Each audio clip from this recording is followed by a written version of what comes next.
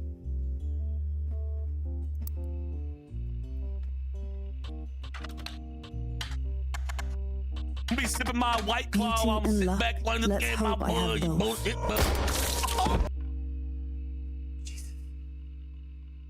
Angie and Christopher Brand.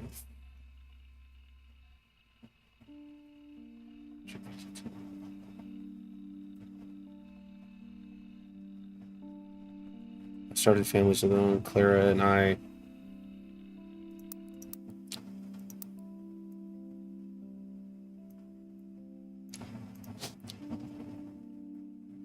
Clara Lansing. Bam. Clara and I, now that Zachary has decided, Zach quoted saying, now that our daughters have started families of their own, Clara and I plan to reflect on a life well lived. Guy is new to the business world, but he's family. We at Root Tree have faith in his innovative ideas. He's eager to share them with the world. We think that the boys and girls agree he's ready to succeed. Bam.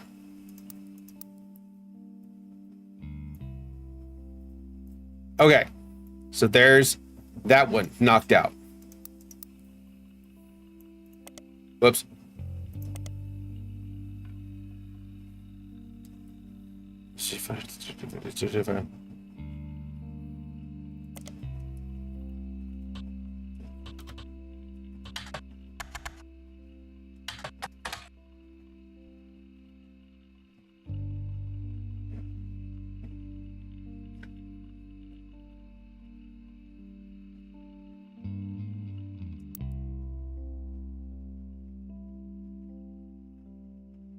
Hang on. There was a long diatribe that unlocked something for me. It was from this photo.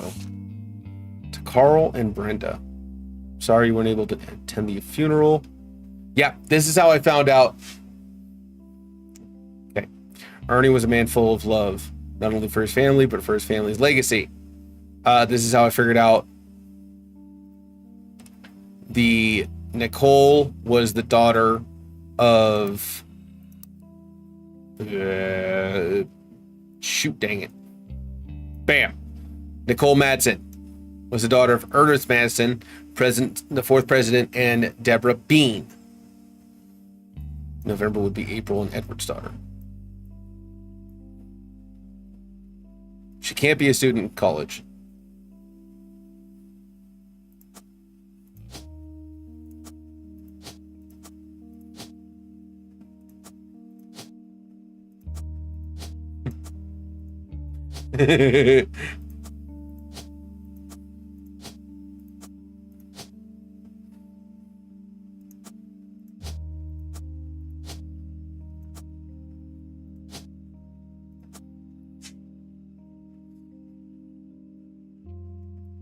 I really wish I had more to go on here.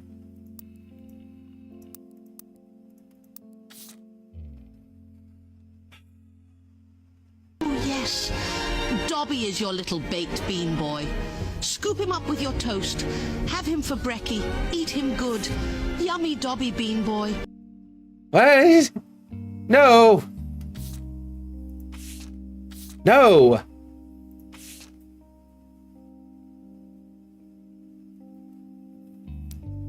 Jesus.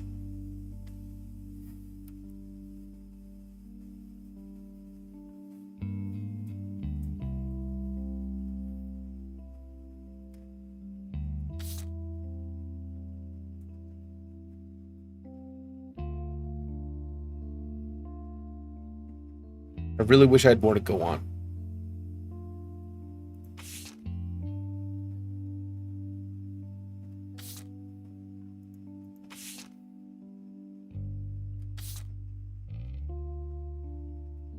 Master has given Dobby a whop.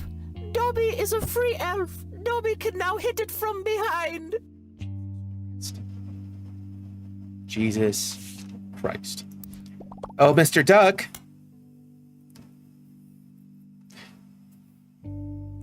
If you look back over you.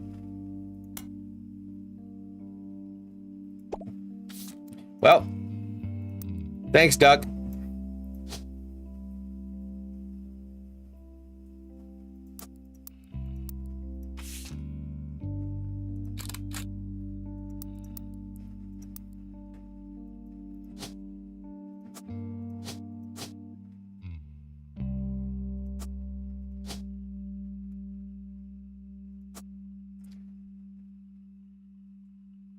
Yeah, I didn't get her picture. I didn't get her picture.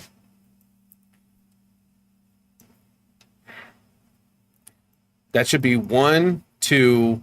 I need 4. 3.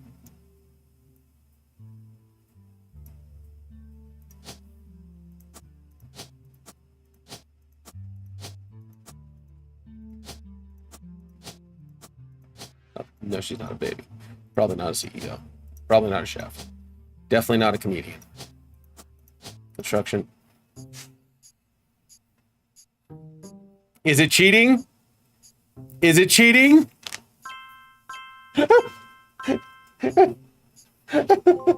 It's kind of cheating. Hey, we unlocked. It's kind of cheating. She's a dancer.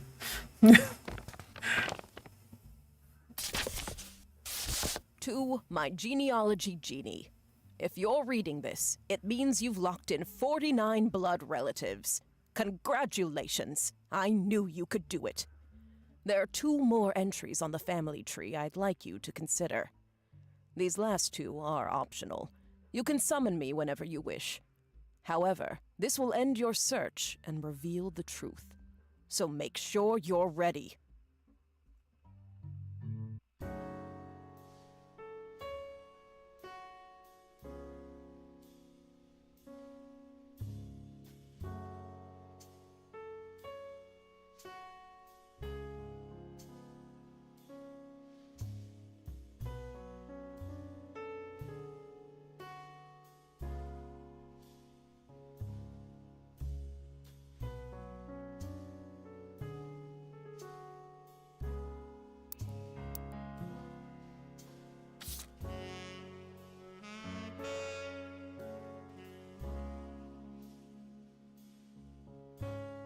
Wasn't there...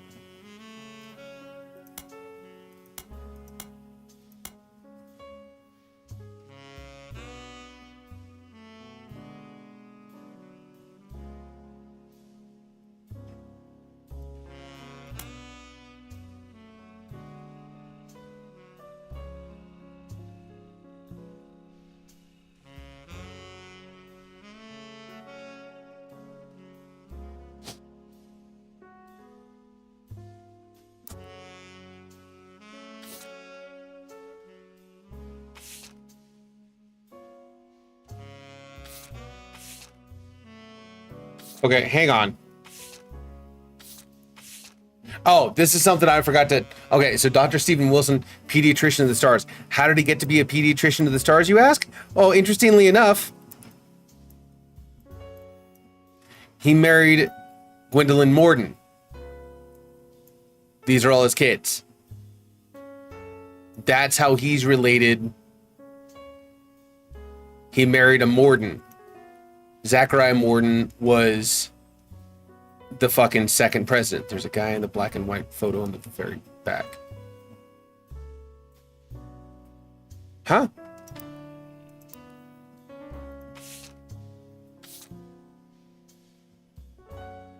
What?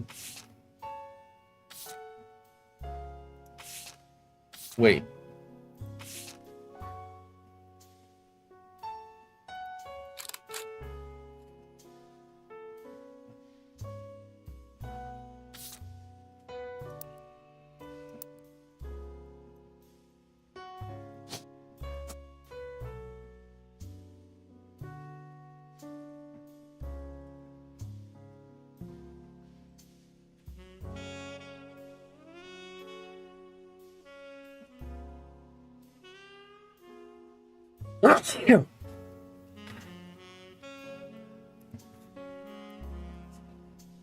I'm watching on my TV. That's Edward Clancy. That's why fucking remember receiving certified mail for an Edward Clancy root tree.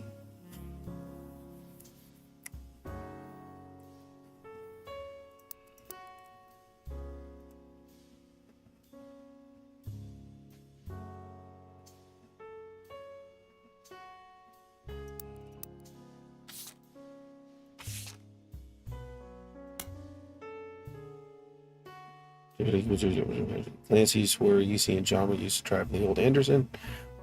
Clancy swore he saw Samantha working alongside the farmhands, EC, Edward Clancy, and John when he used to drive past the old Anderson farm. Old Anderson farm. Old Anderson farm. Old Anderson farm. Anderson farm.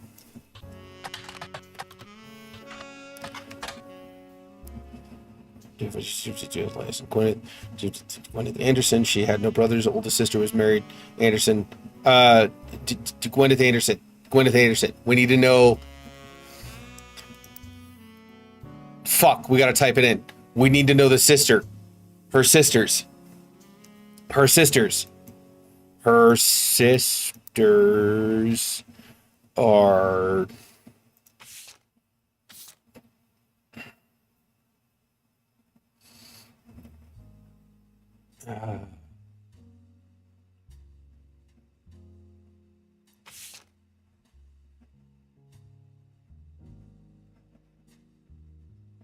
I don't know if I petted that one yet, but if I did, I don't give a fuck. I'm petting it again because I like petting pussy.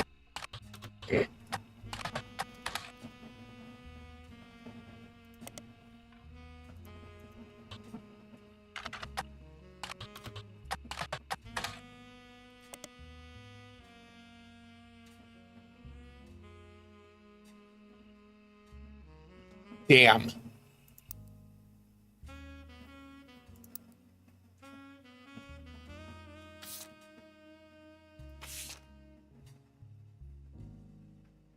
Granny had sisters, and Granddad had a brother or two.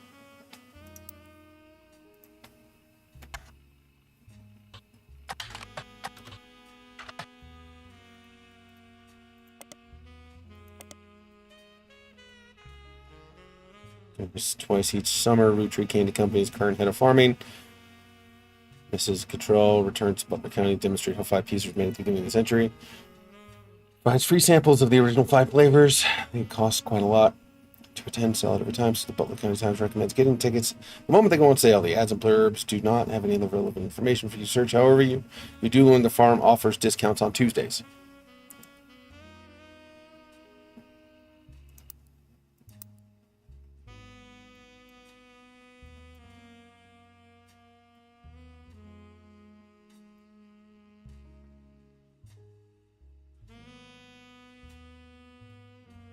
Yeah, the current head of farming, Mrs. Cottrell. Okay.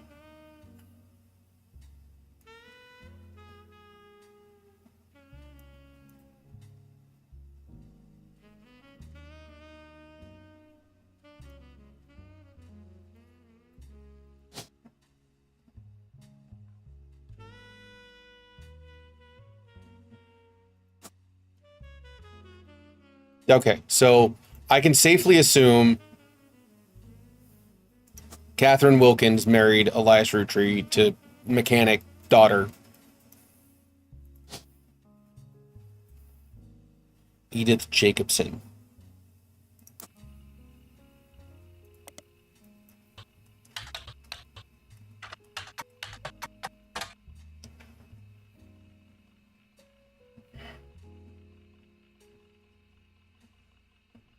Edith Jacobson and an arrest. Well, that's interesting.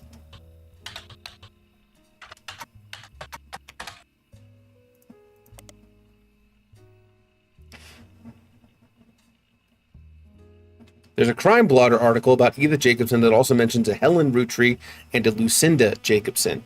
In 1971, when she's 18, Edith and her sister Lucinda were arrested for trespassing at the Miracle Congregation's church in Butler County. They were pretending to be church employees in an attempt to get in the room where the church houses their weekly tithings. The church didn't press charges. They were caught by Helen Roottree, who was there at the time with her husband Miracle, was away preaching. Helen Roottree was quoted to say, Jesus forgives and so do we. The Lord's work in mysterious ways. Blasey, blasey, blah.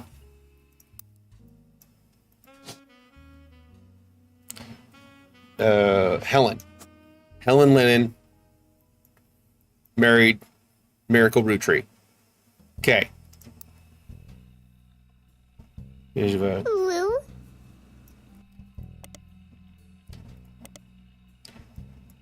Oh. sister Lucinda.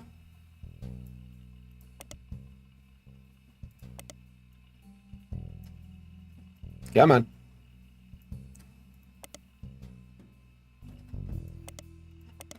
Okay, same thing, 1971, blah, blah, blah, blah. Okay, well, we figured out Helen Lena is married to Miracle Root Tree. Joan Monroe.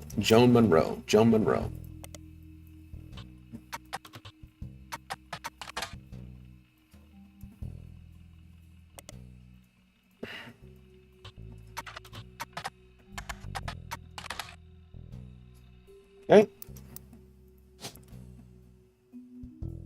Laura Carlson. Why did that name sounds familiar?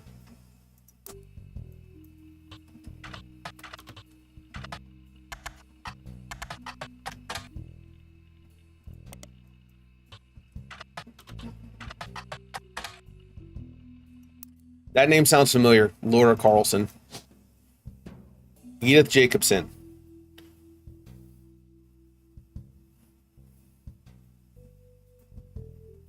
What do you want to bet she married the fucking son? What do you want to bet she married Miracle Jr.?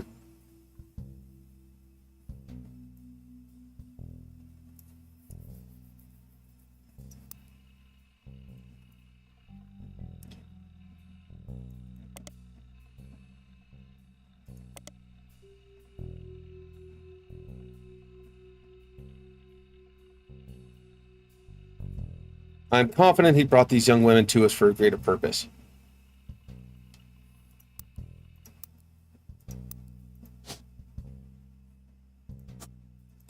I bet you fucking dollars to donuts. Edith Jacobson married Rucci Jr. Okay, that knocks out 3 spouses, hopefully. Hopefully, we'll see. Clancy and Elias.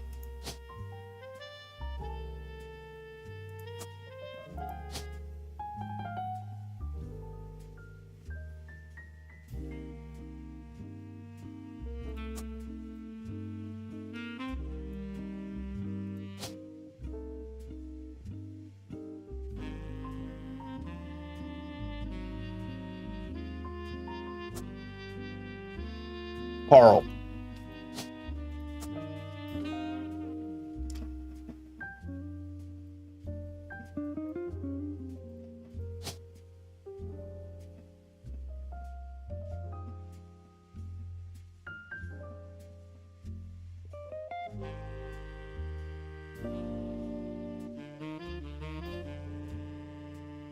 Not sure on that one.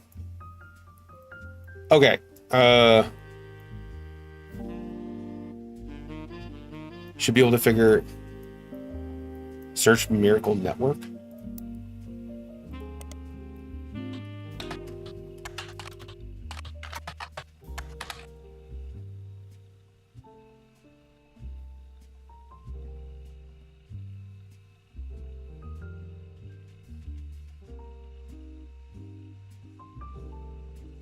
Miracle Rucci Jr. converted himself on the Rucci name, took his father's testimony to a whole new level. Miracle spread the left sense of glamour and bliss behind. Yeah, got that one. Because that is Shabam. World famous, gets tops billing. Miracle Jr. has a notable marked chart with a star. Flyers say a special appearance. Miracle III, his wife Nicole, are said to be the youth pastors.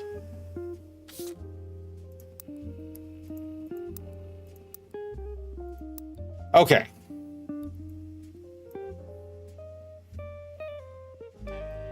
Yeah, we got her. April Quaritch. We got her Tiger Claw. I'm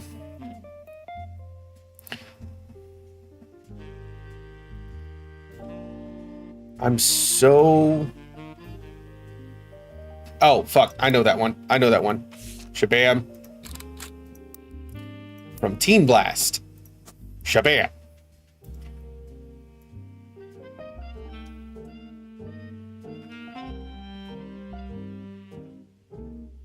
So we're missing Guy Hudson's old lady.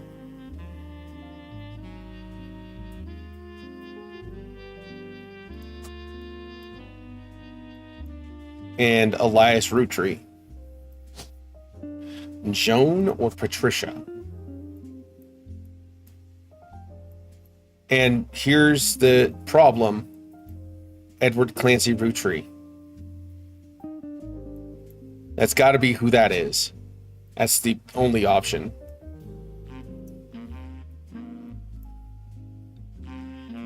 Until you say I'm ready, you can summon me whenever you wish. However, this will end the search and reveal the truth. So make sure you're ready. How the fuck do I figure out?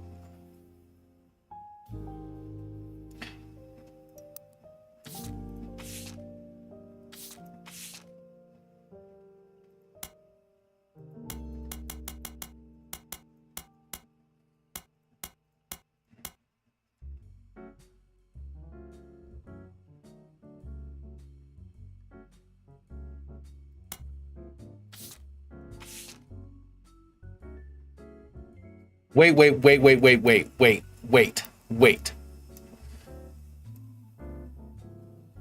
1, 2, 3, 4, 5.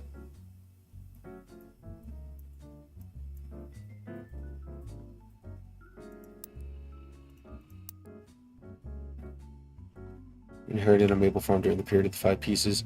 Elias has a daughter, the first of 5 children. 4 more follow, leading to Elias invents 5 pieces. Each of the 5 flavors is chosen based on initials.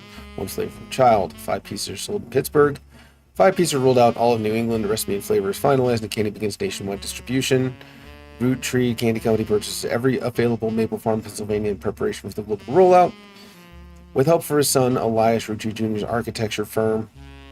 Bam. Industrialized factory and warehouse built in Butler County. Production is tripled. Worldwide distribution begins.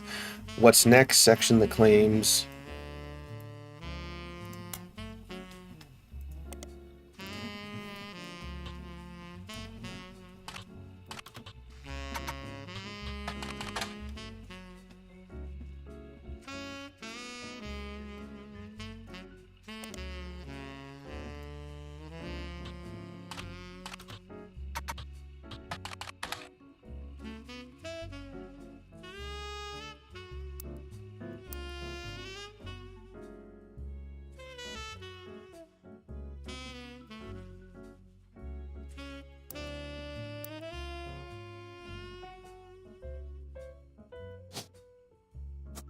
Okay, well then by process of elimination. Okay. We have supposedly locked in the rest of the board except for EC Root Tree.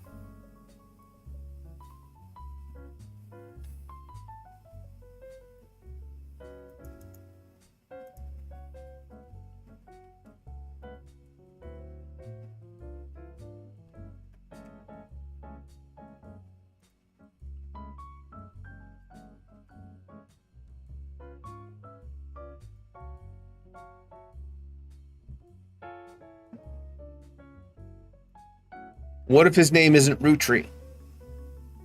What if his name isn't Root Tree?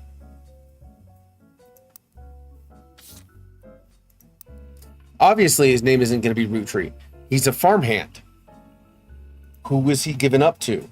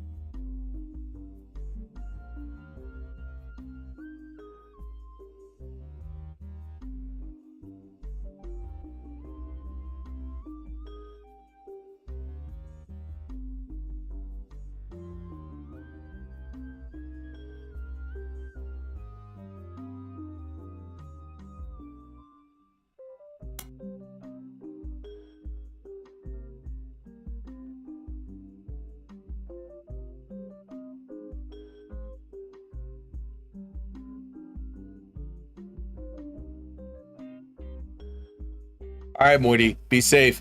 Head on a swivel, man.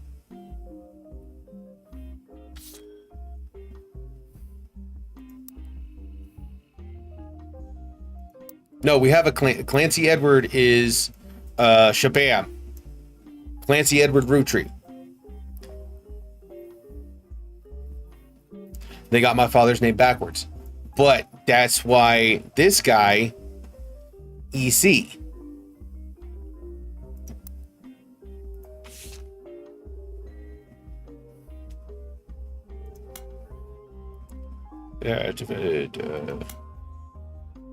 Wrong. Certified mail for an Edward Clancy Rootry. What if they didn't get his name backwards?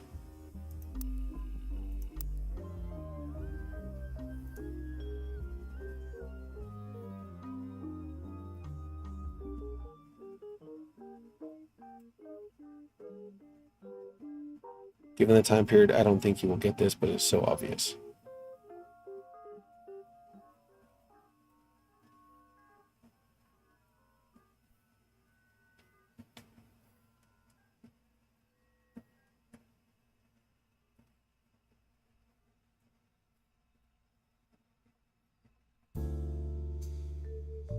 Elias? That's the only thing I can figure is...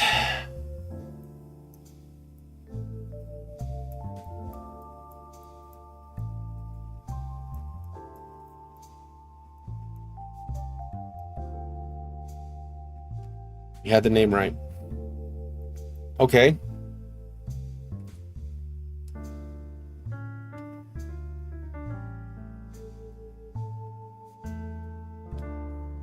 Candy something volume 2.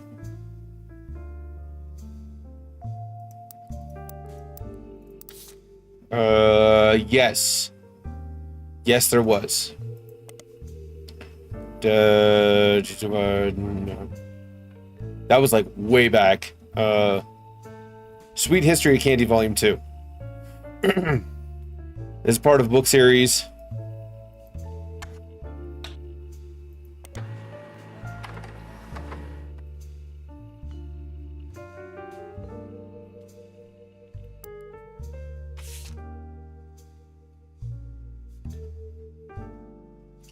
Found this advertisement, Sweet History of Candy, Volume 1 by Charles Lee, 1924, 2 years after the debut of Five Pieces. That author included it because of the spelling error on the word available near the bottom. It states the flavors are inspired by their children. The order is grape, elderberry, egg cream, cinnamon extract.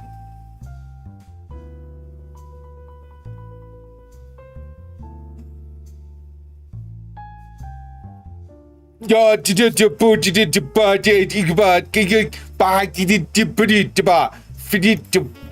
didn't have Miracle until later. This is the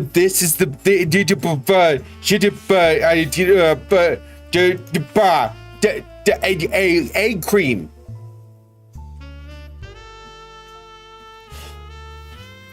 Holy shit, nerdy.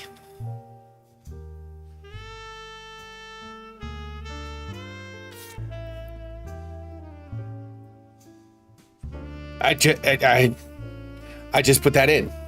That's volume 1. What if? Oh. That was volume 1.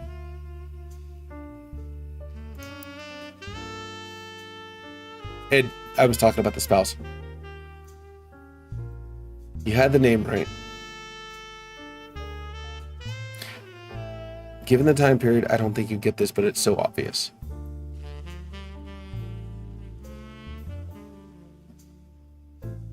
Huh?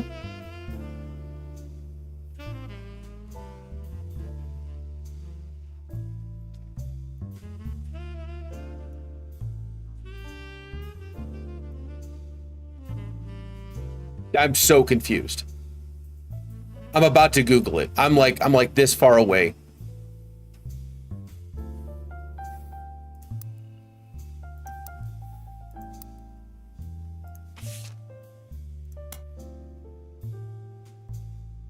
Elias Rootry had died. During the reading of his will, there was an audible gasp When a certain name was read aloud, Samantha Rutry, although Sam and her children were not meant to receive monetary inheritance, he had a stipulation that she retain the rights to run the farm and any and all decisions related to it.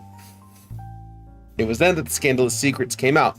None of the 5 pieces were surprised, but it was quite a shock to everyone else, including Samantha. She had been told her parents died. Apparently, Sam was the illegitimate...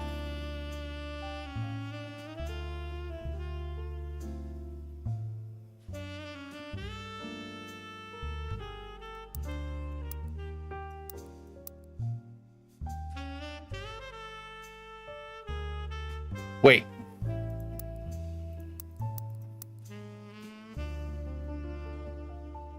No. The local steel mogul and Eli's harbored a secret romance at age 16.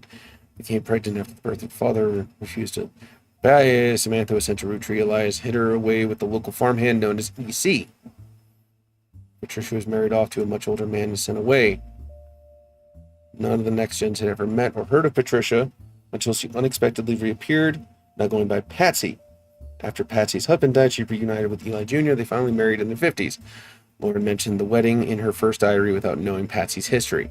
Eli Jr. had never taken another lover. Lauren, ever the romantic, quite appreciated this.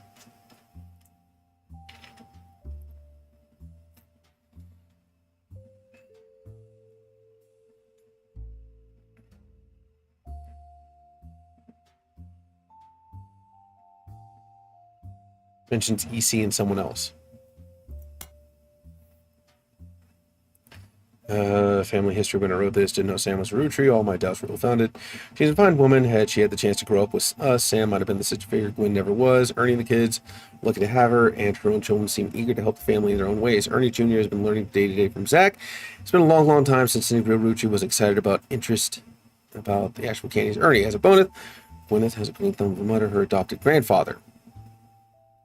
While most ashamed is not figuring it all out himself, Sam's a spitting image of Patsy with her jet black hair and green eyes. She doesn't have the thick glasses Patsy did, of course, but I guess that...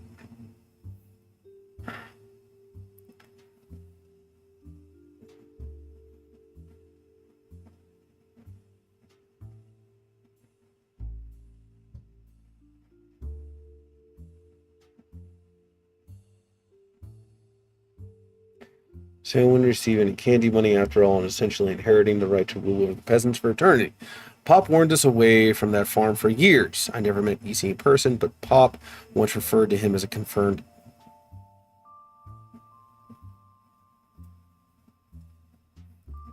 Sam had to grow up in a house with him and his roommate.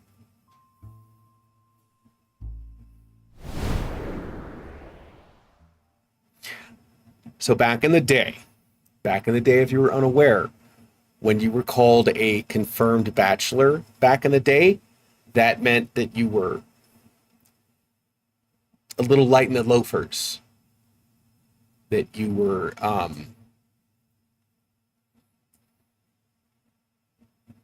just roommates with someone.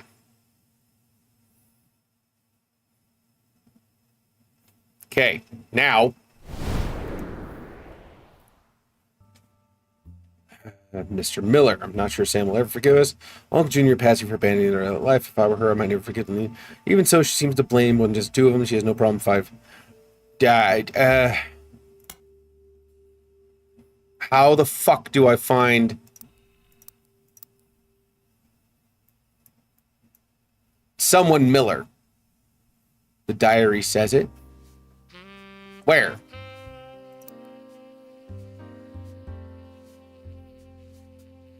What's he do for neither is. Well, Mary Clark's parent disrespect. Did what I could, Lord knows Eli C. practically raised Clark and Jim as brothers. Eli's marriage seemed fine. Jim's marriage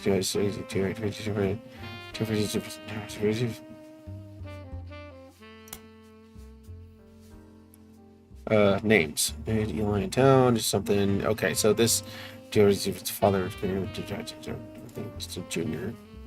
Clancy, Elias' mother. He's the equivalent of Junior.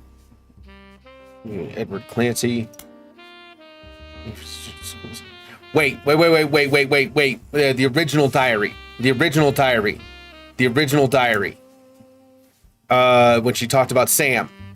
Secure relatives, family gatherings, going to the push.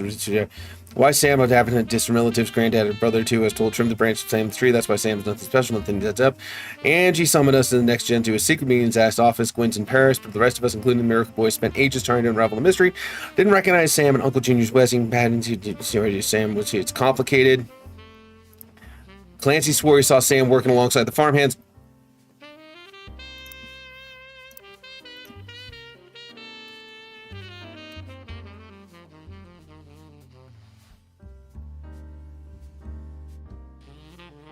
Yeah, but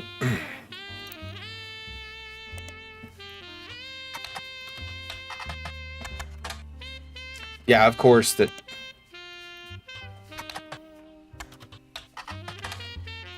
That's like the most basic fucking name on the face of the planet.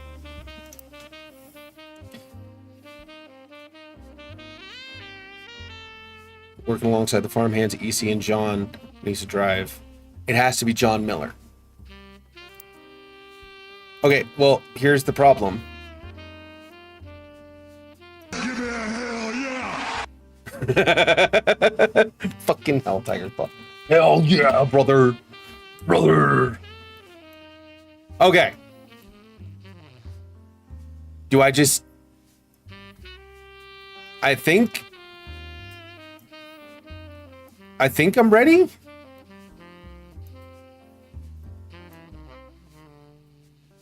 Fuck it.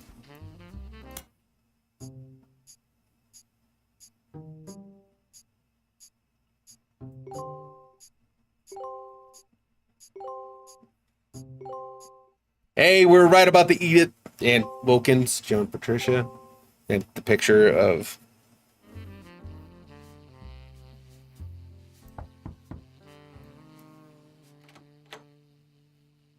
So, you thought EC was Edward Clancy Roottree, and his partner was John Miller? That's exactly what I needed to hear. I'm Sam Madsen, though you know me as Samantha Roottree. Bam! Yep, I got old. The only picture you have of me is from 40 years ago. Couldn't tell the My difference. book tells the truth about Elias, of 5 Yeah, pieces, gotcha, and Rip. my parents. Not my biological parents, Elias Jr. and Patsy. My fathers, Edward Clancy Roottree and John Miller. By now, you've either read Lauren's diaries, or you're just an incredible guesser. I mean, a little bit of both. Lauren was right. I hated the 5 pieces. She just didn't know my full reasoning. My father, Edward Clancy, was a great man.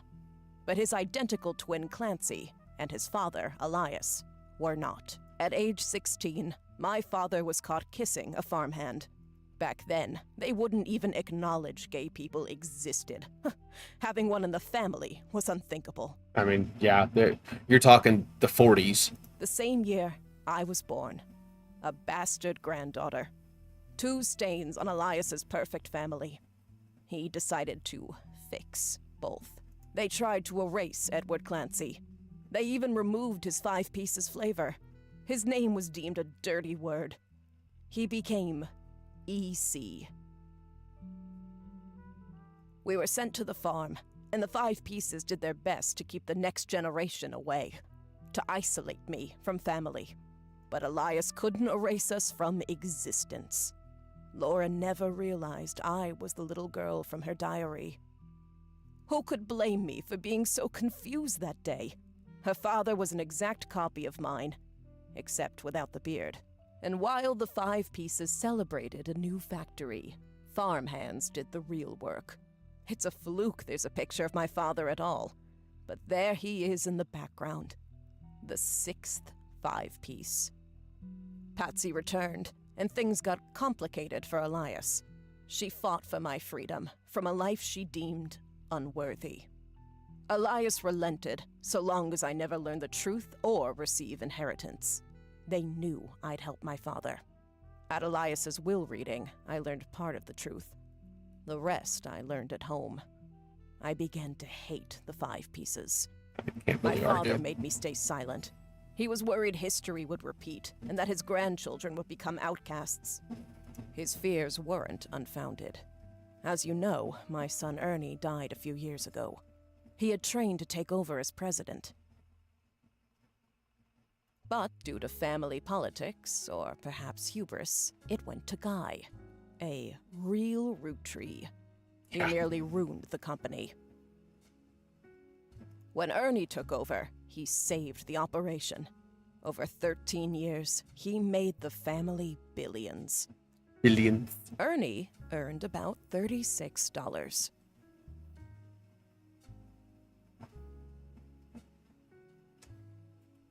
I passed that You difficulty check. fucker! Go ahead, babe. Why? How's it going?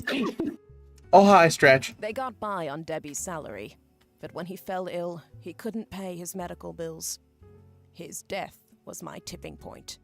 Originally, my book was meant to expose Elias's hypocrisy.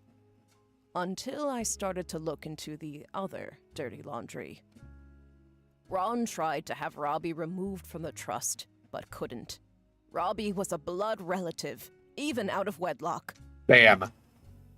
That sounded familiar. The Clancid Trust that Elias established was designed to secure his family's future. His entire family's future. He couldn't write exceptions. Can't break without a the trust whole without thing falling apart. Yeah, this is called the root trees are dead, and it has been a My mind fuck. book can definitively prove that Elias was not the paragon of virtue he's heralded as, and that my daughter and granddaughters are just as much family, at least in the eyes of the trust, as anyone else. The Clancid Trust will secure their future. They can decide what to do with their shares. But I'm old, and I'm not in it for the money. Yeah, fuck the money. The truth has been eating away at me for years. But now, I can set the record straight. Thanks to you. As someone who enjoys searching for the truth, you might understand the power it has. Whitewashing the past to protect the status quo can lead to repercussions in the present and future. So thank you. You knocked it out of the park. With your expert work, the truth will come to light. And when it does, my share of the Clancid Trust is yours.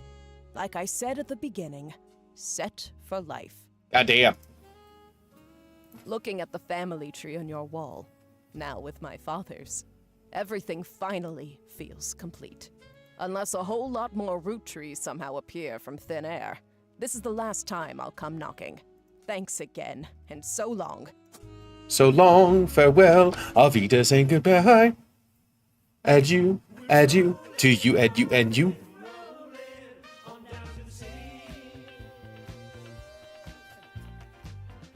It received mixed yeah, no shit. What they say, with great power comes great responsibility. Who said that? I'll kill them with my power. Was that just a Simpsons line? And then everything changed. Root Tree Mania is now unlocked as a new game. Oh god. I'm a secret root tree. Oh god. Find out what happens to the infamous family. Oh no. We'll spoil unlocked content. Make sure you've tied up any loose ends before starting. Yeah, well, hang on. Hang on. I want to make sure that we're good. I want to make sure that we're Gucci.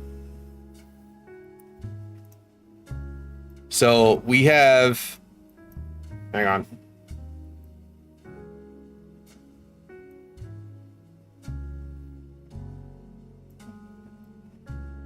Damn. Okay, we knocked everything out of the fucking park. We got everything done. Okay. Just making sure. Save and quit. Okay. Let's. What? Okay. So here's the. Do we want to get into some escape rooms? Because I got the escape room simulator. Do we want to get into some detective agency stuff? Or do we want to continue the root trees are dead? God damn motherfucking. I don't know why my camera is freezing. I don't know why my camera is freezing.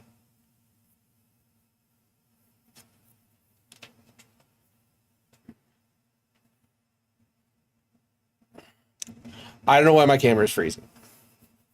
There's new Sniper Elite missions, too. I'm on this mystery kick. We're going to stay on the mystery kick. Escape room, Rootry Mania. Is there a way to poll? We're starting a poll.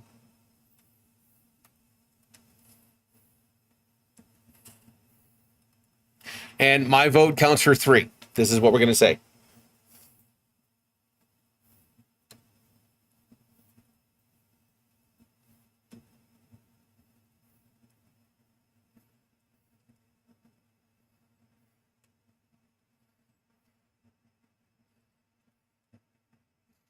Okay. There's a poll starting. The poll has started, and my vote counts for 3. There's a poll starting, and my vote counts for 3. We'll see how this goes. Ooh, crunchy. We now have scene investigators, too. What are scene investigators? What is scene investigators?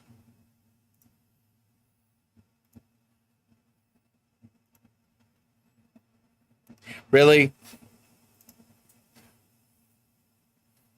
Hardcore detective reasoning. Fans of the true crime genre. True crime genre. I can't read.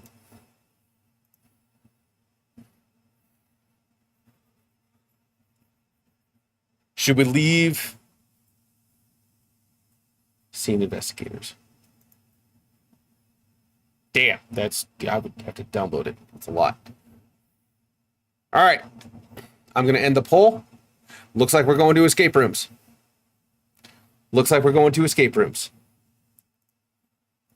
Exit to Windows. Shadows of Doubt is the detective agency one. And I'm excited to give that one a shot too.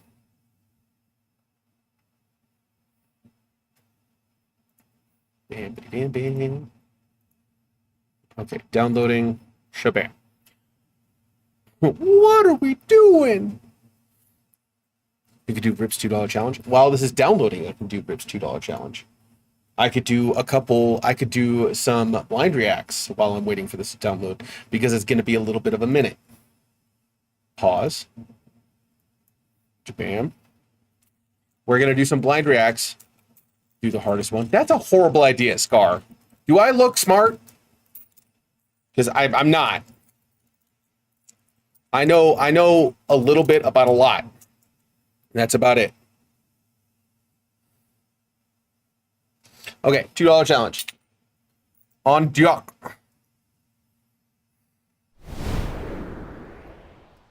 Here we go. You guys ready? Don't laugh. Mention that you ride motorcycles to someone who doesn't. Like you just told them you freebase lighter fluid in each drywall for fun. Of course, I appreciate the concern. It is a dangerous hobby, no doubt about it. But they always react like you either told them you juggle chainsaws in your free time. Yeah, for some reason, anytime you say that you ride motorcycles to someone who doesn't, immediately they have to tell you the worst possible accident they either ever saw, was involved in, or they knew someone who had fucking their leg taken off or something.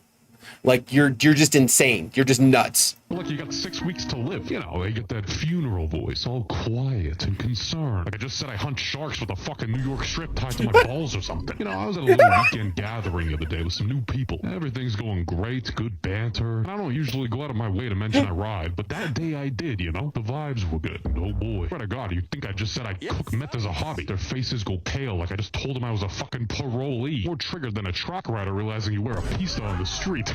Now, generally speaking, revealing this information can go one of 3 ways. 1, people think it's cool and ask genuine questions about it, which is ideal. 2, they break out the trauma scrapbook and talk about the guy they knew who used to ride, but exploded as soon as he sat on his bike. I'm not sure I needed to hear any of that while eating a pulled pork sandwich at a backyard barbecue. Or 3, they suddenly turn into Allstate executives with risk management PhDs, calculating insurance premium in real time. Relax, my guy. It's just an R7, not base jumping into a fucking volcano. You know, this is all real rich, coming from the guy who runs red lights in a Kia Soul while clipping his toenails doing 85. I'm out here dodging you like I'm in fucking Mad Max, and you're telling me to be careful? Right. You ever mention that you ride motorcycles For real, I watch out for you guys so much more than you watch out for me. Guarantee it.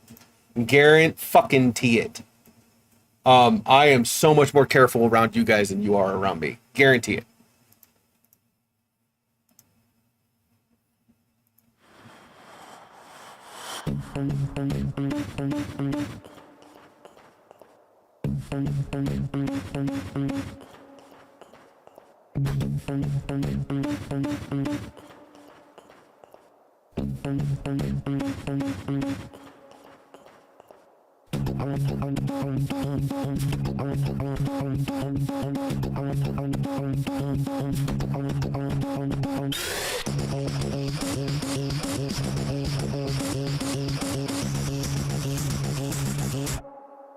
Feel the future.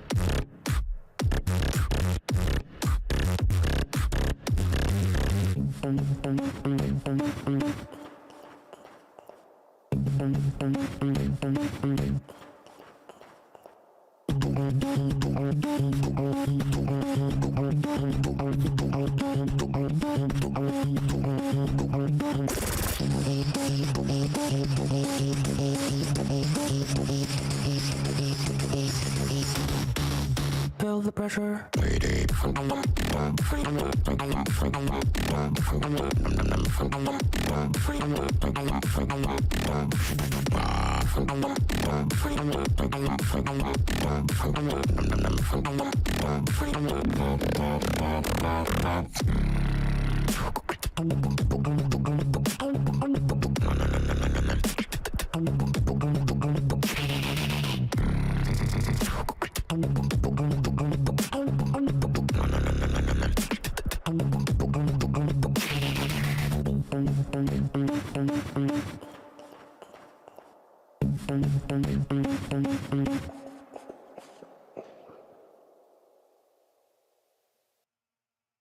And now I want to go play Cyberpunk. Holy shit. We're group hugging with Tay. No matter what anyone says, you do you. Because God knows no one else will. Oh no. Oh no. That's right. That's what makes me unique. I'm a new me. Nobody else can be like me. Screw you, Gladys! Watch it again. And Mercury RKO. Be smart. Dropped on his head. Is he going to deliver? Sweet. Oh, attack from out of nowhere. Shoulder tackle. And another one by Stata. And RKO. Doing. If I could see one flaw in Carlos. Reigns. RKO by Orton. It's with a stop to Lesnar. Where the hell did... You gotta be kidding me. How did he do it? RKO! It's just a bunch of cats. This is gonna annoy me, isn't it? This is gonna fucking annoy me, isn't it?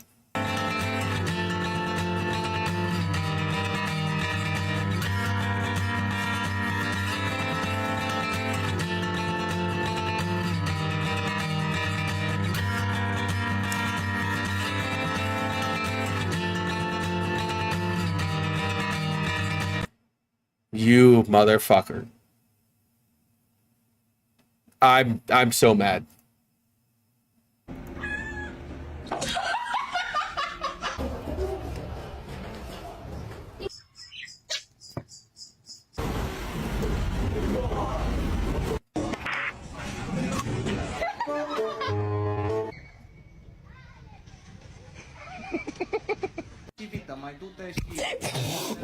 Henry. Orange cat activities. Under arrest. Bro, look at this.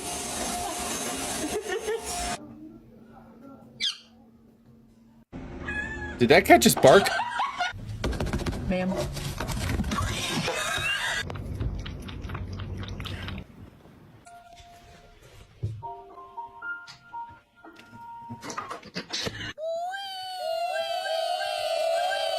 Hey, what's your issue? Who are you talking to?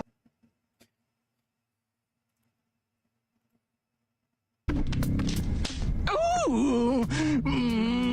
Oh, yes. Tiger Claw.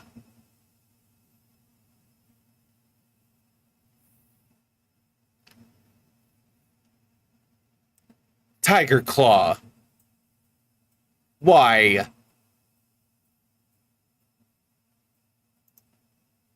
Why are you the way you are?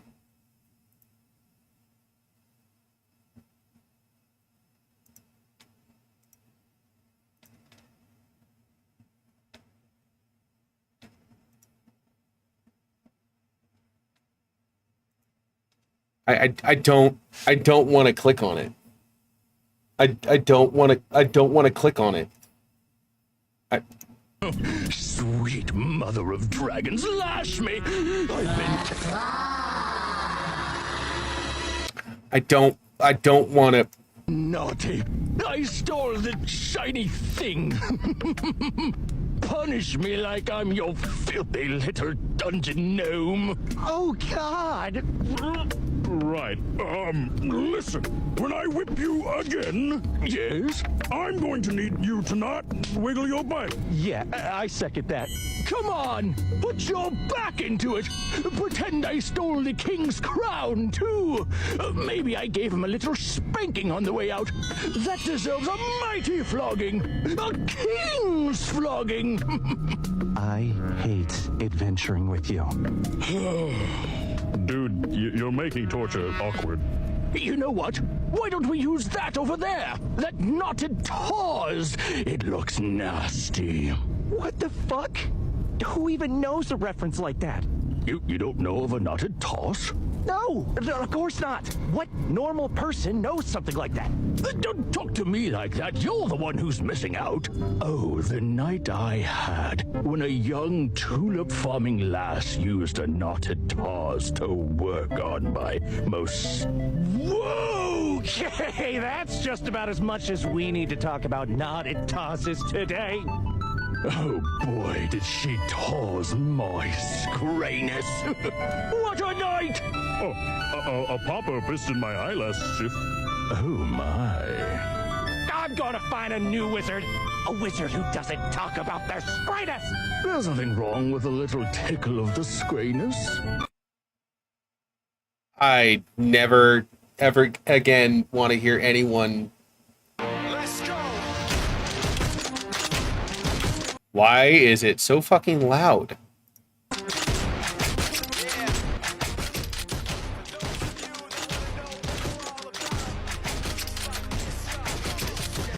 What else can I say?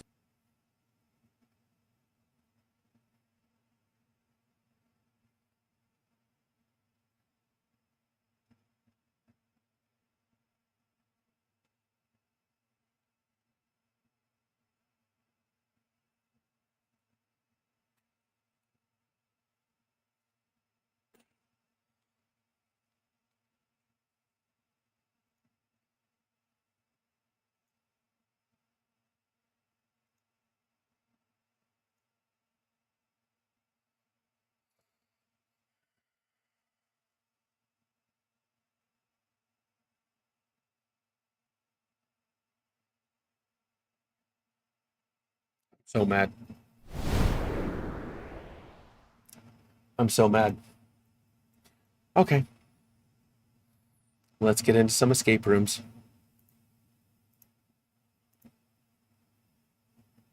No, I'm not going to play it in VR. I'm not going to play it in VR.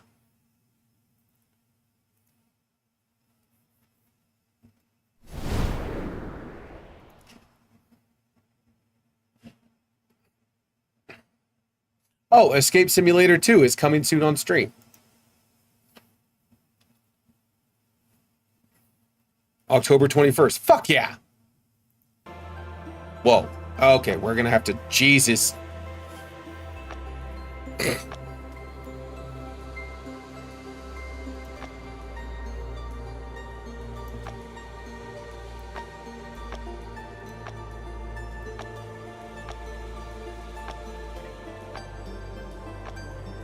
Oh.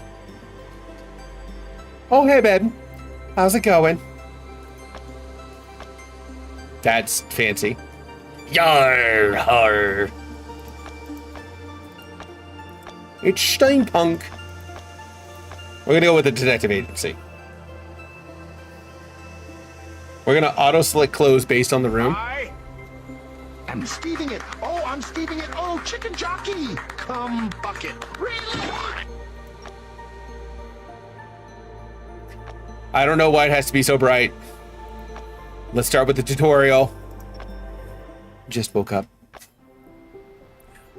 Welcome to Escape Simulator. Your simulation will begin shortly.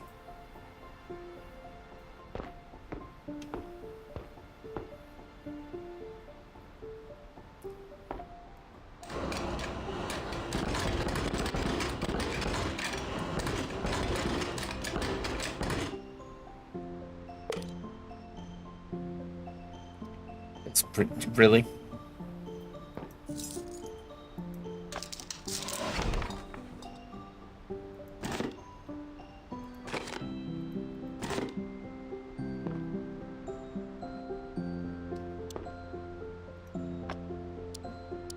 Oh, it goes in this square hole.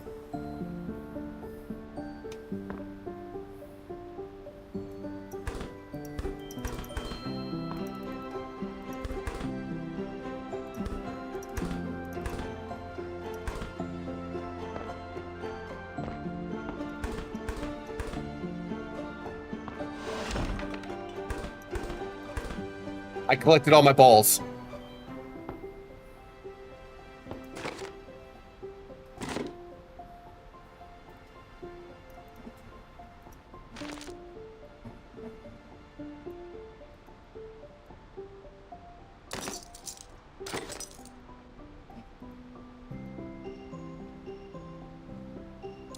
Ah.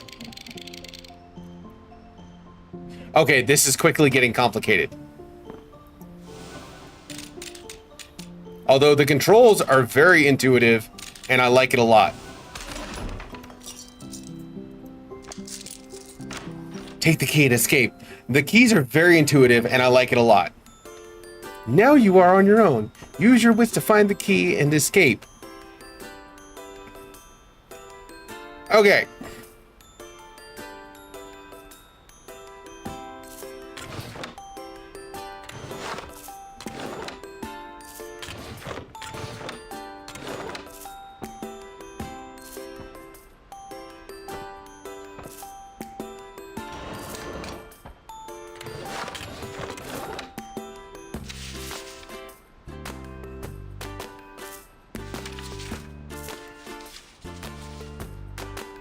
Just hop up.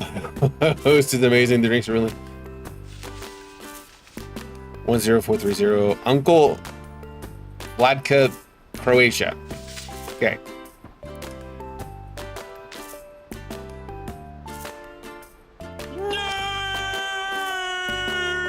Thank you, Gandalf, you fuck.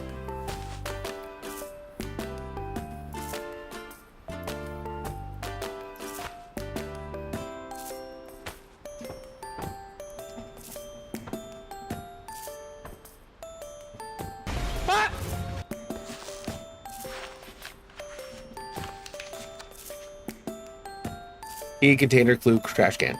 Orange cat, how fitting. How dare you? It's okay to ask for a hint. Paying attention to the types of items is the key.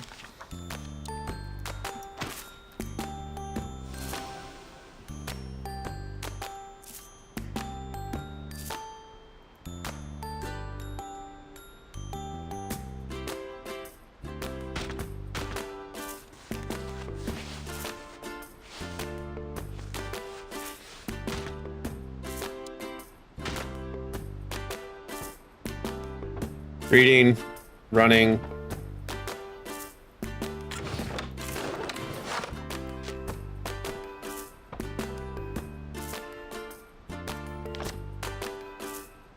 Ah, we need 3 more pieces. We need 3 more pieces. So basically, it's a game of... Oh.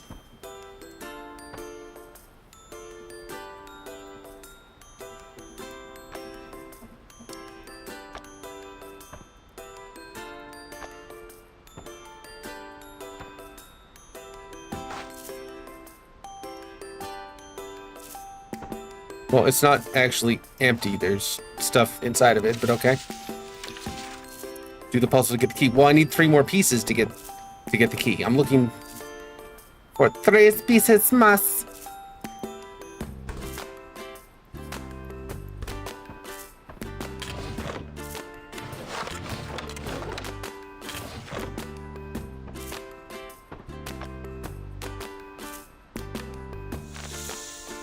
You found a secret token. Look around to find more.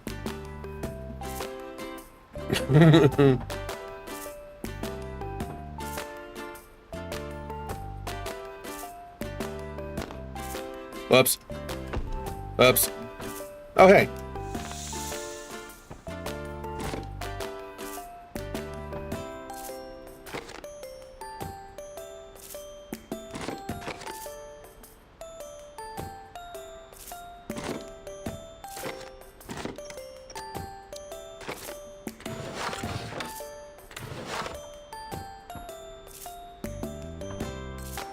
All right, so we have 2 codes.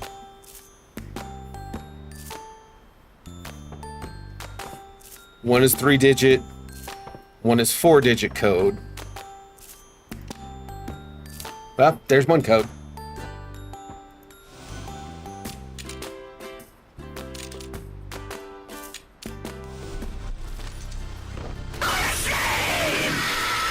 Jesus Christ, Gandalf, you fuck.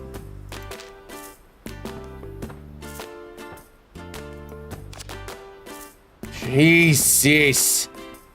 Mysterious toy.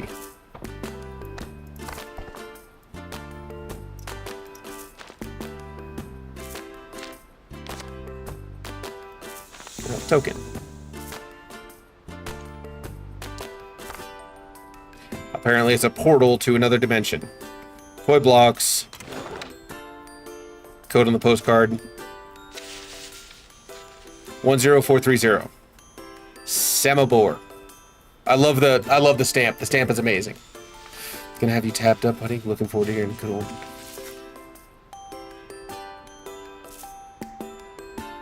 Yeah, God, Jesus fucking Christ. High King. Why would you do this? Why have you done this? Why would...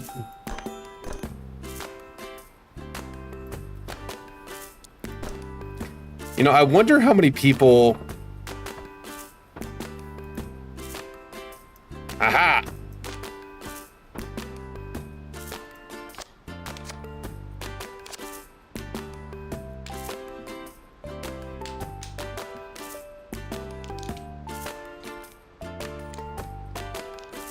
Nobody expects the Spanish Inquisition.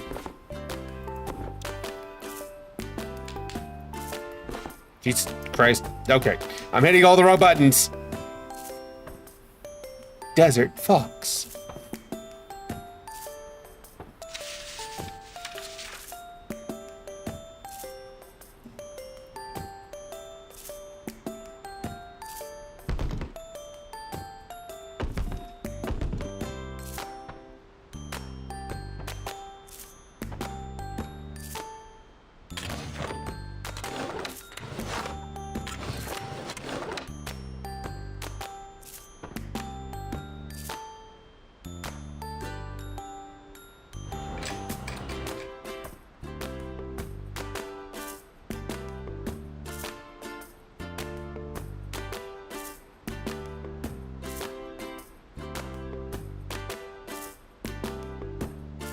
Look on the lock.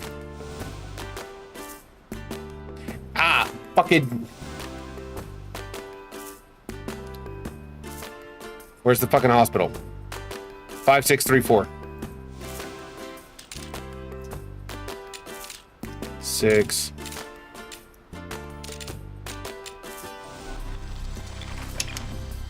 It's a truck. A fuck you say? At least I can get a color other than ghost white or bright red.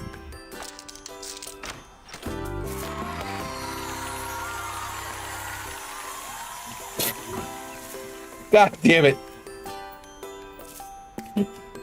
Why am I dancing like that?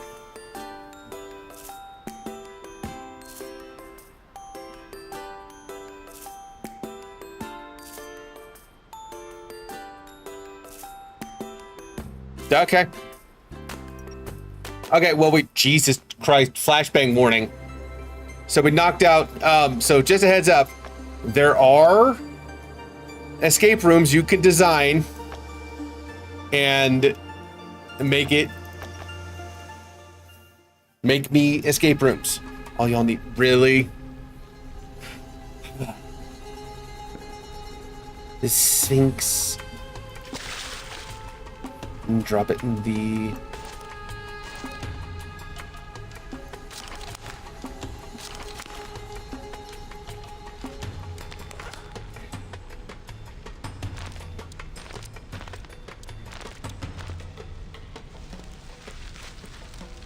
Egyptology 101.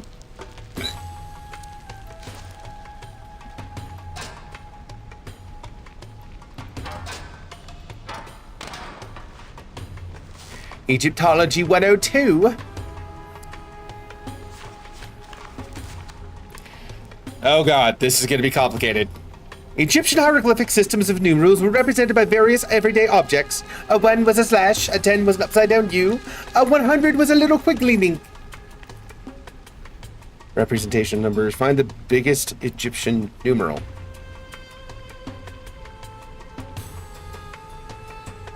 I don't fucking know.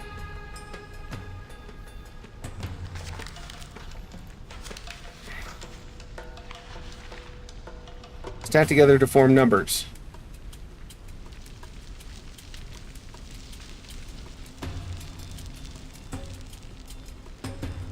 Counting symbol and multiply it with its value.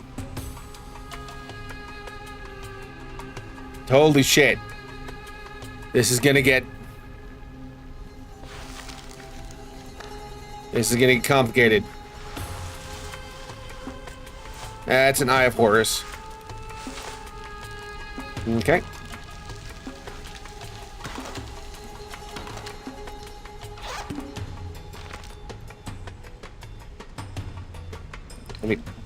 Let me hit the frickin'.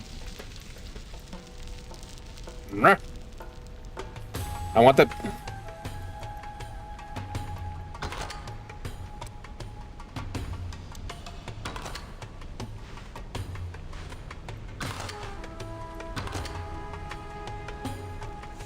Aha! Fuck you, Flask. Hiding the,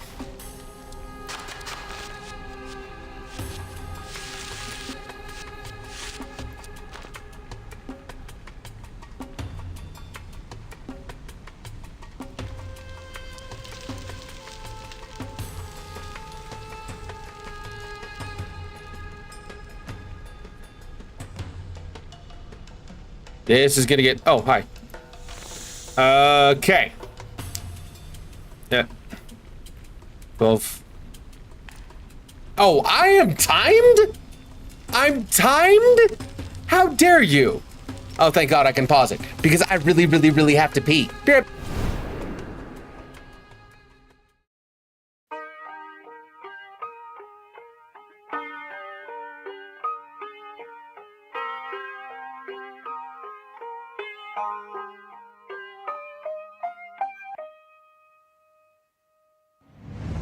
It's a new day, and nothing's really quite going your way. You got bad news that's confusing.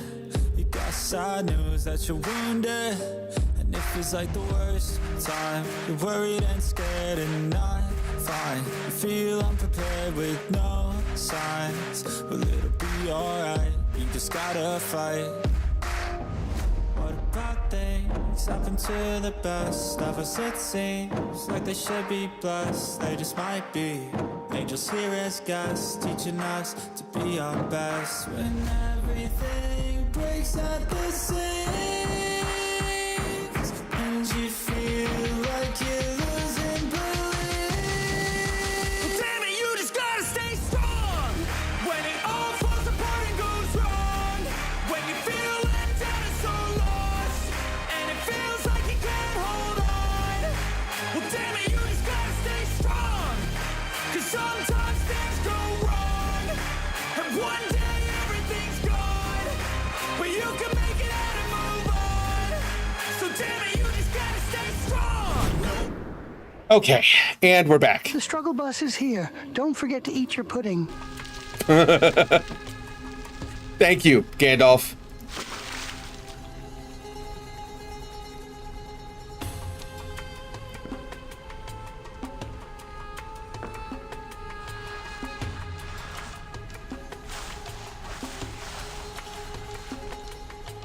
Okay.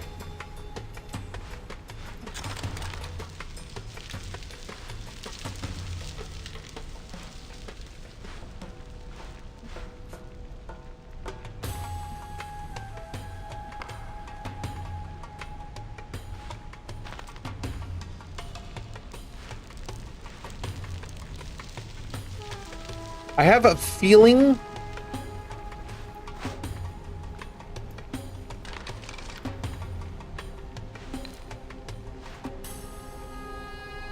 hey, look, wood.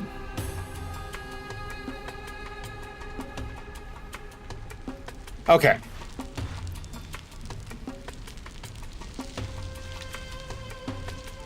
The number to the key. Okay. Holy shit, there's a lot of math. There's a lot of math here. I think I was supposed to fill the canteen.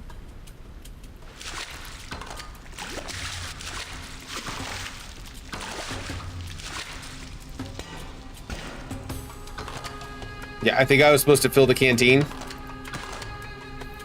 Throw an item across the room. Okay, hang on. 6? Egyptology 101.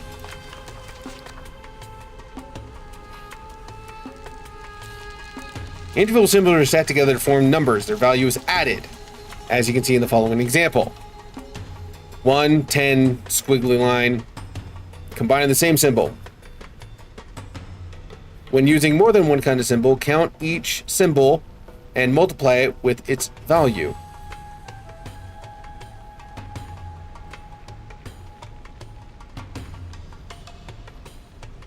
Okay, so stacked on top is added together. Side by side is multiplied.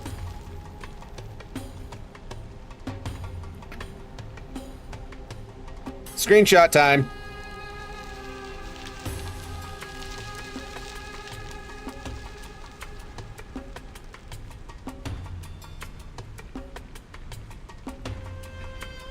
Okay.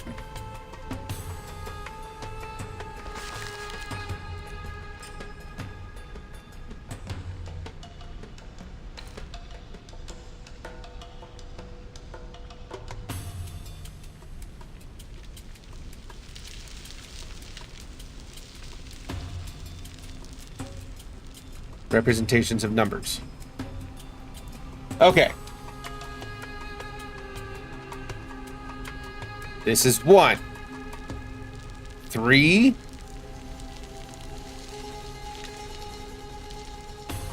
Maybe. Hang on. Stacked on top of each other is added.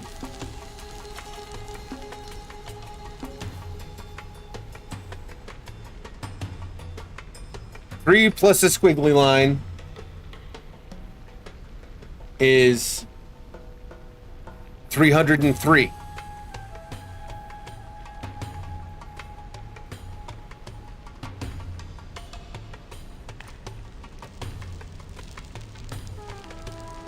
When using more than one kind of symbol, hang on. Here, I'll show you guys what I'm working with.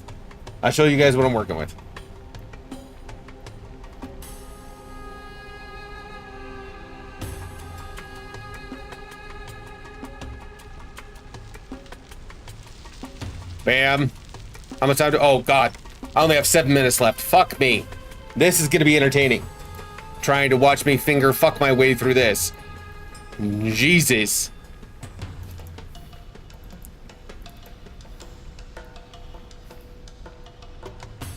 Okay. Bam. Bam.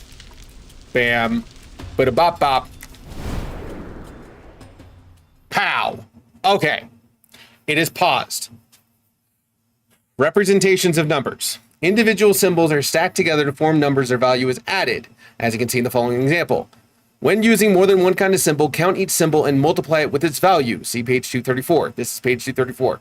Okay, so this is multiplied by 1, multiplied by 10, multiplied by 100. Right? Because this comes out to 102. Squiggly line.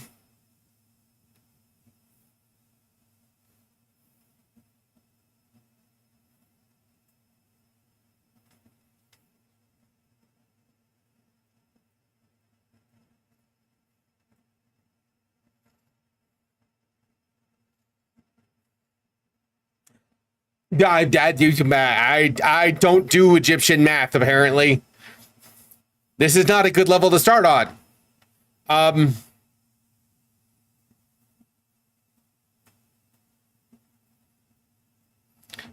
1, 2, 3, 3, 100. So 103, right? 10, 100, 110.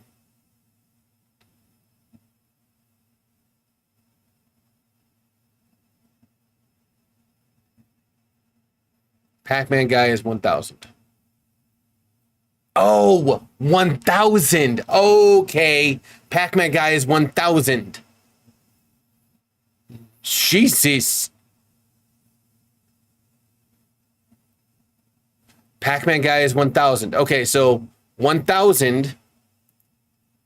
Okay, so 1,000. Symbol, multiply it with its value. So how the fuck did this turn into 1,205?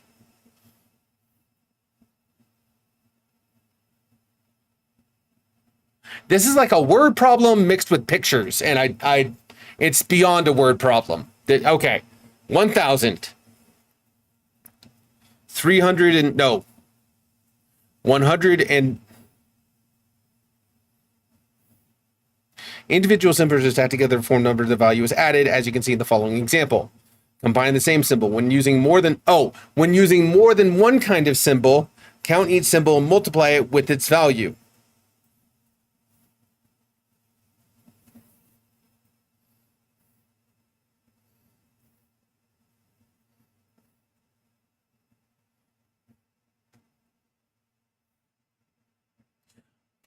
When using more than one kind of symbol, multiply it with its value.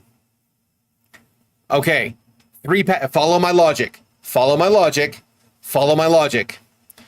3 Pac-Mans. 3 Pac-Mans. 3,000. Okay. 2 3 symbols. 3 times 3 is 9. Okay. If these, unless these are.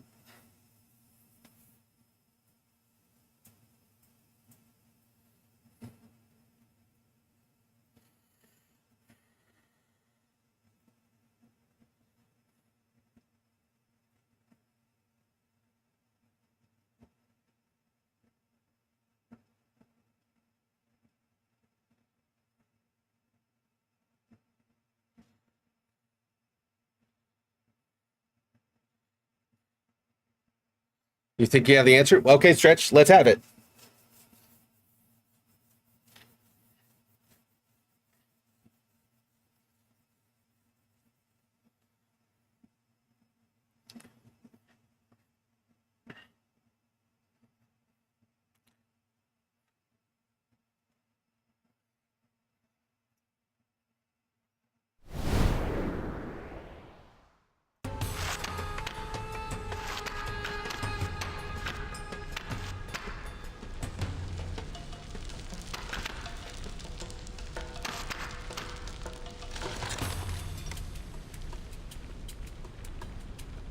Stretch, you're a genius.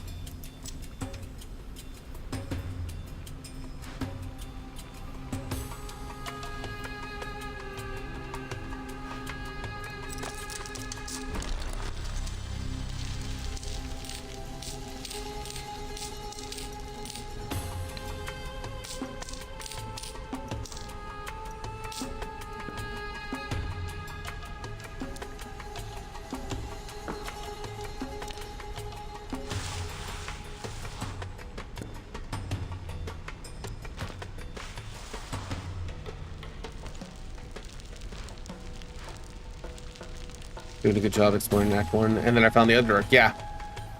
I was yelling at the screen. My bad. Alright.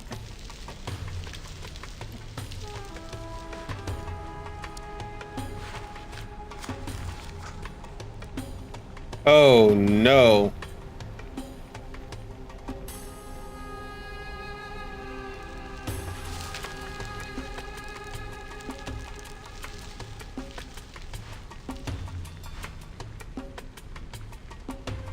Six minutes left.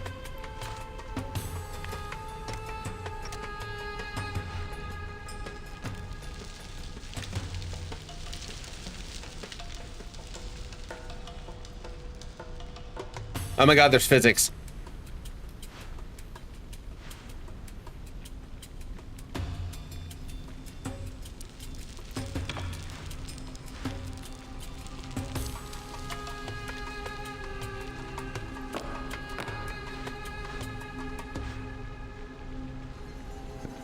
Yeah, but I'm missing a piece.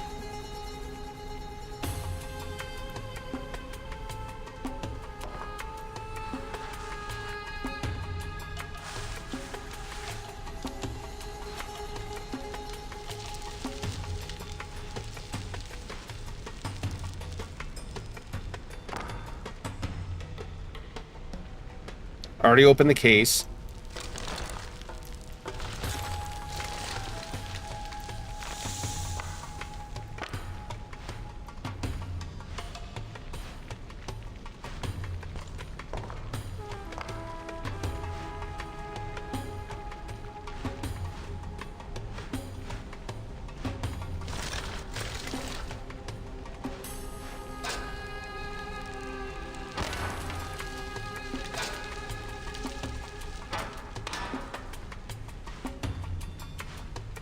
Oh, good call.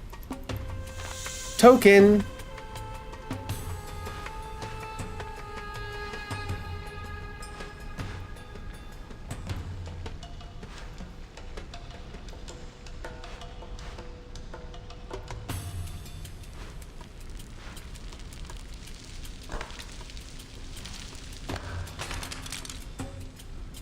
I don't think that we were supposed to do that. I don't think I was supposed to do that.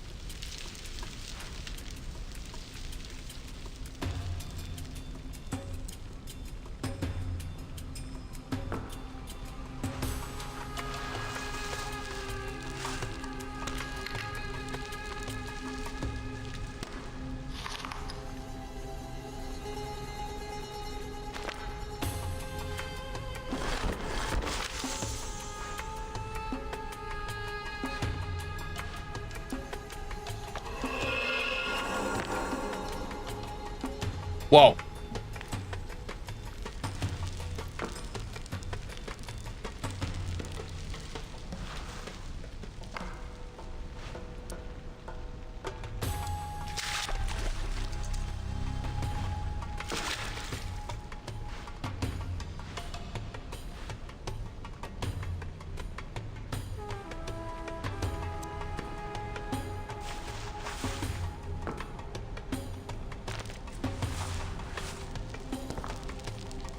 Okay, those two pieces go together. I need the other big piece.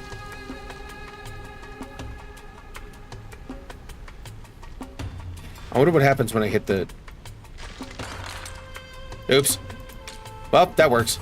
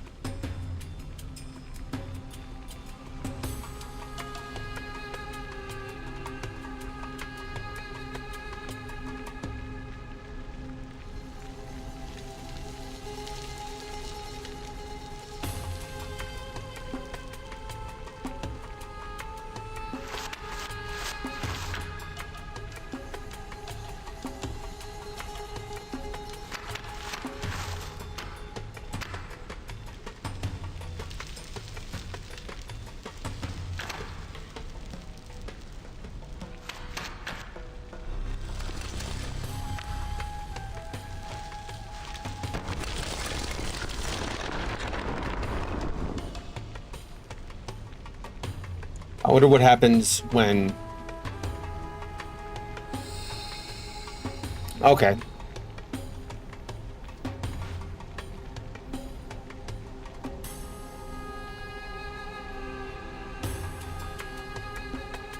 This is a dead end.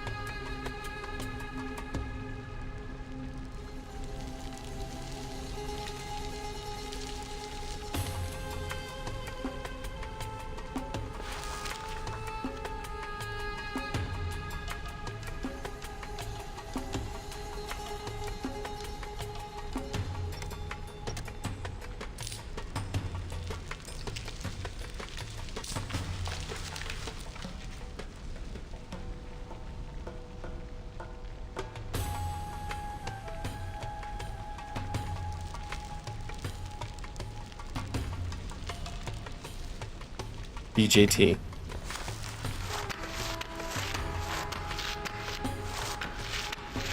Well, that's not an option.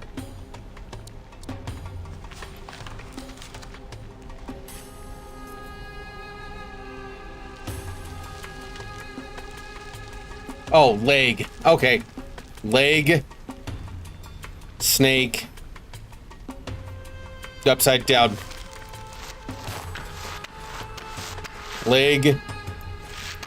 Snake.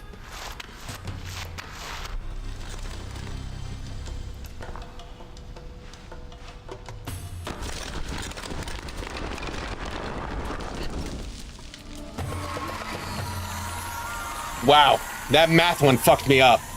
That math one fucked me up for a hot minute.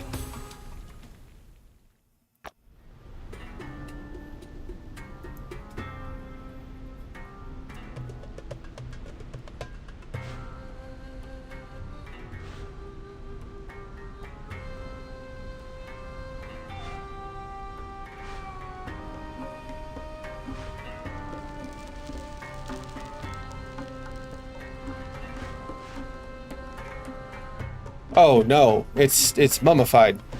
Yeah, no, I still would be on it. I would still be on it.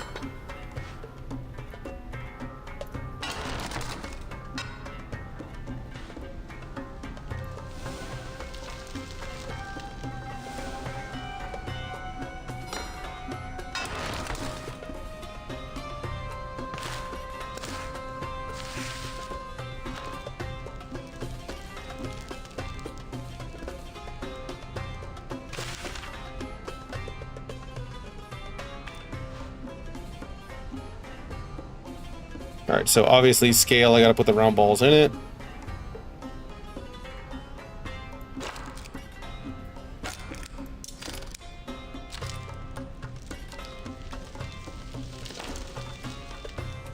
Oh my god, the compass moves in your inventory. Oh shit, you guys can't see my inventory. Hang on. Okay, now you guys can see the inventory. The compass moves in the inventory. I have stumbled upon these mummification jars. As I understand, they represent the 4 sons of Horus. The lungs regarded by Happy, the baboon-headed god, represent the north. The jackal-headed god represent the east. Duametef, guard the stomach. Imseti, the human-headed god, represent the south. Guard the liver. And lastly, the intestines regarded by falcon-headed god, west.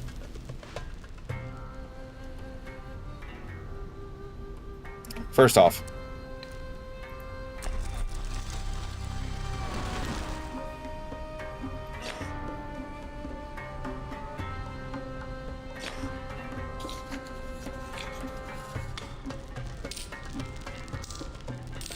give me those coins. Baboon-headed lid.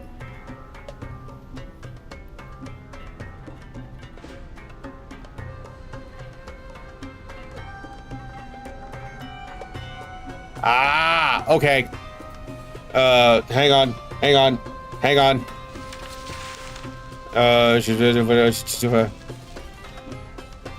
Intestine regarded by the falcon-headed. Okay, so that was right.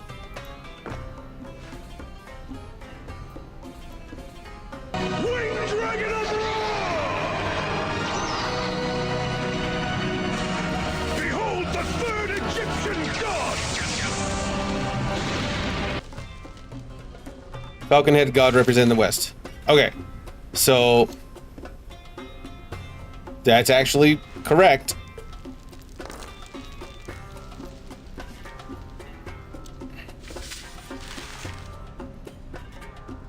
South liver.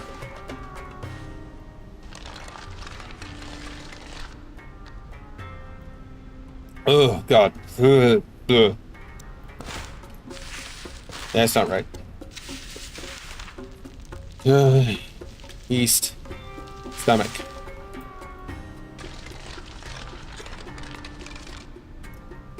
Which means lungs go to the north. Okay.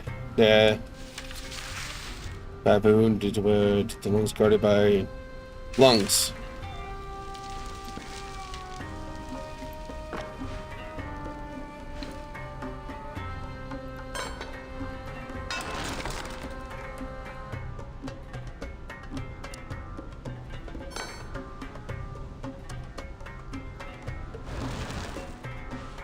Jesus. My God.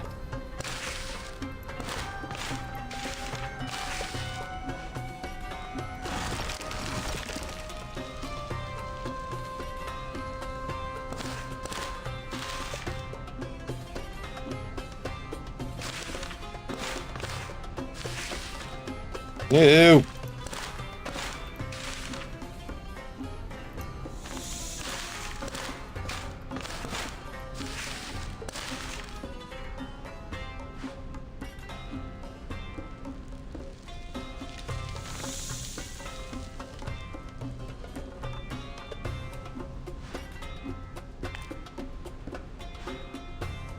Ah.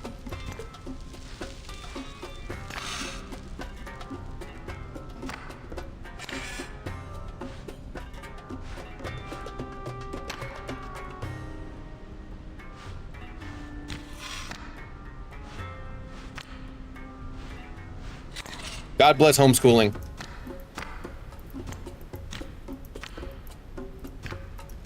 Oops. I dropped my balls.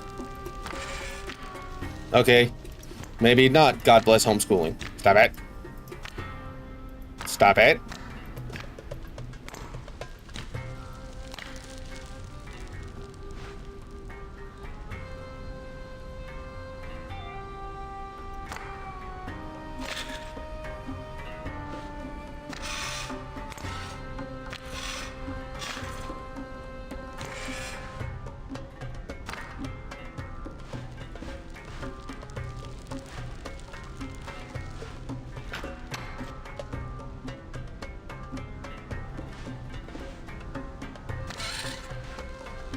I'm a fucking genius.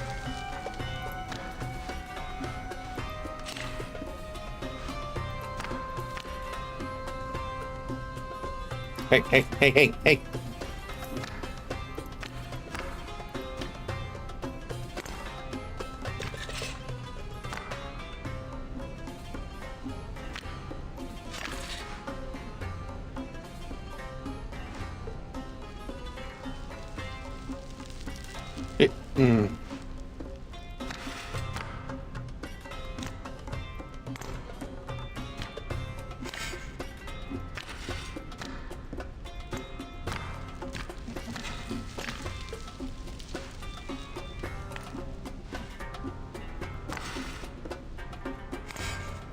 Snake plus 2. 5.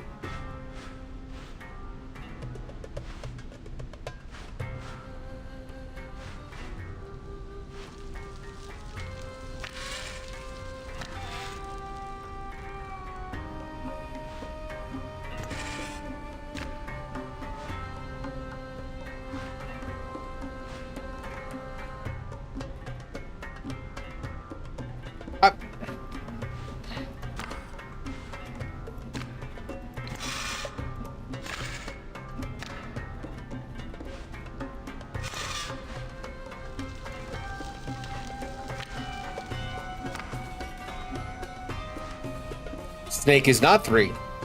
Snake is not 3.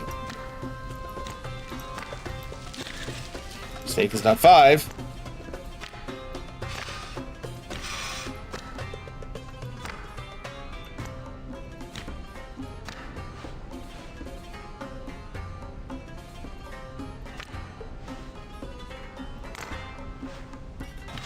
Snake's heavier than... Oh, shit.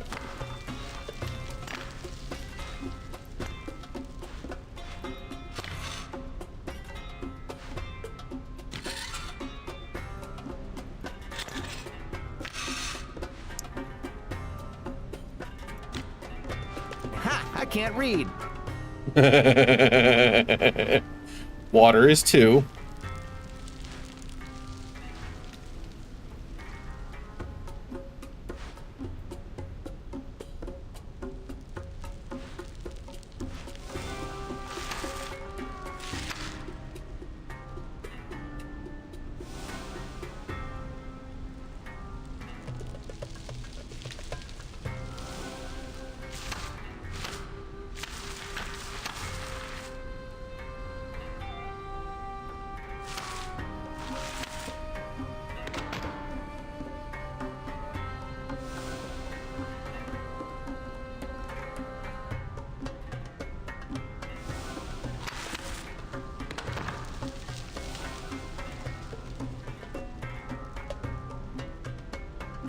Okay.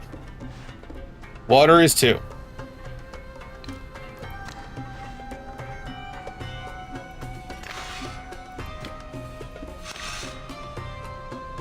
Snake is 4. Snake is 4. Snake is 4.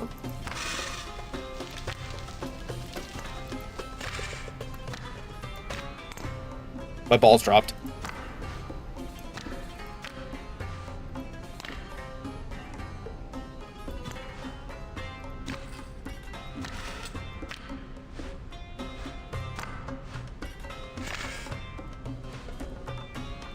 Six. Got it.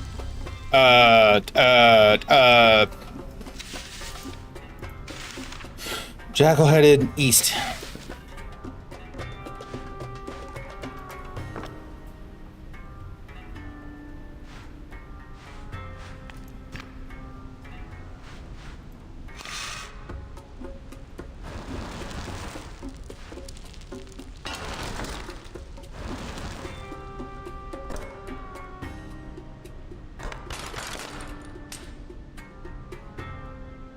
breaking everything.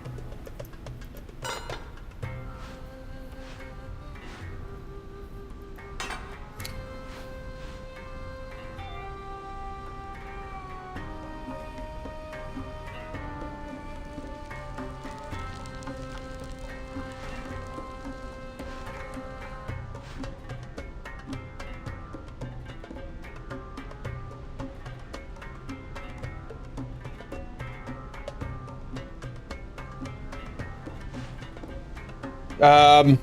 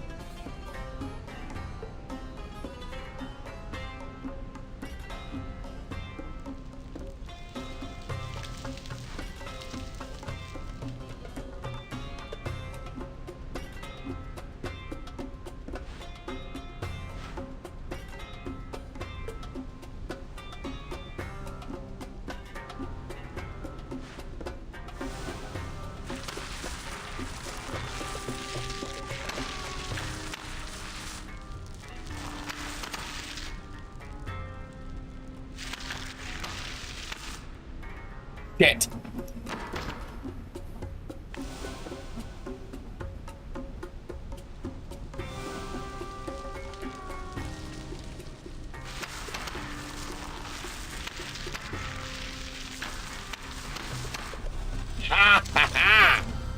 Whoa.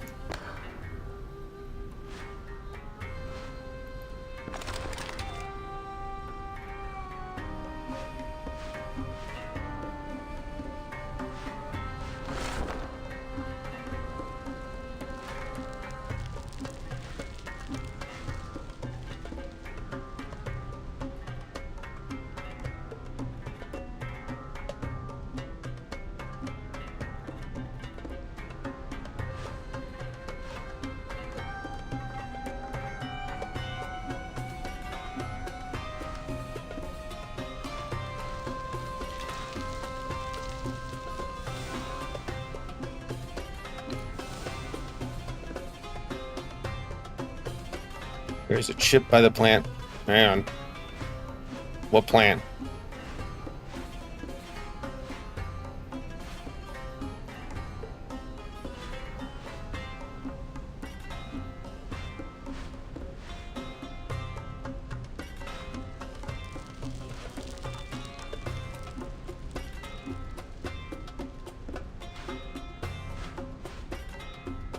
Oh, right there.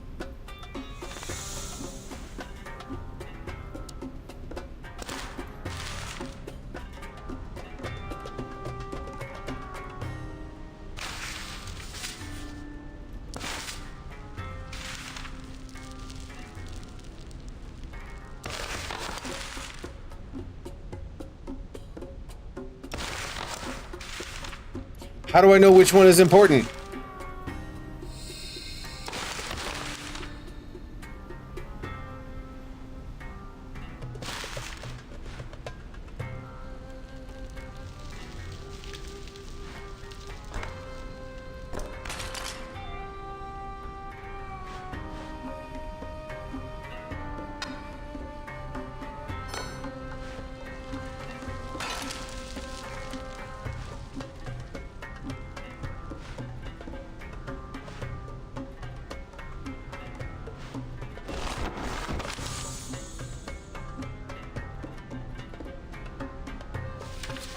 Yeah, thank you.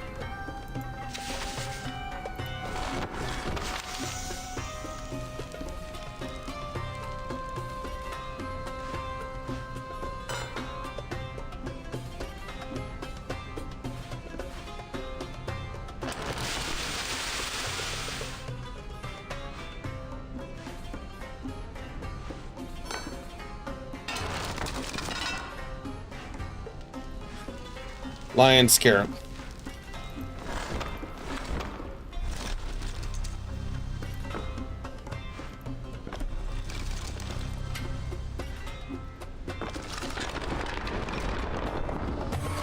Whew.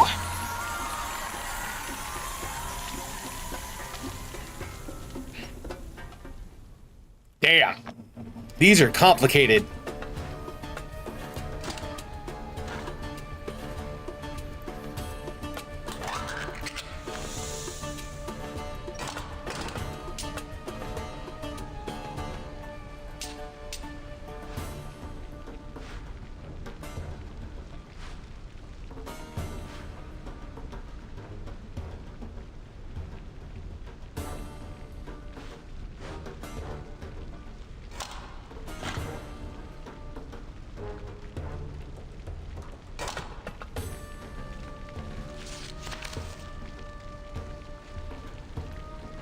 Chalice. Everything goes in the bowl.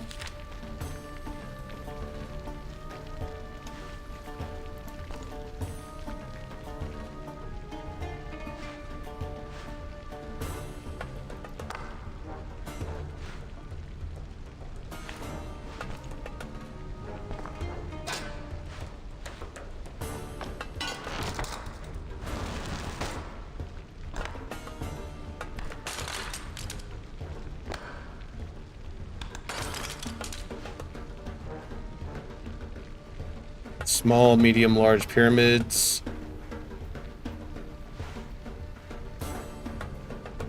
Three lines, 3 lines. Small, medium, and large pyramids.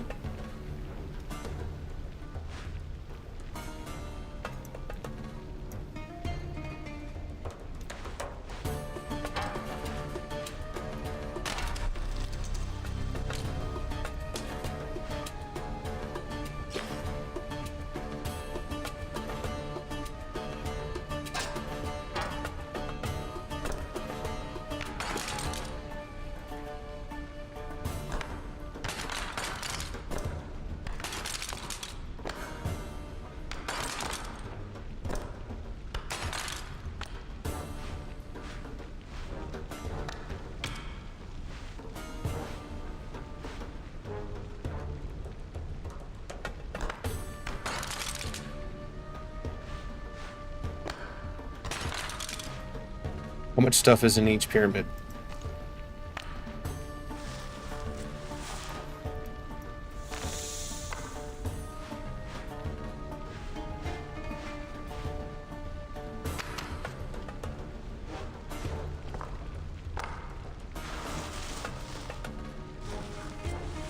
Eight.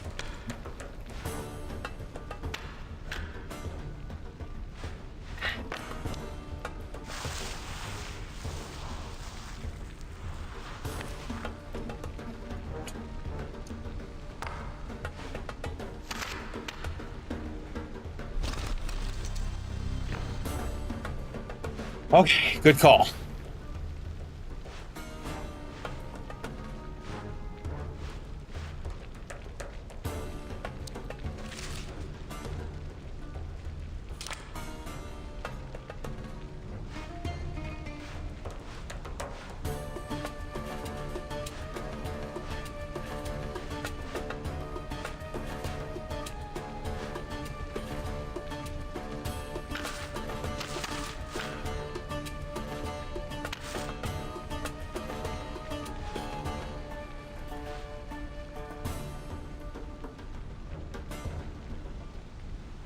I don't know what you're talking about, Ducky.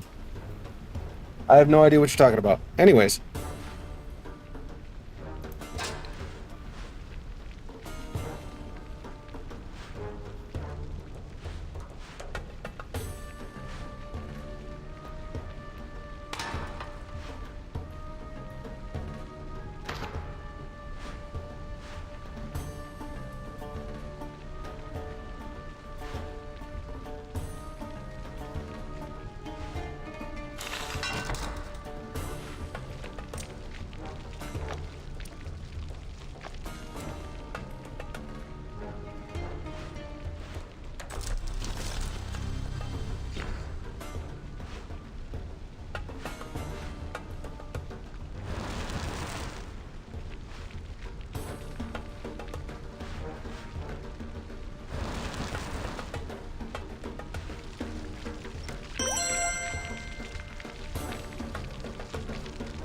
Happy birthday, Sin.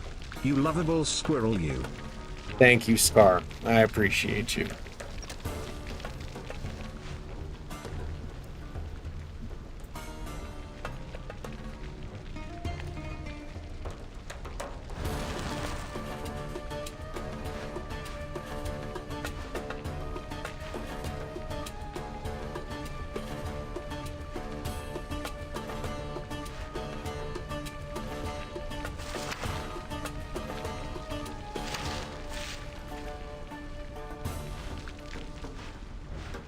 Lion, tent, and bird.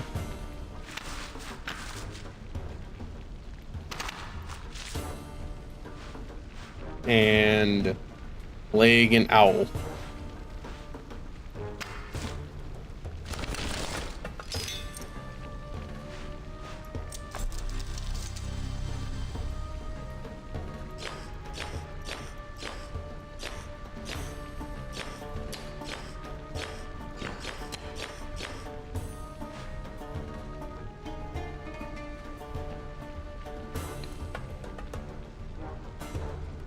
Oh. I just wanted to say happy birthday to such an icon. May God bless you with many, many more. You are great. You deserve everything. Thank you. I appreciate you, Nerdy. Okay, now that I've collected all the things,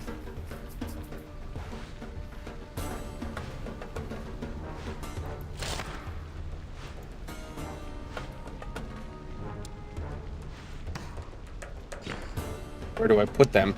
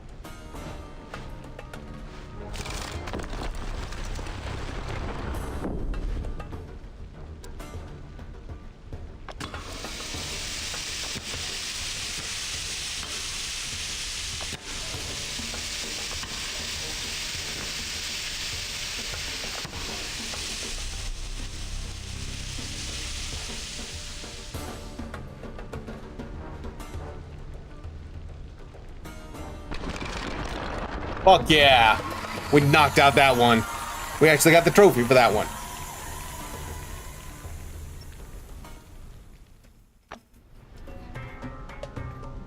Thank you guys for the birthday wishes. I appreciate you. The story of the unlucky camel. Camel drinks in the oasis at the sun's zenith while the scorpion hides in the pyramid. Camel sleeps by the pyramid when the sun sets and the scorpion lurks in the oasis. Camel is bitten by the scorpion at the sand dunes when the sun rises.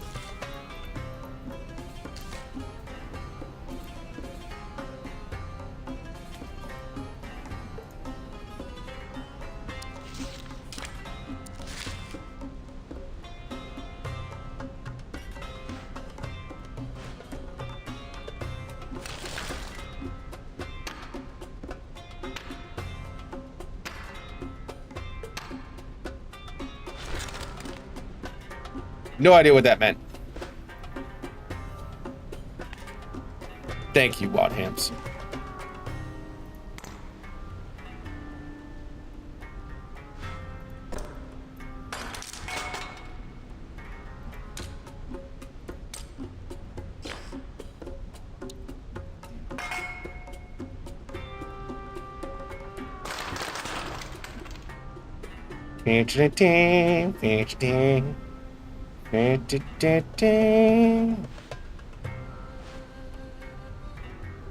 Okay.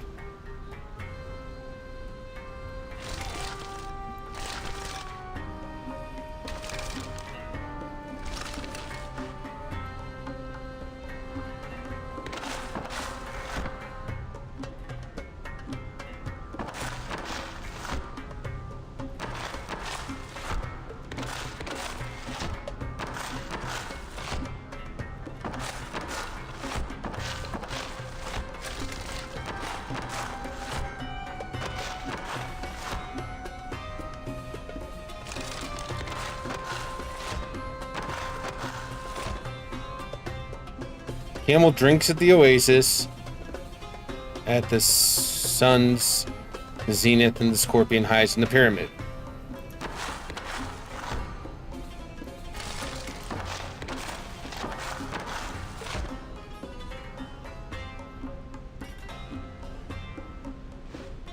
Okay. Camel sleeps by the pyramid when the sun sets.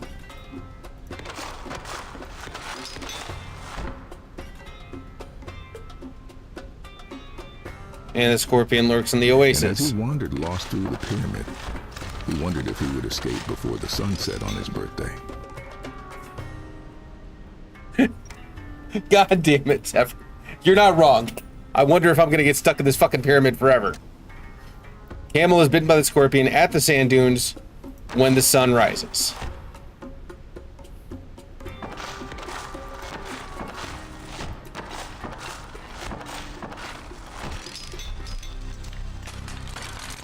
God damn, that was a series of unfortunate events.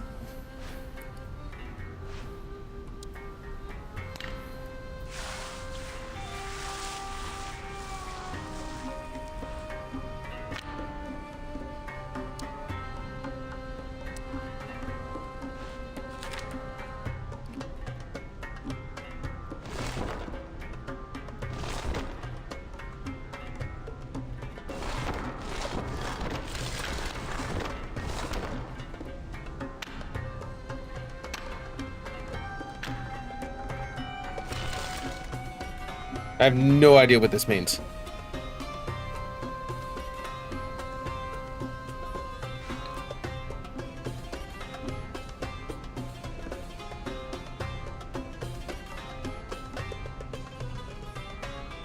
Okay.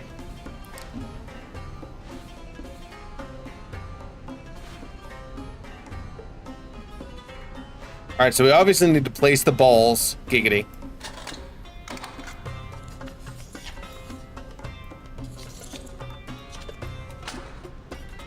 We obviously need to place the balls. Oh, hi there. On the... Hello there.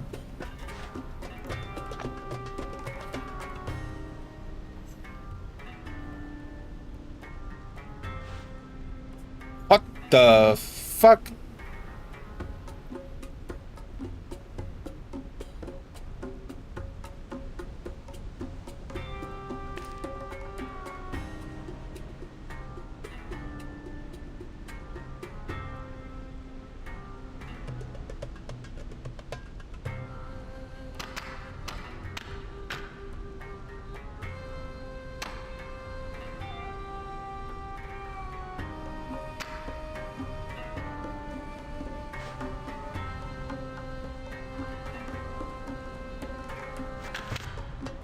It's the ones that are missing. It's the ones that are missing. Owl, tent, lion, feather. Owl, tent, lion. Owl, tent, lion. This one is feather. Okay, that one's already right. Okay, so I got those two. Hump, braid, feather, square. Hump, braid, feather, squirrel. Hump, missing braid.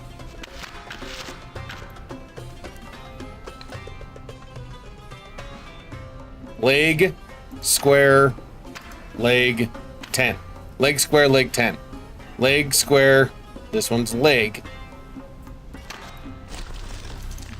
I'm fucking brilliant.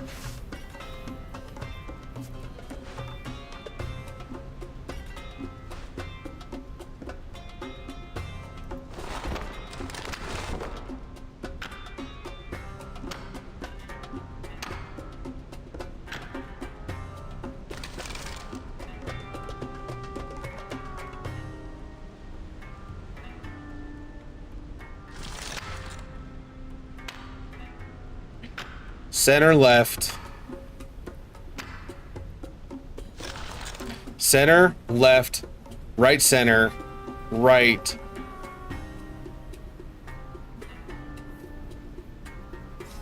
Well, yeah, when I'm stuck, y'all can help. I'm flabbergasted on this one.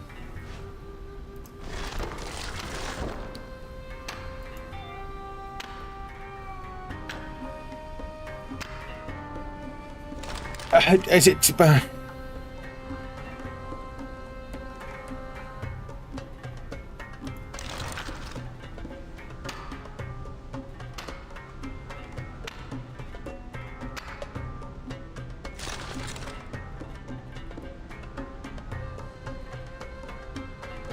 When it does two, it is then combined.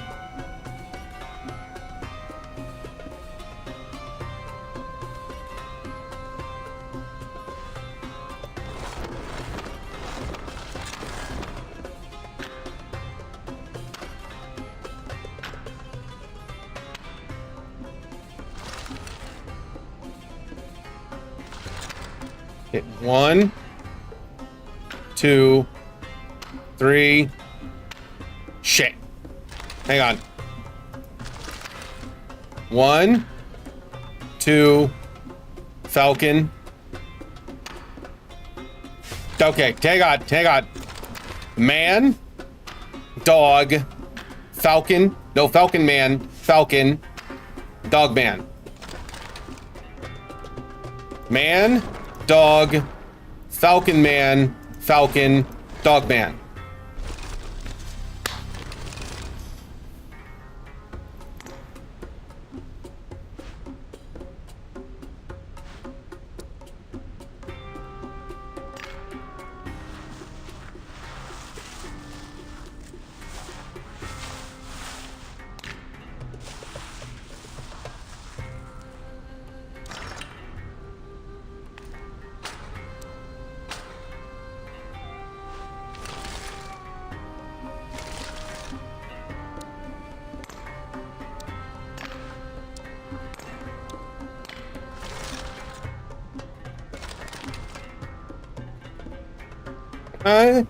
Oh, blue was right.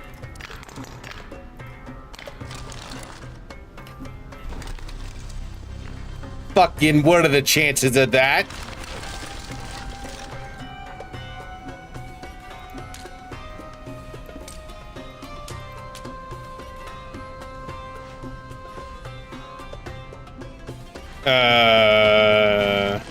Woo!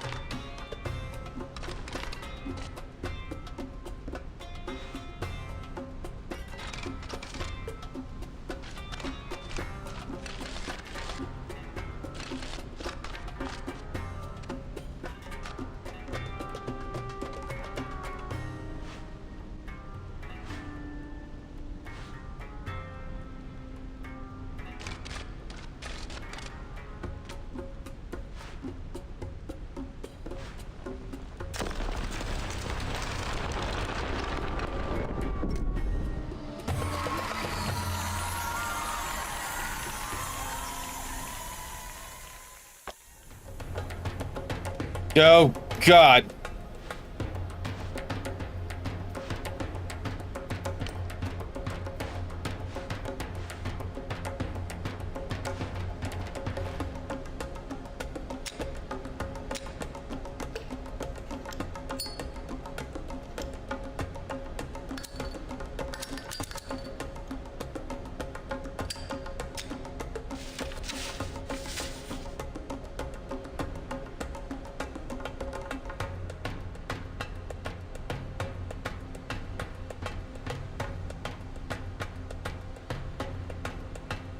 Okay.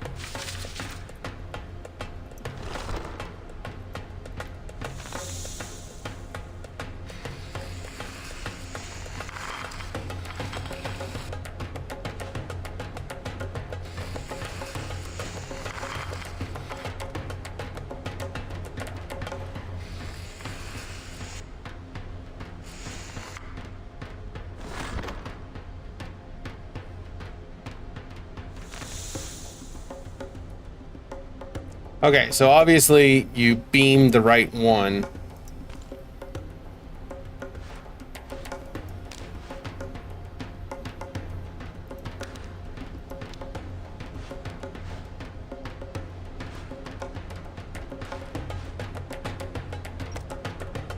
Oh God. Babe, is that a $2 challenge? Is that a $2 challenge, babe?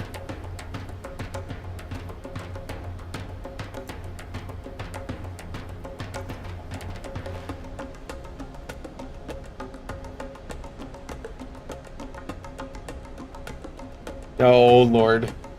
I'm already giggling. I'm already giggling.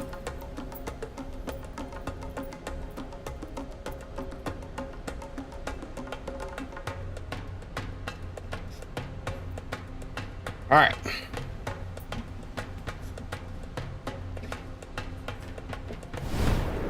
Oh, I just...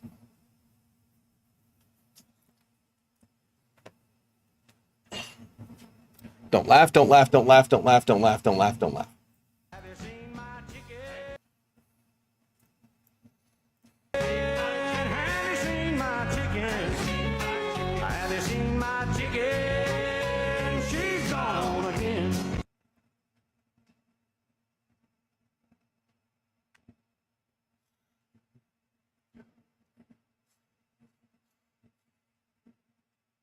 I love the concern. The other chickens are like, dude, you okay? What are you wearing? Like, are you okay? Holy. I didn't laugh. Whew. I hung in there. Okay.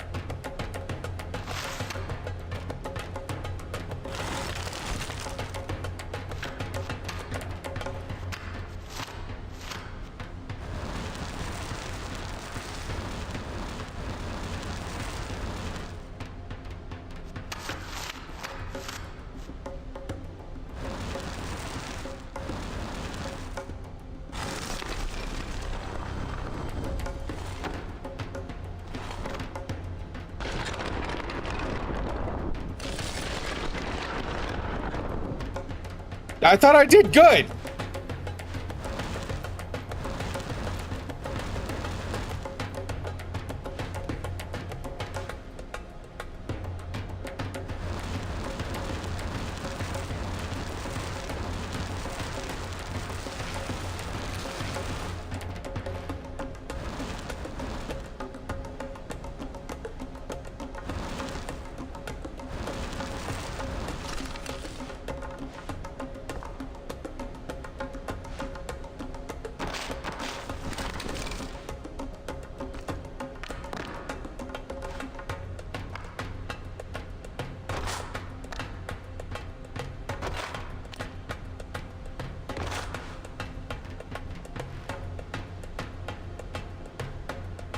Yup, shit.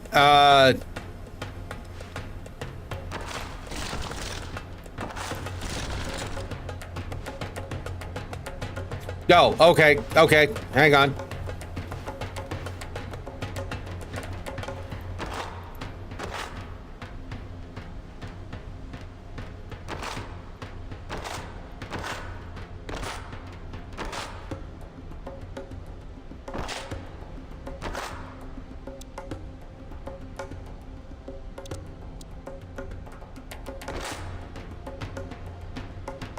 No, wait. Hang on.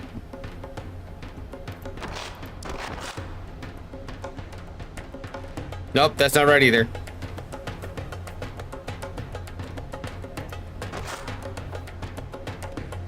Give me the one in the back.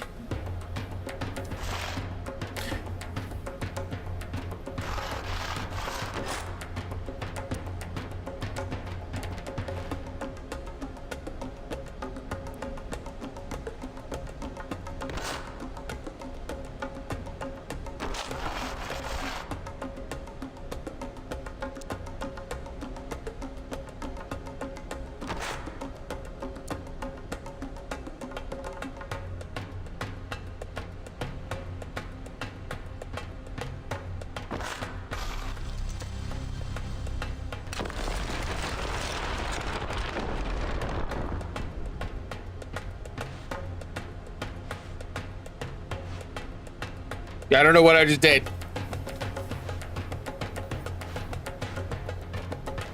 Okay.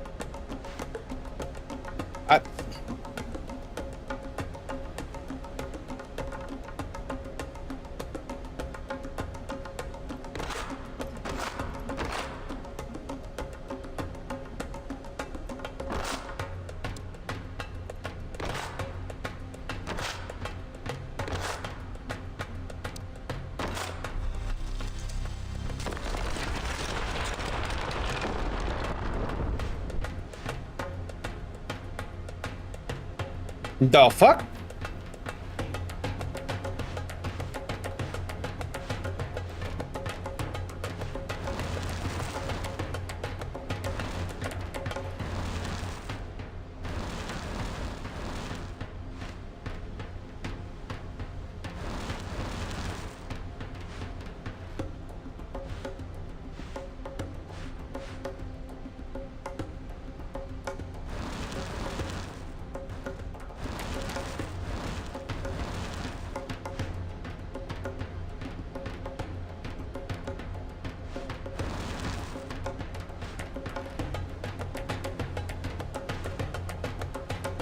Oh, in the distance.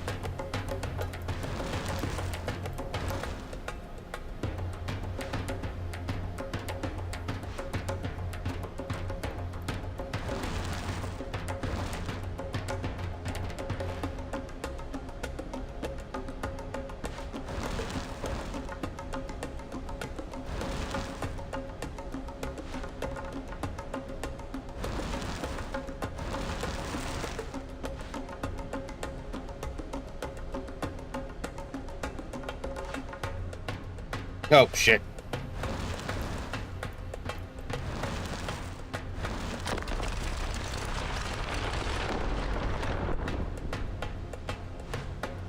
Okay.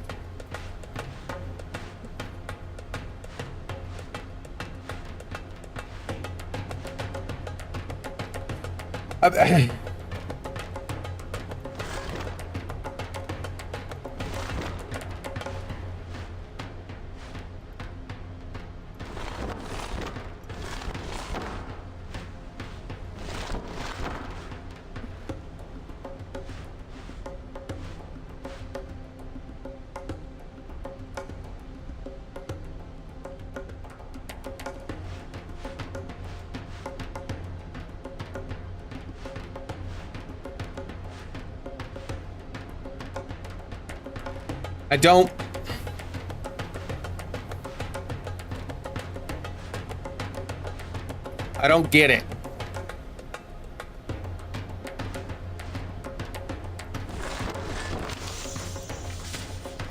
Thanks, coach.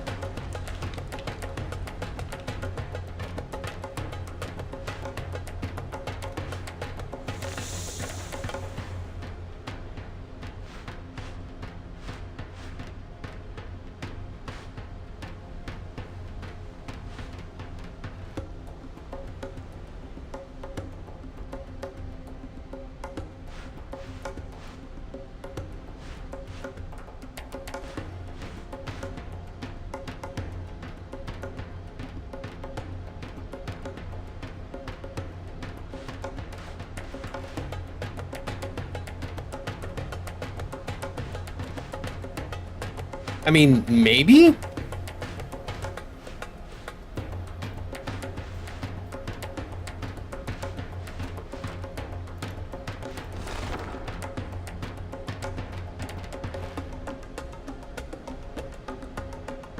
Okay, focus on this one.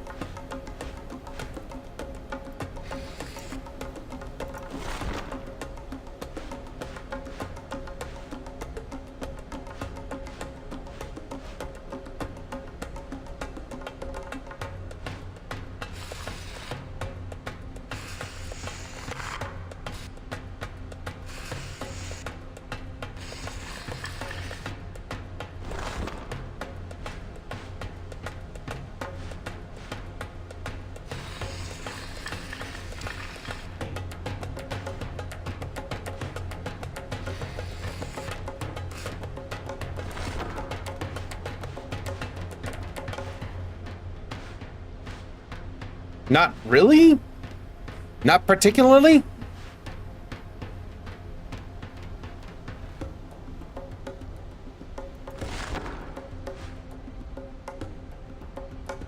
Okay, hang on. First time here, wanted to say hi. Well, welcome in, Philip Moyer. Thank you so much for joining. I appreciate you. Okay. Oops, wrong way.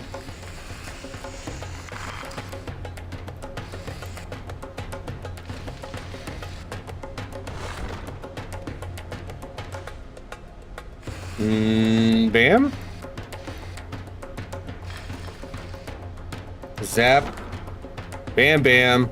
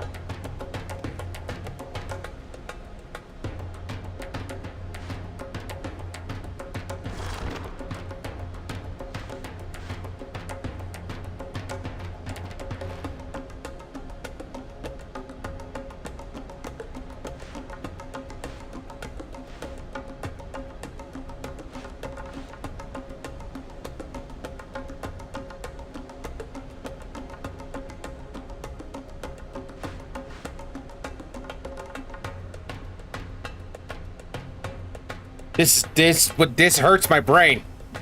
1, 2, 3, 4, 5 with 3.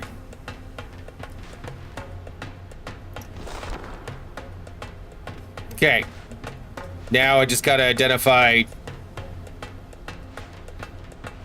that one.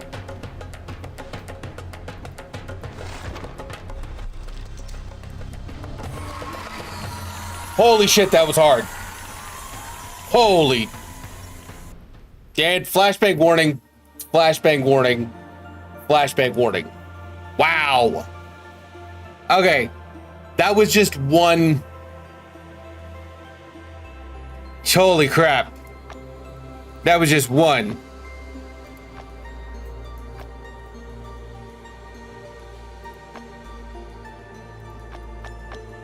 That was just one.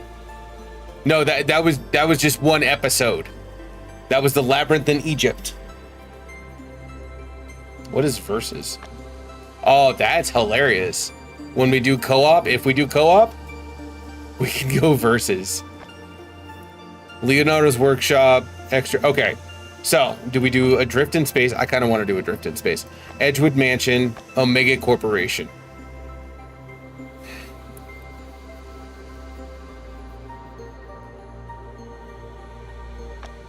Edgewood Mansion? Or, okay, here's the deal.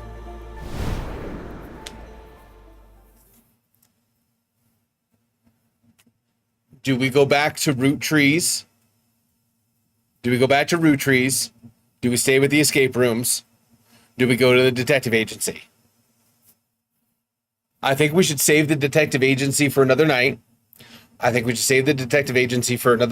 Let's go back to the root trees. Okay, because now I know. God damn. Fucking camera. I don't know why it keeps freezing. I didn't have this problem. Let's save the detective agency for another night. Now I know what the escape room is all about. We can do this later when my brain isn't completely fried. Let's go back to the root trees. Especially because fucking, why is it so bright? Why is it so bright? Anything that requires me to take screenshots is just burr. And besides, I'm assuming someone wants to listen to some smooth jazz to try to fall back to sleep.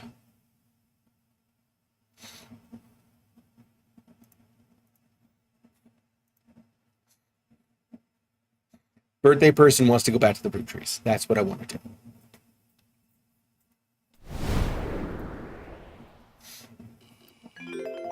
Oops. I hit the wrong button.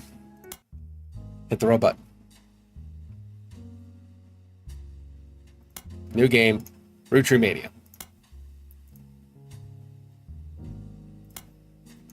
We're going to go for slot 2.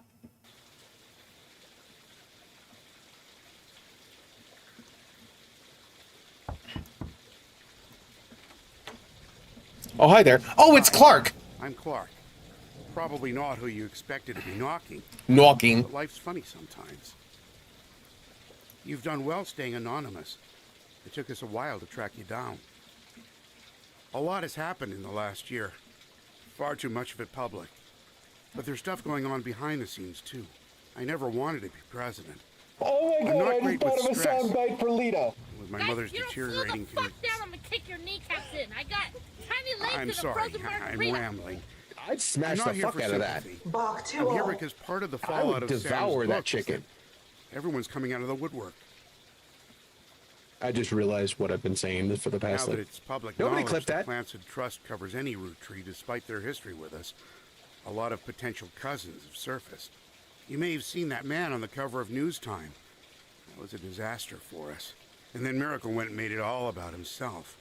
The long and short of it is a lot of potential cousins just showed up. Sam's helping some of them, but she's not really going about it the right way. And she's not taking calls from anyone. You gotta in the spell family. if you're talking I about let it slip for a mutual Okay, friend so that I found. are we getting an and I was stopping him. S-N-A-C-K? Snack? Oh, come on, Oh, man. dude, really? Oh, come on, I spelled it. Well, he knows how to spell snack. So he can spell snack, but he can't spell treat? Treat? No treat! Treat? No It's treat! Treat! manipulative, No treat! but God damn it! I'm hoping she'll Okay, reach he's out getting to you. fussy. It's time for an N-A-P. You can let her know I'm on her side. What does N-A-P spell? Party. In the meantime, if you're willing, I can share our files with you. Pass them along to Sam if she reaches out. I'm genuinely hoping she'll realize I'm an ally. I don't trust that. I'm not. Fuck me in the face. Feel free to do your own research. I've been told you enjoy things like this. To each their own.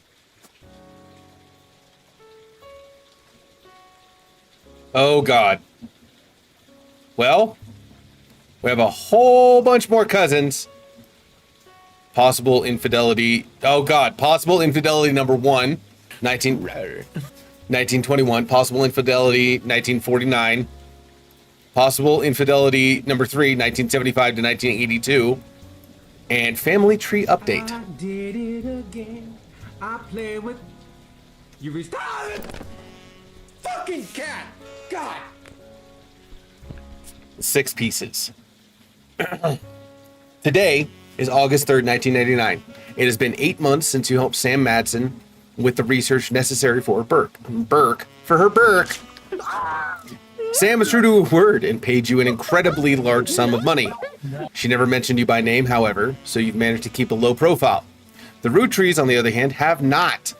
Below is a summary of notable events since the book's release, though you can refresh your memory in full detail by searching online. 6 pieces. Sam Madsen's book about Elias Roottree was released in February. It was a bestseller for a few months. At the time, Carl had not yet been replaced. The Roottree rift. In March, the Roottree Company stumbled publicly as they attempted to respond to the book's release with multiple conflicting press releases and a clear lack of leadership. Clark Rafferty. Clark was announced as the permanent successor to Carl Roottree and welcomed Sam Madsen to the family officially. The company hired an outside legal group. How about you play hide and go fuck yourself? And this is why we love Ripley. Yes. Jesus Christ. Mother of God.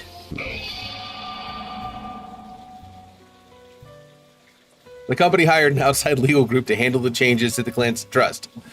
This included any new questions of lineage.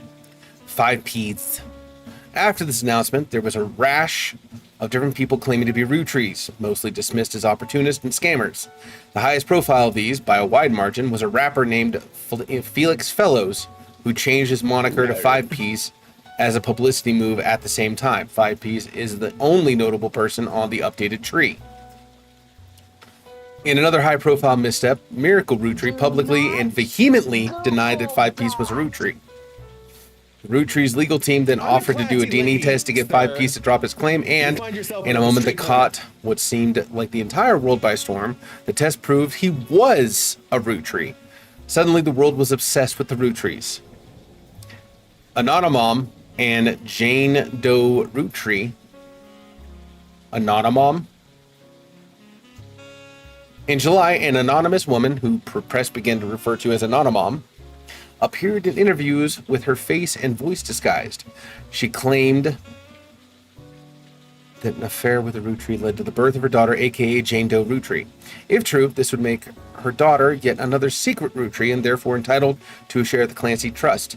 Nobody knew it at the time, but this would turn out to be the last chapter in the Roottree Mania saga. As more and more of Anonymom's story came out, people began to notice how much it echoed 5Ps in nearly every significant way. The court of public opinion began to turn, confirming the world's suspicions. The DNA test, orchestrated by lawyers on both sides, proved that her daughter was not a Roottree.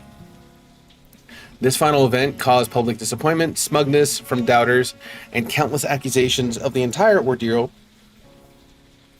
being an elaborate hoax or attempt at fraud. Things got a bit ugly, and the fun of the Roottree Mania seemed to disappear overnight. Now, a month later, it feels like a distant memory. Previously on The Roottrees Are Dead. This is a new investigation with a new focus after many months of newfound interest in the Roottrees. It's recommended you try to catch up with some of what happened since last time. Some web searches may yield new or different results, and some books and magazines from your previous investigation may be relevant to your new one. Fucker. Why? How's it going? It's also a much more widespread search. The list of first and last names you can choose from will contain red herrings. Not all of them will be used. Oh, awesome. Below is the most is a reminder of some of the most notable beats of your initial dive into the Rootry family tree. All evidence from before is still available, and for your convenience, any searches that do not lead to new information still function as they did during your first investigation. The Rootry Candy Company was founded by Elias and Gwyneth many years ago. The entire family has a financial reliance on the health of that company. Most of the action took place in or around Butler County, Pennsylvania, where the company was initially located. Elias, Carl, and Raina were on the cover of magazines. Other notable Rootries, such as Lauren, Miracle, and Jim, had physical media such as record albums, books, and movies associated with them. Lauren's two diaries were probably the most useful resources overall, mentioning many of the other relatives directly. The 5 pieces, Elias's children, could be identified based on the initials of the original candy flavors. There were 5 presidents of the Rootry Company. Many were featured in periodicals. Stephanie Jones and Brian Jones were featured in campaign posters and led to Caroline Morton's art book, which enabled you to fill out more of the tree. Many of the younger... I'm not. Fuck me in the face. Many of the younger Rootries were found by following complex rabbit hole through a conspiracy site that led to finding searchable web address for Chris Rafferty, Lauren's grandson. In November, Rootry was really difficult to place. Her occupation could only be found via Brian Jones's company website. Yeah, I didn't... Ron and his brother, Robert Rootry, go by Ron and Robbie. Both worked on a TV show called Brother Trouble until Robbie embezzled money and fled to Paris.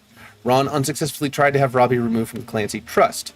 Sam and her father were cryptically mentioned in a book about historical letters. There were also a few dead ends and red herrings. Aloysius Herring Rootry, who claimed he was a Rootry but was not. Family Man, a book about Elias Rootry, turned out to be propaganda and not useful. Lauren's other books, historical romance novels, were not very useful on their own, though could lead to other information. Caroline Morton's sculptures were not useful. Good night, J. Wolf. Thank you so much for stopping in. I appreciate you. Both of you, company, blah, blah, blah, blah, blah. Okay.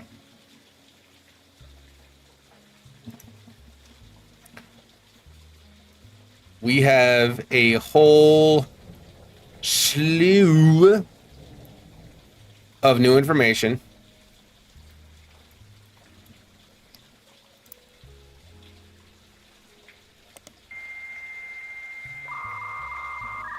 There's some throwback.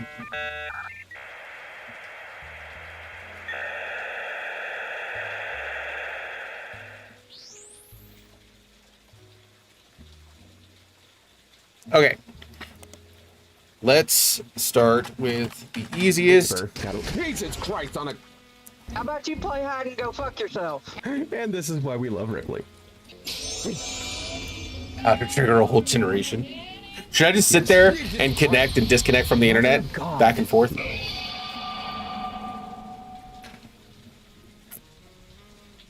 Five-piece, aka Felix Fellows, is a rapper who has found some recent radio play after being publicly confirmed as a long-lost Rootry and entitled to part of their fortune. His alias, 5 Piece, is a play on 5 Pieces. An article you find on a website known for particularly harsh reviews of modern music gives his most recent album, Root of All Evil, 1 star out of 7 for whatever reason, with the headline, "More Poser Than My Action Figure Collection." The review mentions his real name is David, and he used to go by Dirty Davy. And the author rues the fact that this rebranding was a blatant marketing stunt at the expense of his mother's tragic past. She overdosed when he was 16. Apparently, one of the only songs on the album is new. The others were simply rewritten to turn blatant references to sex, drugs, and violence into clumsy euphemisms. His rise to prominence was kickstarted when he appeared a few months ago on the cover of News Time holding a photo of his mother with Guy Hudson. At first, the Rootry Company denied it vehemently. Miracle Rootry even appeared on the same magazine a week later, but since then they backtracked and publicly welcomed it into the family. The press release at the time stated that they had new evidence but confirmed the story. Okay, first off, can I search? Bam, added the periodical. Back. Spell if you're talking about F-O-O-D. Okay, so are we getting an S-N-A-C-K? Snack? Oh, come on, man. Dude, really? Oh, come on, I spelled it. Well, he knows how President to Rootry, spell you have anticipated security, except for fancy flavors buckle during Rootrimania. Damn it. Okay, he's getting fussy. It's time for an NAP. Yeah. What does NAP spell? Party. He suddenly rose to prominence again after Five Piece appeared on the cover of the magazine holding a photo of Guy and his mother. A few people that existed adjacent to the company in the 70s have come forward with stories about debauchery and swinger parties. Guy liked to throw large holiday parties whenever he had an excuse, and they often got very out of hand. The fact led some people to speculate that the night he died in the car crash, he was drunk or impaired in some way, but the Butler County Police have released multiple statements and ample evidence that proves decisively that it was not foul play and that no party had taken place. Root Tree's lawyers have been quick to threaten litigation to anyone who has tried to disparage Guy or the company in public. Okay. Felix Fellows, rapper, blah, blah, blah, mentions his real name is David. He used to go by Dirty Davy. According to fan sites, Felix Fellows is not Five Piece's actual name. His real birth name was David Fellows. Dirty Davy was Five Piece's previous stage name. He used to sell records and perform live shows in Portland under that name. Some people selling his old mixtapes on auction sites.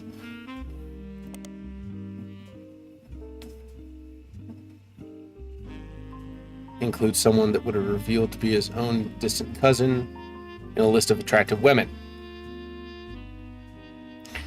Lyrics to one of the songs, Heat, mentions a few different prominent female actresses, models, musicians from the 90s, and provides a crude pun or line about what Fellows felt about them. When re-released in 1999, much of the rhetoric was toned down to be less overtly profane. The line referring to Raina was clumsily replaced by Dana, a reference to a character from the X-Files.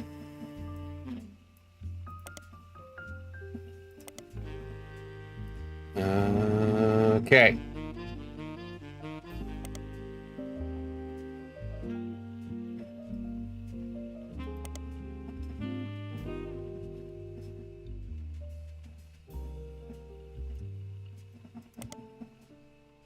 Root All Evil is Five Piece's debut album. According to various sources, the album is mostly material that Five Piece recorded for his mixtapes before he became notable, but re-recorded the lyrical differences and professional production. All Your Problems was first and only single released.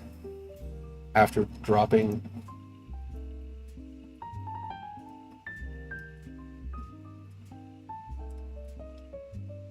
the single, Five Piece announced he'd retained the infamous celebrity lawyer Steve Whitlock to sue his family. To date, it doesn't seem like he's followed through.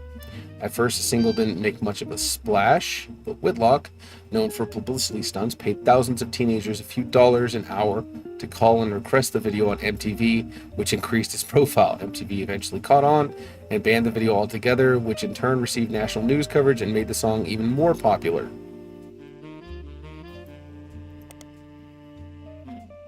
Steve Whitlock is a lawyer with a history of publicity stunts and grandstanding. Still, he's managed to rack up quite a few legal victories for C-list celebrities and athletes. Stevie Whitlock. My bad. This is just 8 months later. This is just 8 months later, Scar. She became famous in the mid-1980s as successfully suing a multinational sandwich company whose 12-inch subs were actually an average of 11.5 inches long.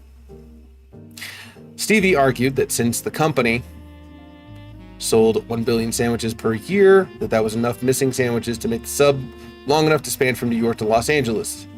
The jury awarded her a paltry $5,000, but news coverage of her crusade turned out to be priceless. Okay.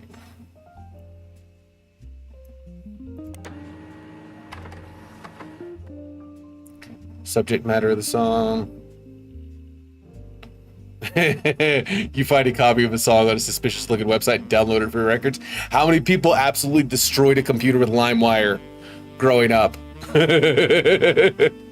Subject matter of the song is the hypocrisy of those that claim money is evil.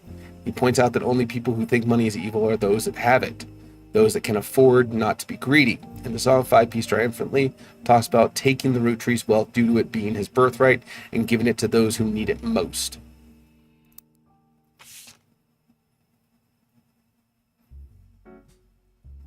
This is the only single from Five Piece's album, Root of All Evil. released some airplay, but didn't make a big splash critically or commercially. Still, it's kind of catchy. Attention to root trees, 5-piece coming at you from the real world. You know the place you ain't never lived in. Say money is a root of all your problems, root of all your problems. Hypocrites sitting back in your massive estates. Built from the cash that your ancestors gave you, acting like somehow deserve it, based on your family's creations. But looky here, sonny, don't you come for our money, or you might burn bright in hellfire someday, like that Madsen chick and her 2 dads. Well, fuck this guy already. LimeWire, haven't heard that name in many years. That's a name I haven't heard in many years. My pappy's Clancy trust should keep you away. Yo, it's disturbing catching a sermon from a geezer who's never known hurt but blurts out these claims that somehow we're sinners because we didn't earn it. When all of your worth came free with your name, you expect me to treat your lectures on greed as some expert creed from he without blame. How about instead I turn my other cheek and spread them? When you give me a kiss, you know just where to aim. You say money is the root, blah, blah, blah. Whoever calls dollars the root of all evil, just trying to make small pursuits of real people. Your silver spoon feeds you the purest treacle, while real world folks burn their spoons for the needle. Okay? So with more passion, tell this tragic orphan how your mansions and Porsches are actually horrible. How I'm better off penniless, grasping for morsels. How wanting my share is actually extortion. Candy-ass name synonymous with sweets. Oh, you want to call me classless, some gangster from Portland? But I play that game, I came up on the streets. The only streets you rep in are Park Place and Boardwalk. Your hypocrisy monopoly is toppling when I knock. Have Jeeves top off my pockets, please. Because the same God that got to steal my mom from me, it's what he wants, right, for you to live in poverty. And if you're suddenly not eager to unhand that fortune, that's unfortunate. I guess I'm going to have to take my portion. I'll do it all legally. Class actions, courtrooms. Decorum my way past your fancy-ass doorman. You say money is the root of all your problems. Blah, blah, blah. Repeat the chorus a couple times. Whoever calls dollars the root is trying to make small pursuits real. Silver spoon feeds you the world's purest treacle. Blah, blah, blah. Who are they? Okay. Okay, so beat the chorus a couple times. Okay.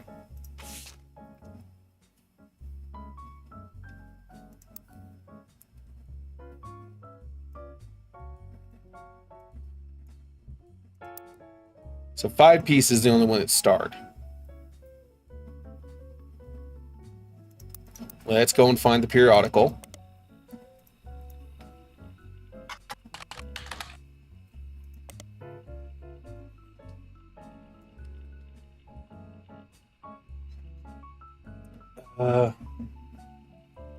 I'm hoping, Scar.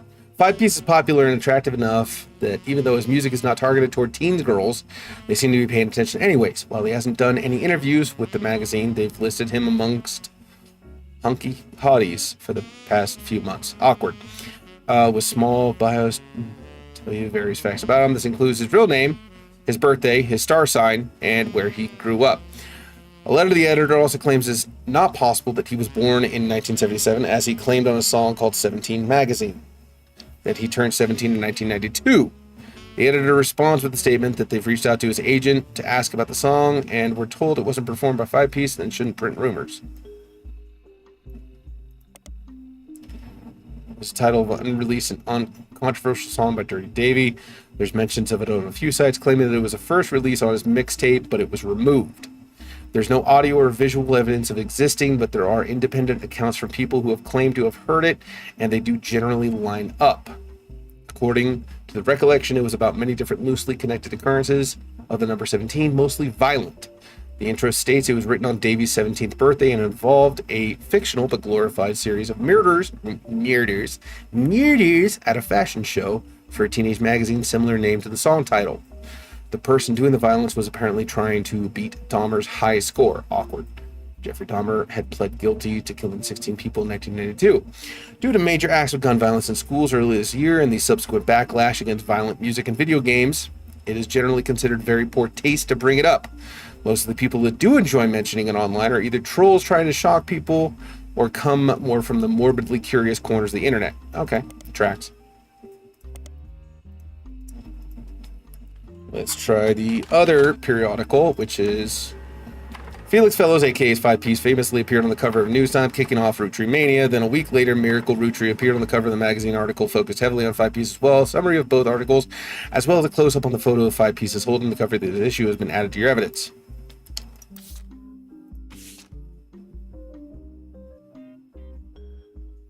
Oh, this guy looks like a douchebag.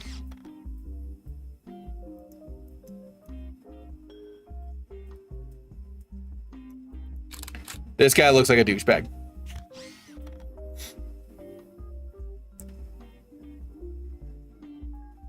Five-Piece, aka Felix Fellows, appeared on the cover of Newstime holding up a photo of his mother and a Guy Hudson. The article concerns his insistence that his father's was Guy Hudson. The story was dramatic and sensational, and initially dismissed as fake until a DNA test proved that he was related to Guy Hudson. Five-Piece says that his mother, Joanna, was Zach Morden's secretary when he retired, and then Guy Hudson's secretary for only 1 or 2 weeks after that before she quit.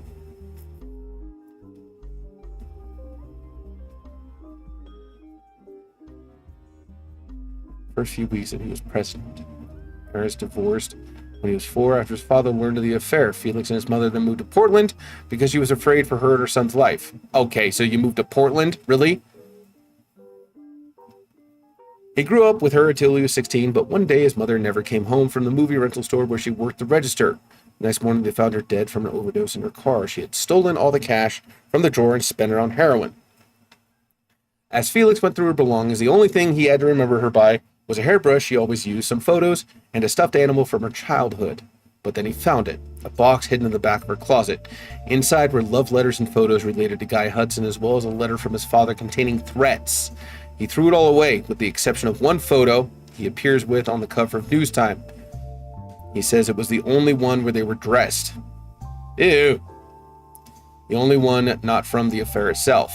The picture is shown in full inside the magazine and was added to your evidence. The magazine also includes some additional history about 5-Piece's career. Felix Fellows was born to Riley and Joanna Fellows, but has never rapped without a moniker.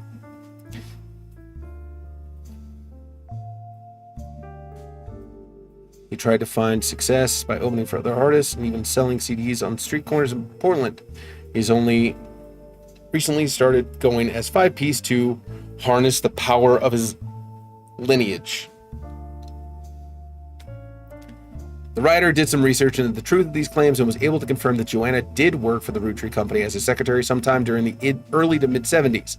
It also confirmed she died as a drug overdose that Felix went into foster care soon after.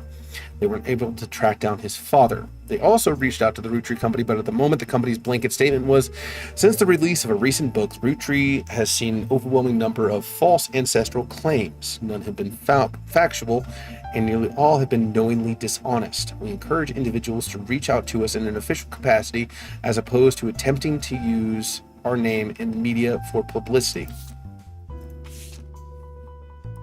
Oh, Miracle. Not looking good, bud. Miracle Root Tree appeared on the cover of Newstime shortly after 5-Piece did. He vehemently denied that 5-Piece was a Root Tree. This article was from before the DNA test that proved it. Miracle doesn't focus much on the details of 5-Piece accusation regarding his mother and Guy Hudson. Instead, he comes across as exhausted at the events that have been going on behind the scenes, as well as the character of those he feels are attacking his family. He starts with the 6 pieces content. He says that although most of the book was based in fact, it left out anything that wouldn't fit the agenda. He points out that Sam's daughter still earns a generous salary for overseeing the farm division of the Root Tree, and that Sam did the same before her. That Sam's family was not destitute, and that really it was only her son who chose to take on a job with no salary. He claims that though they didn't have to, the family helped pay for her son's medical bills after voting it was the right thing to do. Bullshit. Wasn't Miracle against it? Alright, Papa Lion Tamer, thank you so much for stopping in. Get some rest. Tomorrow's a new day. Focus on the positive, disregard the negative, and keep being fucking awesome. And thank you for the happy birthday, witches. Miracle also says the story about his father, Elias, shunning EC was one-sided, leaving out Edward Clancy's blame in the whole thing. Elias gave him a simple ultimatum: stop sinning or be disowned. Miracle says it was EC's own choice and that Elias allowing him to earn food and shelter on the company's dime was a kindness, especially consider that he and John continue to live together. Yeah, fuck you. Miracle then pivots to the fallout from 6 Pieces. He recounts a deluge of claims to the Clancy Trust that the family have been subjected to. He doesn't cite any specifics, but says that every time someone comes forward, the family devolves to arguments. They've had to hire an outside legal team to help, but so far every case has been demonstrably, laughably false. All they do is tarnish his family's reputation. He focuses on 5 Piece who appeared on News Time before him. He calls him a grifter and a delinquent, and says he is using their name and products to sell filth to the masses. Of all the accusations, he says this is the most dangerous because it exposes the world to hatred. He cites 5 Piece's lyrics as violent, sexist, and ungodly, and prays the boy will repent, retract his lies, and find religion. Yeah, that's the way to turn people to God. Beat them over the head with the Bible. That works every time. Lastly, he turns to the future. Miracle states that those that wish to hear the true story can join him on his farewell tour this upcoming fall. Of course they can. Of course they can. They can come and pay for tickets so you could sit there and tell them all the truth. Yeah, bullshit.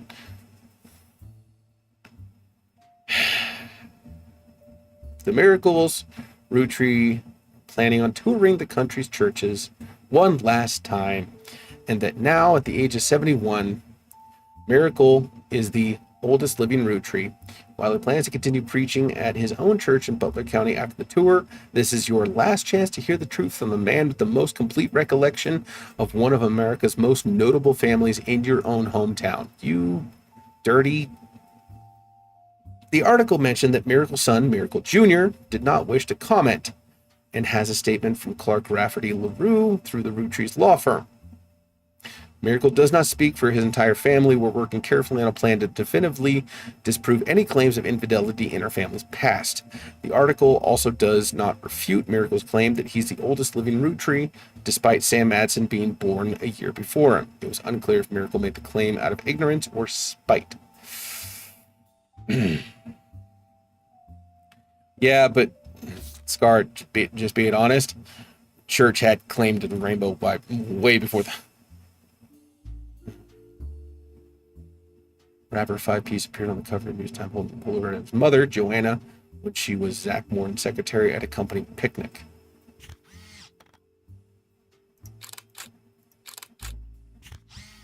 He claims that Joanna and Guy Hudson, also in the photo, were having an affair that led to his birth. Okay. His real name is not Felix Fellows. It's David something.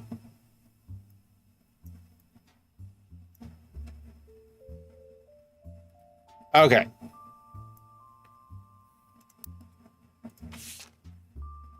Five Piece is the star. 5 Piece is the star. Okay. History. Davey, Stevenson, still records.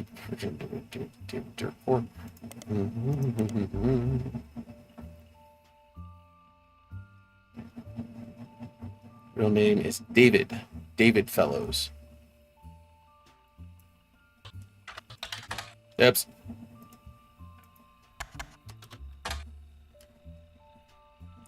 His birth name is David Fellows.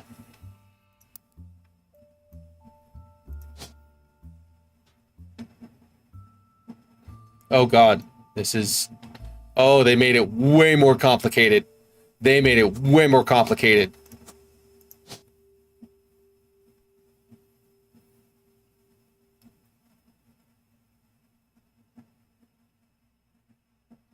Apparently, rapper is not a... We'll go with musician. We'll go with musician. Infidelity.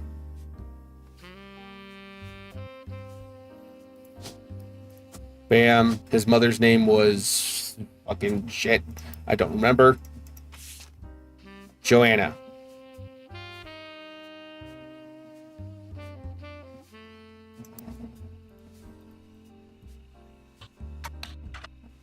How the fuck do you spell that?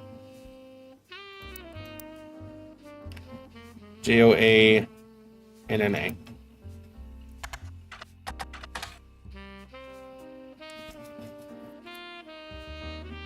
What was her maiden name? History.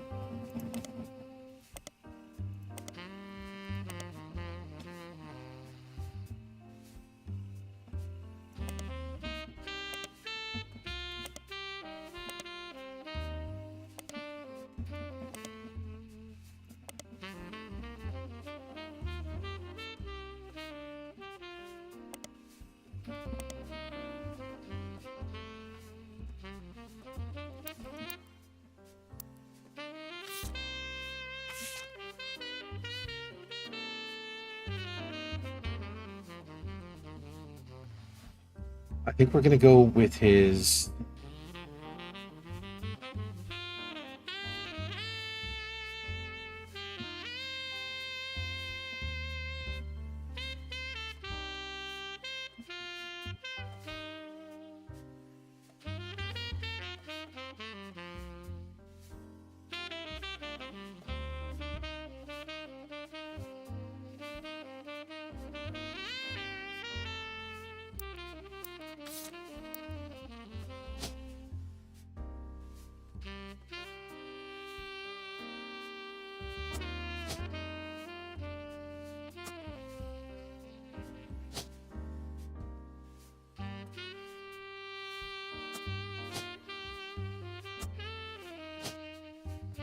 Guy Hudson was the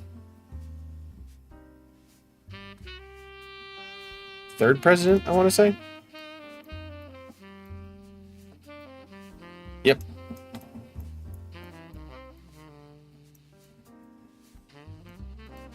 She was a retail cashier. Bam. Okay.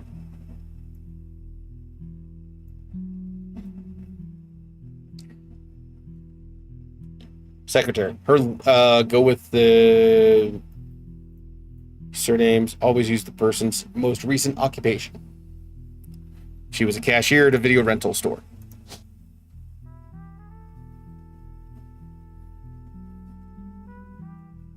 Police officer, news anchor, manufacturing, interior design. Cashier. Cool. Don't know who his dad's name was.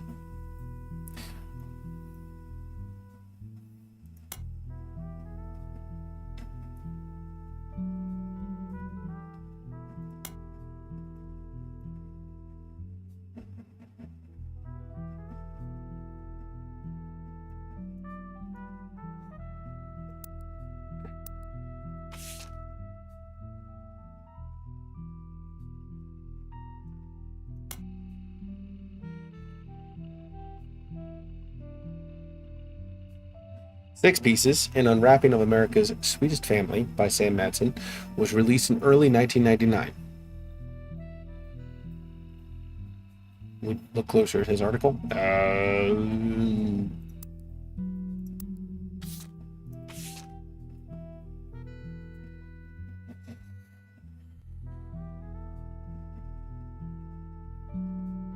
Here on the cover, News Time holding a photo of his mother and Guy Hudson. The article concerns it. Assistant's father was Guy Hudson. The story was dramatic and sensational, initially dismissed as fake until a DNA test proved Zach Morden's secretary when he retired, and then Guy Hudson's secretary for only 1 or 2 weeks after that. First few weeks he was present. His parents divorced when he was 4 after his father learned of the affair. Felix and his mother then moved to Portland because she was afraid. All right, Philip, thank you so much for stopping in. Remember, keep your head on a swivel, be safe, and I will catch you later. Thank you so much for stopping in. Seriously, means the absolute world to me. Grew up with her, is overdosed in a car, blah, blah, blah. Threw it all away up here, says the only one of their address, the only one not from the affair itself. Picture is shown in the full article. Magazine also includes some... You're right, maybe it wasn't the periodical.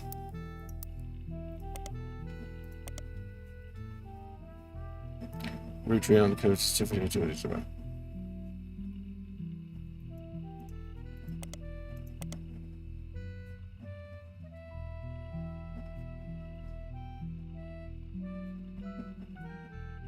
His real name, his birthday, and where he grew up, letter the other placing him. It just said his name, Riley. Did it?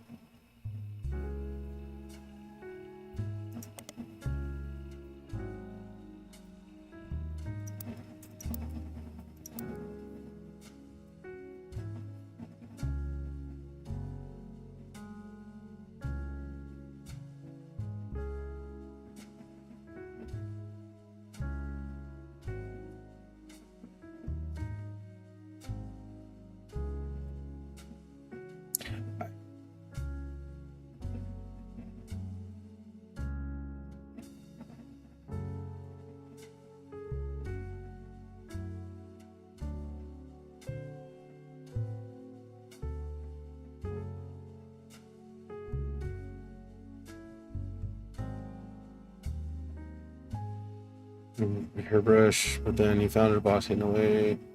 Guy Hudson, letter from father containing threats. Exceptional photo appears in cover news time. The only one where they were dressed, the only one.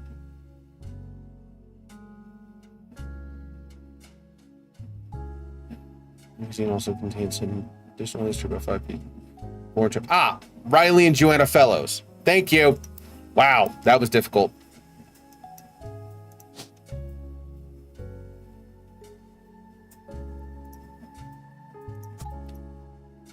Wow. Thank you, Stretch. Okay. Goddamn. Guy Hudson got around. Bastard.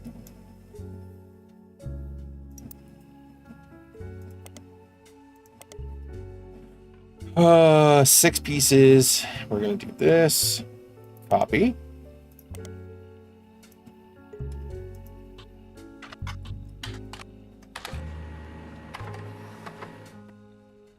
Sam Madsen books was released earlier this year and details the truth about Elias Rootry as well as Sam's father, Edward Clancy Rootry, and John Miller. You helped to verify your story. So much of the cover book's core contents are familiar to you. That said, Sam had some sections on other family secrets and rumors. Much of it didn't matter to the primary purpose of the book, and some of it is new to you and may be important to your new search. These sections have been added to your notes. Back to the search. Reviews are mixed, and the Times bestseller list was limited to only 2 months. Most reviewers agree that the core of the book about Samantha's fathers and the struggle they faced was compelling, and the takedown of the hypocrisy of Elias was well-deserved. However, many took the umbrage with the timing of the release, the tone of the book, which seemed vindictive. Thought of the book led to the Rootry Company scrambling to release a statement due to a conflict of leadership, famously released multiple conflicting official statements over 3 days. This confusing move was referenced in popular culture during the late night sketch about indecided. More traditional analysts have called it the Rootry Rift. Part of the fake pharmaceutical advertisement for Jit Together. While the segment wasn't fully about the Rootry Candy Company, it was released in the weeks busy in the sketch. Woman ordered a number 5 at the drive-through speaker. After pulling forward, she changed her mind at the window, asking to switch to number 3. This caused a lengthy backup and annoyance among the restaurant's employees and other patrons. After she pulled away, as the employees began helping other customers, same woman then barged back into the store, past the current line, loudly complaining that she didn't receive her number 5. After this sketch transitioned from restaurant scene into pharmaceutical commercial, doctor claims that the woman was suffering from indecisionitis, a disease that causes extreme confusion and irritability, and has recently been found to severely hinder the leaders of large corporations, but could also spread to humans. The doctor then recommends Jit Together. Yeah. Okay. Blah, blah, blah, blah, blah, fake pharmaceutical drug. Multiple testimonials, variations, catchphrase. When I can't make my tough decisions, I got to get my Jit together. Final testimony included a bald man in silhouette with a voice changer saying, "I'm not comfortable sharing who I am, but I am comfortable saying that before I took over my family's candy company, I really should have gotten my Jit together." That's pretty funny. I can't lie to it. That's pretty funny.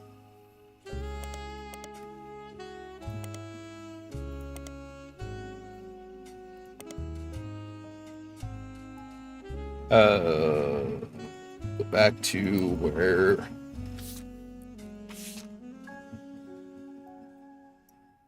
Come on. Yeah, Victive, Fallout, the Rootry Rift. The 3 press releases from the Rootry Candy Company after the release of 6 pieces were referred to as the Rootry Rift due to the clear conflicts between them. The first was fairly standard. It stated that there was no president of the Rootry Company, but that the entire family was made aware of the release of the book and that they would be meeting as soon as possible. Only then could they verify the legitimacy of the claims it raised and decide next steps. The second release was emailed to business newspapers 3 hours later and announced that after a vote, Ron Rootry would be taken over temporarily as interim president. It also went on to state that Ron was aware of the book and had verified claims within and would look into compensating Mrs. Madsen and her family immediately. It also stated that the company lawyers would be taking immediate steps with the family to revisit the Clancy Trust terms to make sure nothing like this could happen again. It was quickly clear to business reporters and analysts that the time between the 2 press releases would not have been logistically sufficient to gather a majority of the family, even using conference calls. This was reported on many news channels, and a third, much shorter press release came the next day. It claimed that a draft of the announcement was made prematurely and that Clark Rafferty LaRue and Ron Rootry would be taking over the company's first joint presidents. It also stated that any compensation planned would be based on a stringent verification process. Clark Rafferty Rootry is the new president of the Rootry Corporation. This does not include Root, which appears to have its own leadership. March of 1999, about 5 months ago, when it was announced that Clark Rafferty LaRue and Ron Rootry would be taking over for what was essentially described as a transitional period in aftermath of 6 pieces. After 2 weeks, about 2 weeks later, the company released a press statement, thanked Ron for his work, but announced that Clark was the new permanent president. Most of the information about Clark you knew already. Many descriptions of him tend to focus on his advertising career. His mother was Lauren Rootry. Few seem to touch on his complex and volatile marital history. Since taking over, Clark has tried to remain out of the spotlight, but did have one notable foray in the public eye. He gained a lot of support when his first move was a statement in favor of accepting Sam and her family into the trust. This also served as an announcement that the Clancy Trust would no longer be handled by anyone in the family, since due to their financial motivation, none of them could be impartial. Valid. Ron was announced as president. Ron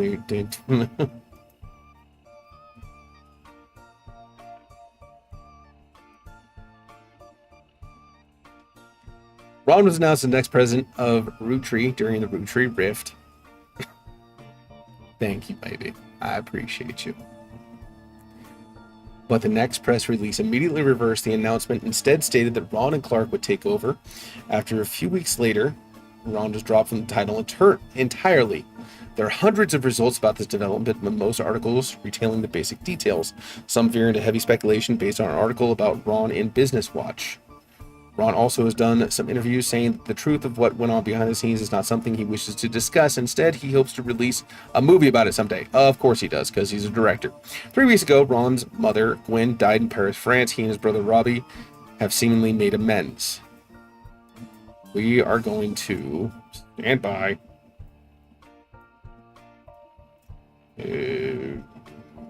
Periodicals. Search all.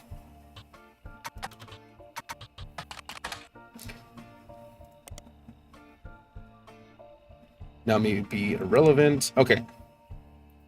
Business Watch ran an article about 2 months after the Rootry Rift. What really happened? Rootry. The article mentions nobody from Rootry they reached out to was willing to go on the record. Instead, timeline of events has been constructed from public record, accidental leaks, and a source on the inside. The only parts that are new to you are also the most vague parts, the ones supposedly confirmed by their anonymous source. The timeline says that the family actually held a preliminary vote after Carl Rootry died, but before the release of 6 pieces, and decided they wanted Ron Rootry to take over because of experience running R&R Productions and because he was well-known and well-respected Rootry. But Ron seemed way too eager and personally motivated. They were worried he would gut the Clancy Trust to remove Robbie Rootry. The family was notoriously unwilling to do anything that would risk their wealth. They stalled, and Ron became frustrated with the delay. When 6 pieces came out, he saw his chance to force action while the family was in the limelight and released the press release himself in an attempt to get the ball rolling faster. This caused chaos within the family. They tried to save face by allowing Ron to take over as co-president with Clark but according to Business Watch's source, Ron was impossible to deal with. He seemed like he was going to be unwilling to protect the Clancy trust, and they eventually let him go. After that, the role passed solely to Clark, who nobody was excited about, but seemed like the safest choice. Okay, so Rootry Rift, Clark Rafferty, Rootry Mania, and we need to get to Anonymous. However,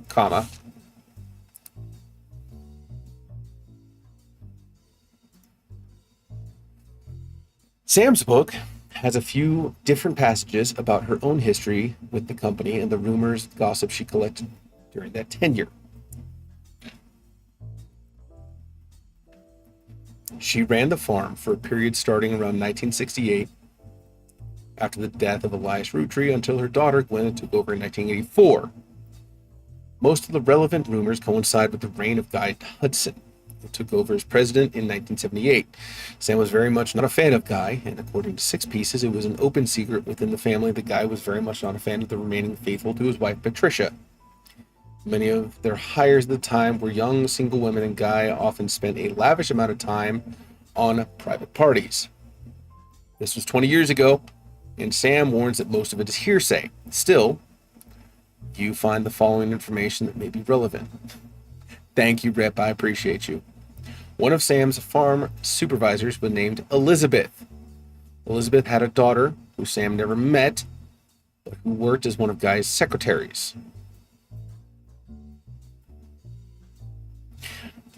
According to Elizabeth, a caterer from a local restaurant called Anatoly's met her daughter at one of Guy's parties, and they eloped quickly due to a pregnancy. Elizabeth wasn't aware that the party was for swingers. Rumor has it her daughter showed up with Guy and didn't seem comfortable switching partners. Guy's main positive contribution to the company involved expanding to market previously untapped by Rootry. However, when he went on trips overseas, they were often for weeks at a time, and Guy was known for spending more time and money on unofficial business than meetings with distributors and manufacturers. It was said that he bribed at least one politician to open a factory in Brazil. There is also a section where Sam speculates that Elias may have also cheated on Gwyneth. Gwyneth was always much kinder to Sam than Elias was, and was the first to invite Sam to family events. While she has no hard evidence, Sam always got the impression that Gwyneth was able to coerce Elias into allowing Sam back into the family by using some kind of leverage, instead of it being a natural course of events. She mentioned that Elias and Gwyneth were known to loudly argue, sometimes about another woman.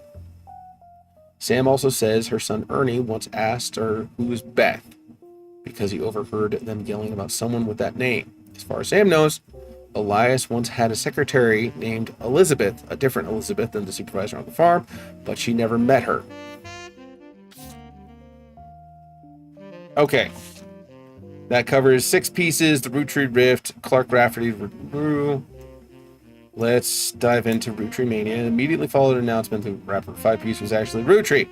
Collectively, popular culture seemed to focus on the Rootry family and Five Piece for a few weeks, because the Five Piece saga underlying through line to how pop culture treated Rootry Mania was an excuse for everyday people, to claim they were also Rootrys. Daytime talk shows had I'm a Secret Rootry episode. Late night hosts and guests made jokes about other lost members of the family, and there was a widely shared website where you could fill in your own name to find out if you were a secret Rootry. When you submitted your name, it simply said no, with an image of Clark Rafferty giving you the finger. That's funny. Rootry Mania lasted only a few weeks, just long enough for Six Pieces to re-enter the charts, and to trigger new printings of other Rootry-related media. This includes Lawrence Diaries, VHS releases of Gwen's old movies, as well as countless other unauthorized biographies, which mostly seem to attempt to capitalize on the Rootry sisters, Carl and Brenda. These re-releases were too late to successfully capitalize on or extend the craze. As a result, most of them were failures, and countless novelty shirts and variations of I'm a Secret Rootry became immediately unfashionable, though some people still wear them ironically. Interesting. And Anonymous.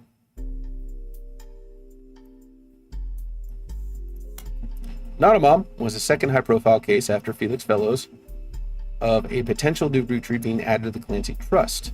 Instead of claiming herself a Rootry, however, she claimed she'd slept with Guy Hudson and that her daughter was a Rootry. The accusation came during the height of Root Tree Mania and began with a brief TV interview. She appeared in the shadows with a disguised voice and promoted an article about herself in News Time. In the TV interview and the article, she referred to his daughter as Jane Doe Roottree. The name Anonymom was not self-inflicted. It seemed to spring up organically because nobody knew how else to refer to her. The day after the News Time article, Sam Madsen publicly supported Anonymom due to some parts of the story she found particularly credible. With the momentum of Sam's endorsement, Anonymom went on a media blitz. Ultimately, this backfired. As more details came out, people became skeptical of her story due to the extreme similarity to Five Pieces. Her accusation even included many of the same details as his mother's story. This included her job, secretary, and the time period, late 70s, which actually kind of works out because Guy Hudson had a habit of, After fumbling the five-piece story so publicly, the Roottrees were more prepared to handle all Clancy Trust-related cases. Within a week, DNA tests proved that Anonymom's daughter could not be related to the Roottrees. This was announced could not be related. A joint press conference with lawyers represented both Anonymoms and the Roottrees. Each party ensured their respective clients provided accurate samples. Immediately after the negative test results were released, many of those who had already been skeptical felt vindicated. Others who had built up hope that history could repeat itself after Five Piece felt duped. Many people suspected the whole affair had been a hoax to gain fame and money. Many demanded that Anonymom be held accountable, and that some people even began to attempt to track down her true identity. The Roottree Company felt pressured to put out a second statement to try to curb some of the backlash, even going so far as to say, though it was scientifically proven that Jane Doe Roottree is not a Roottree, this doesn't mean that her mother and Guy Hudson were not involved in an affair. She had every right to make her claim, as it has been verified that her stories about Guy Hudson were not exaggerations. Please leave their family alone. Many people claim this is high-profile anticlimax, and public backlash was the beginning of the end for Roottree Mania, since much of the fun was the shared fascination about secret Roottrees. Others think that, like any fad, it just ran its course naturally. Regardless, this was the final notable event related to the release of Six Pieces, and things soon went back to normal. Jane Doe Roottree has already been eliminated as potential new Roottree by the company's lawyers, who are the ones verifying your work. Anonymom's affair does not appear on your updated tree.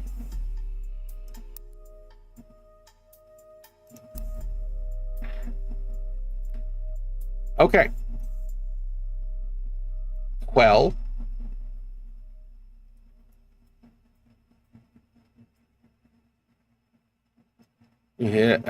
how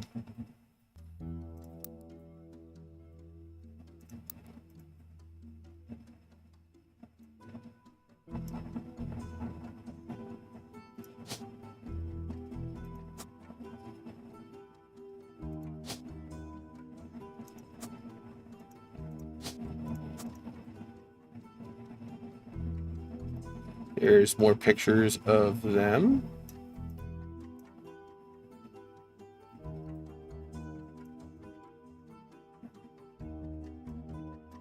Available online, obviously. Hang on. Apparently I can't add that picture of the old man. Dude, what do you want to bet Miracle cheated on his old lady? Alright. Let's see if I missed something with Clark.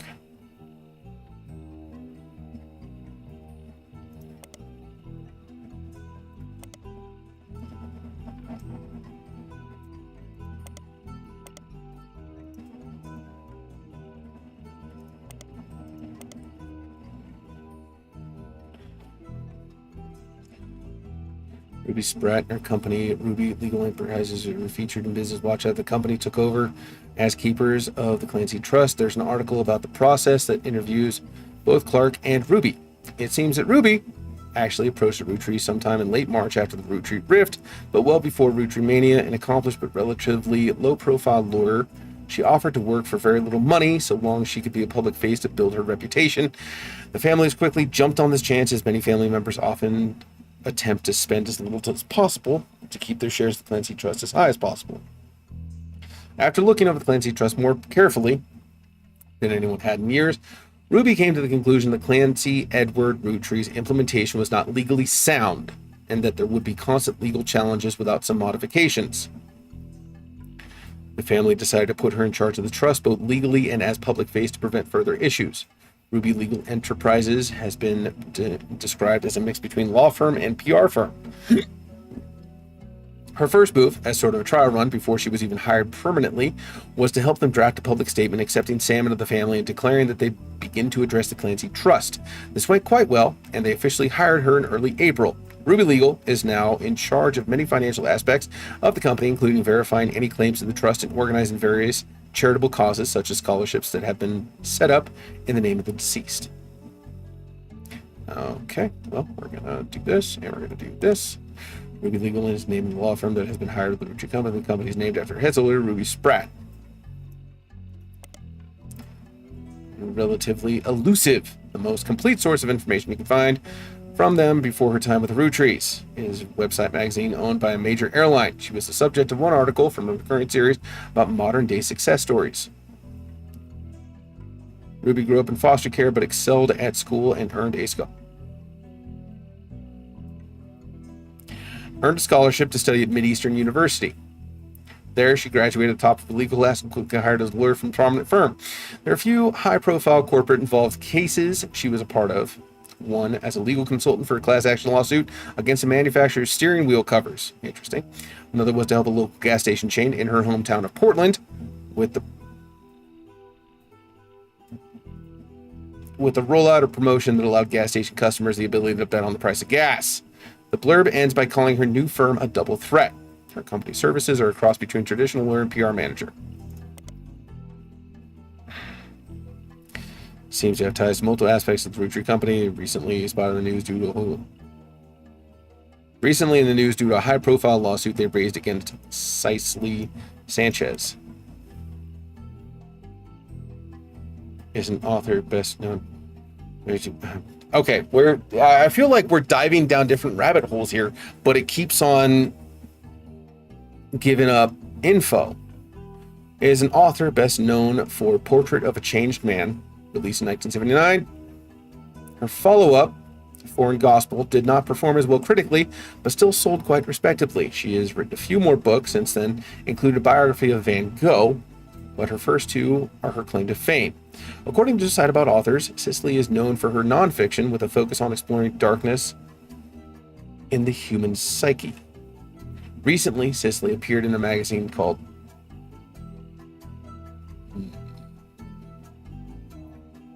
Piketty with an article about a book. Category.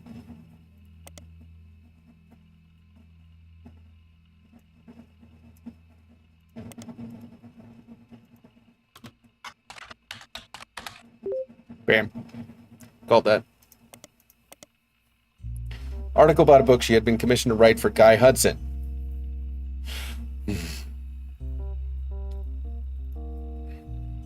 Magazine and Cicely herself were immediately issued a cease and desist due to its inclusion of pictures that she never had the rights to publish. The issue was pulled from store shelves, making it an instant collector's item.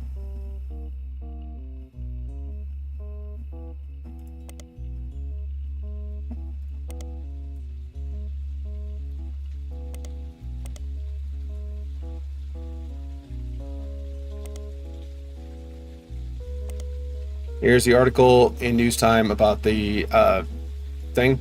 News Time briefly covered a lawsuit between Ruby Spratt and Piketty magazine surrounding Cicely Sanchez. They said that Cicely didn't have the rights to redistribute the photos in the magazine Guy Hudson. Piketty apparently announced that they would be pulling their issue the following day, the moment that Ruby Legal Enterprises threatened them. This caused the issue to sell faster than any other in the magazine's history, though only for a day.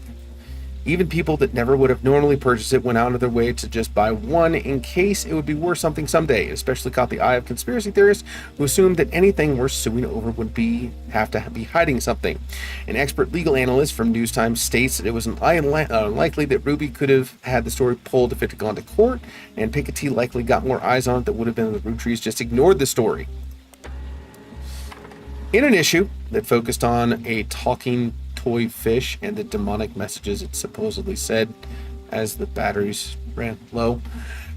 Piketty had an article about a canceled book by Cicely Sanchez. The book's subject was Guy Hudson, and the issue was said to contain pictures that Cicely did not have the rights to publish. Because of the pictures, this issue was pulled from store shelves, making it subject to conspiracies and an instant collector's item. Due to this recall, the version found in these archives is incomplete.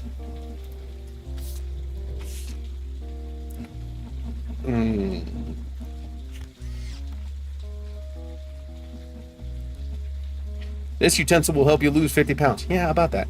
This was the issue of the Piketty magazine that continued the story concerned unreleased book. It seems it has photos of Guys Sicily, and unfortunately the magazine was issued cease and desist.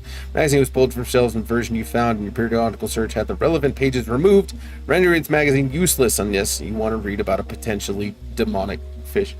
God damn.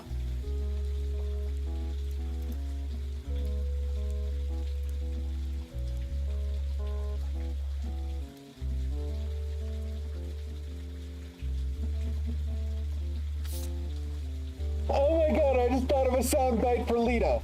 Guys, if you don't slow the fuck down, I'm gonna kick your kneecaps in. I got tiny legs and a frozen margarita. I'd smash the fuck out of that. Bok Tua. I would devour that chicken. Okay. I just realized what I've been saying for the past, like... So, clip that? we think that Elias may have cheated on someone named Elizabeth. Not on the list.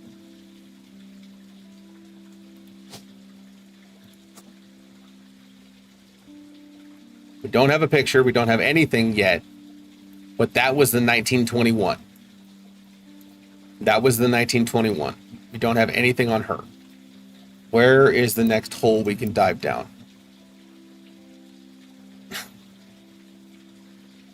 Yes, we do, Scar.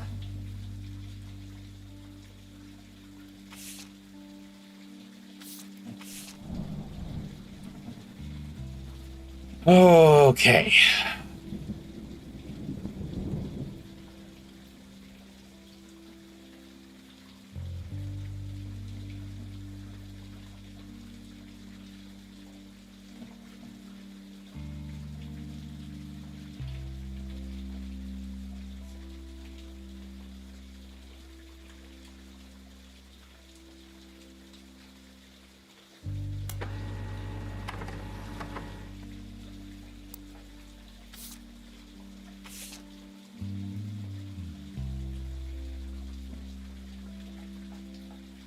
Caroline Morden interview on 45 minutes. Never really fit in the family, so it didn't surprise me.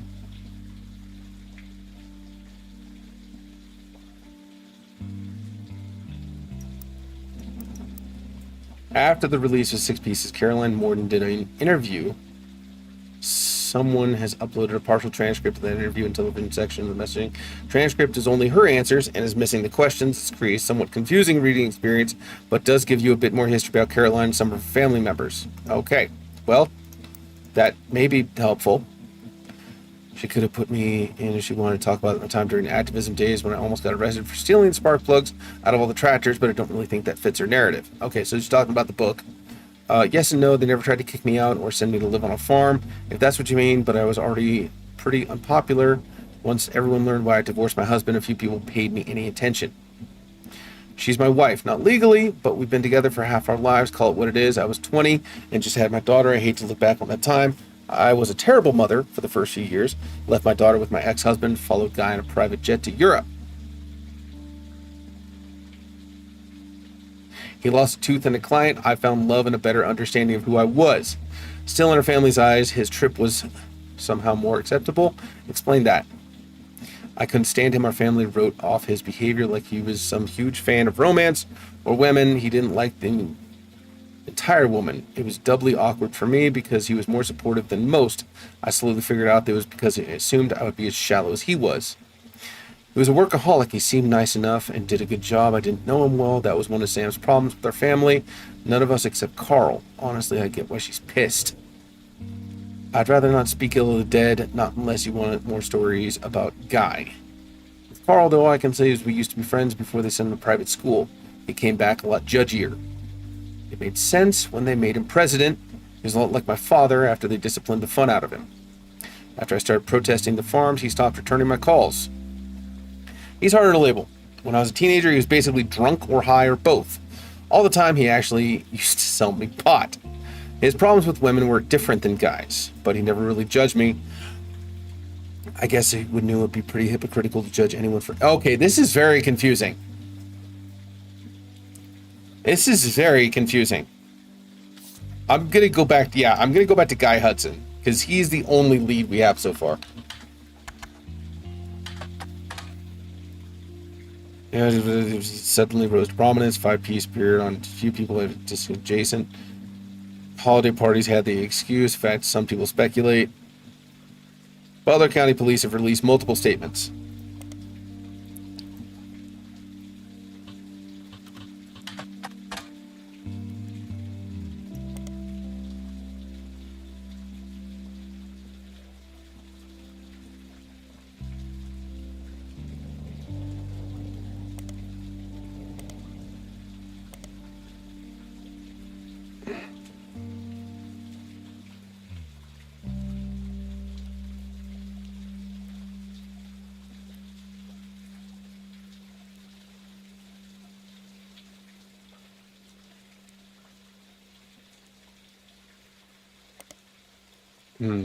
I don't.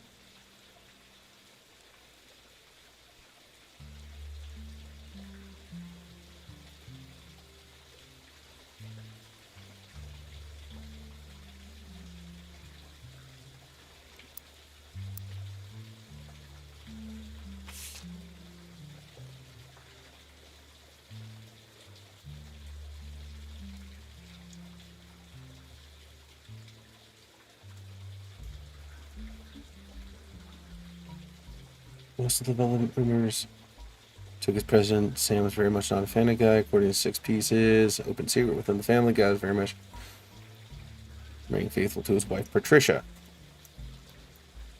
Guy Hudson, Patricia Jones.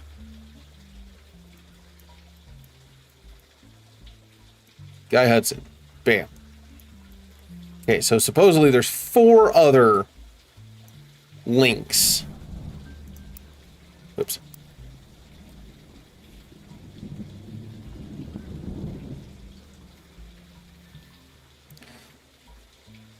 I had a daughter who Sam never met. Oh, Anatoly's. Anatoly's restaurants, not because it's a chain. It seems to be a common name. You may need to be more local resource. Okay.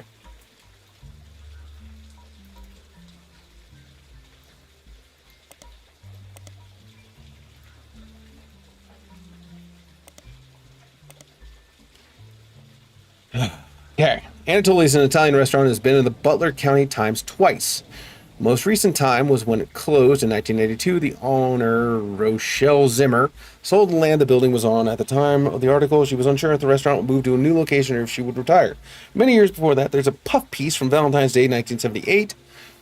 Recently married restaurants, Butler County, Christine Garland responded. She and her husband, Steve, who was a chef at Anatoly's, met years ago when she delivered produce from her mother's farm.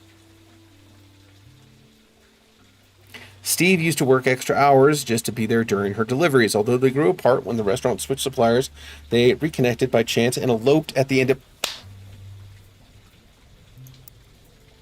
Elizabeth wasn't aware of the party with fingers. Met her daughter at one of the guys' parties and they eloped quickly due to pregnancy. Fucking, there's 2 things in here. Okay, I don't know where this is going to lead. Okay, we're just going to go back.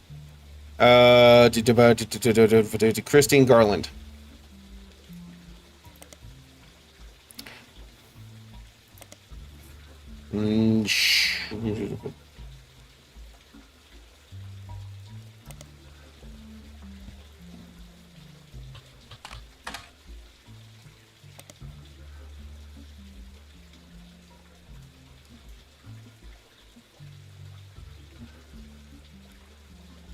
She's a secretary, but went back to delivering produce on the weekends, trying to save up to move to Boston and their own restaurant. Okay. Okay.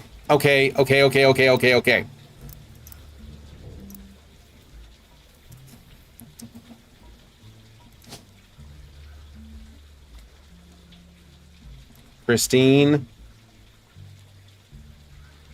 Garland married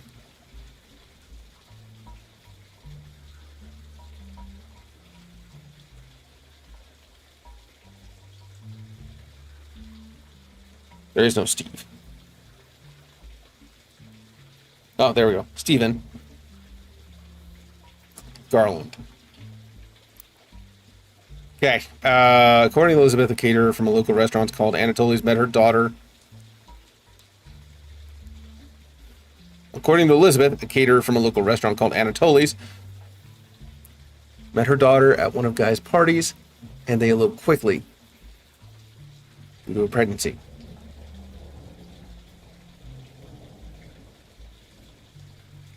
Elizabeth had a daughter who Sam never met but worked as one of Guy's secretaries. Elizabeth.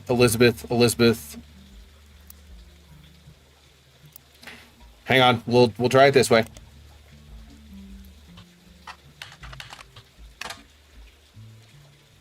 Okay.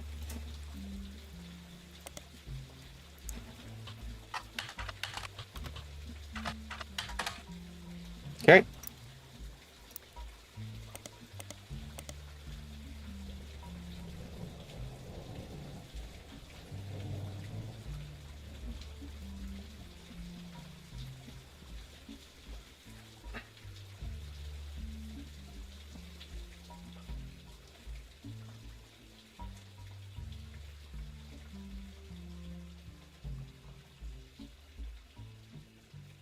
I know, Scar. I know.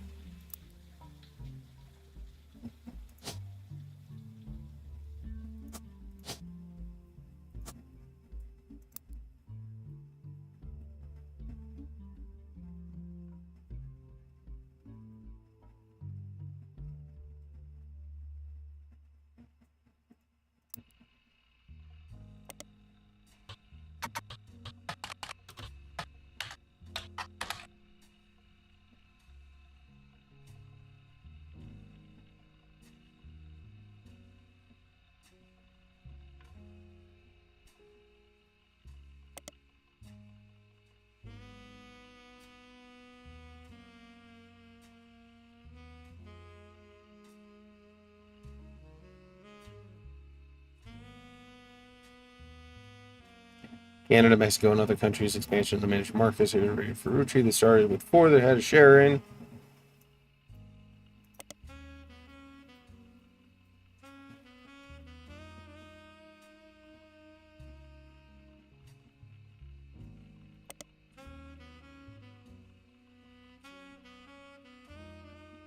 He helped develop Fruit Tree Australia. He used his own wealth to build a new factory, distribute the maple trees throughout the same methods he had already been. The website Australian Commerce mentions that he had a very unusual business agreement with the main Root Tree Company in the U.S., much like how Clancy Trust distributed the profits from the Root Tree Company evenly to the Root Tree family. The profits of the Root Tree Australia would be split 50-50 between the American and Martin himself for him to do with what he wished. This made Martin very, very wealthy, but also led to many cost-cutting measures meant to increase profits as much as possible, especially toward the end of Martin's life in the early 1990s. Root Tree Candy gained a poor reputation. Australian sales suffered immensely. Charles' vast fortune was passed along to his daughter, Robin Martin, who sold both businesses at first opportunity.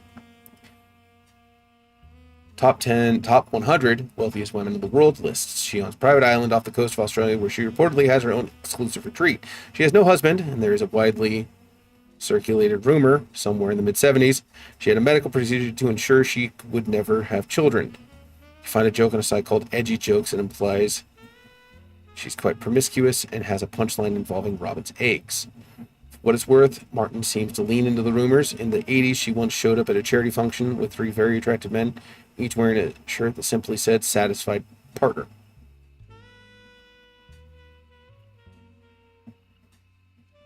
Okay. Well, that's it. Okay.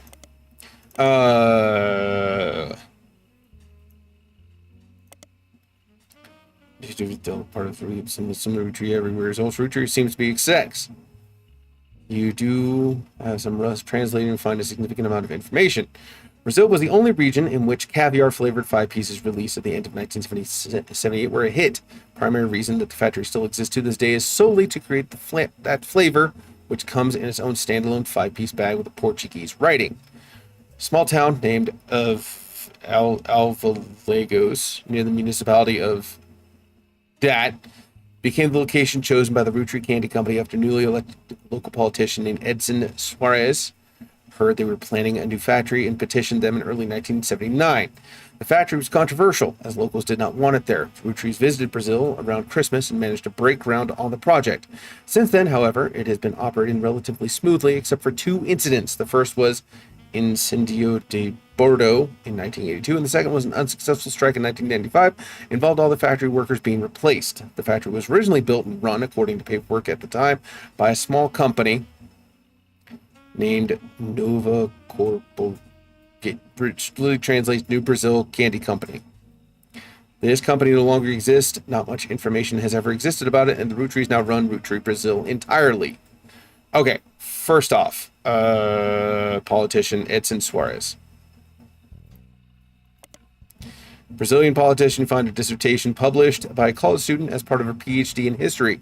Focuses on the rise of democracy in Brazil. It seems up until 1988, Brazil was run by the military. Politics during that time were often a hotbed for corruption and nepotism. Paper tells a few of the politicians at the time, including Edson Suarez. Edson former mayors for politics. He was a manager, automotive manufacturing plant for a major American car company. He was put in charge by the military government in 1973.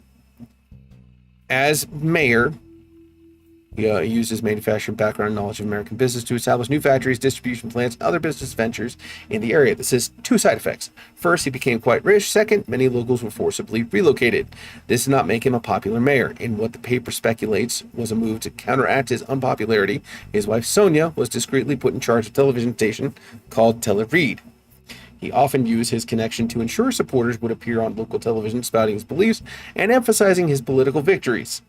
He remained in office until 1988, when he was defeated in the first election after the military government was no longer in control. After this election loss, he quickly left the town behind. No shit. It is not known where he has gone, but the dissertation often speculates he likely fled to stay alive.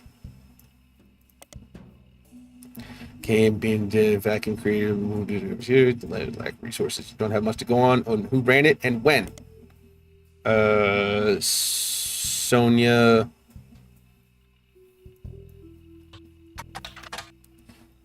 Any relevant information listed anywhere you can find. However, Spider Search does return to a page.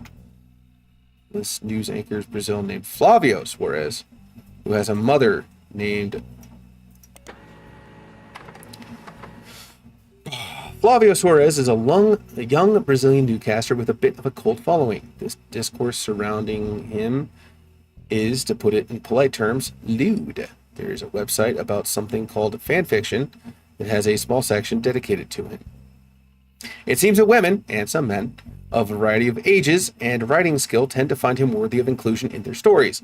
You skim some of the tales there and learn that the common thread is that he's currently dating a supermodel named Ashley York. Many of the stories either seem to ignore her existence or get her out of the picture rather quickly. There also seem more traditional fan sites that list some of the things about him, including his age, his zodiac sign, his favorite food, his mother's name, and also seems Flavio translates to golden-haired.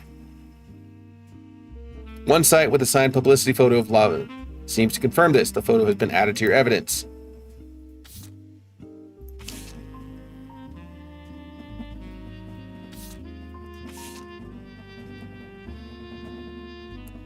I mean...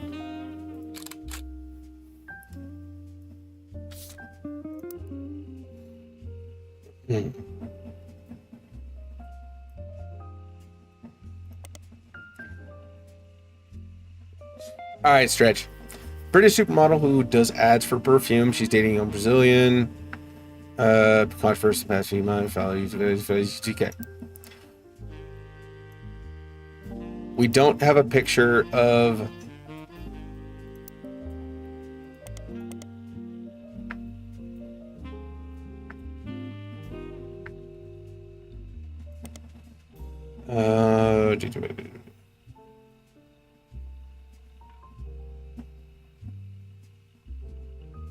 Is there a way to search periodicals?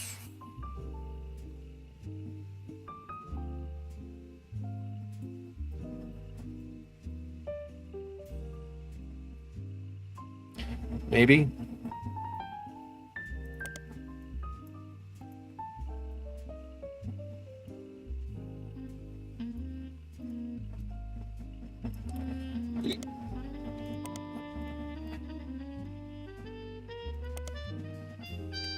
It's a shot in the dark. Hang on, wasn't there books? There was a couple books.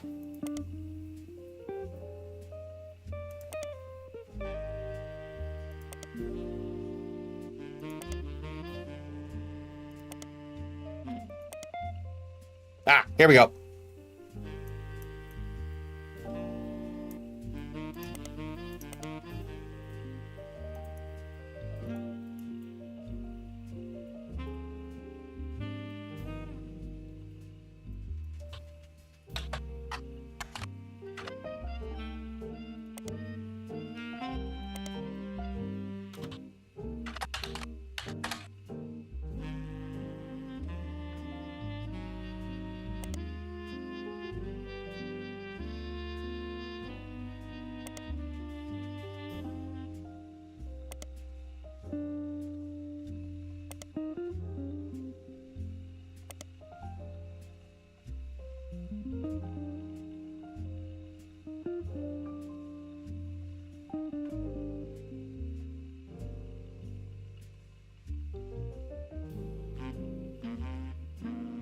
Yeah, but it's a non-fiction author. They don't usually use pen names.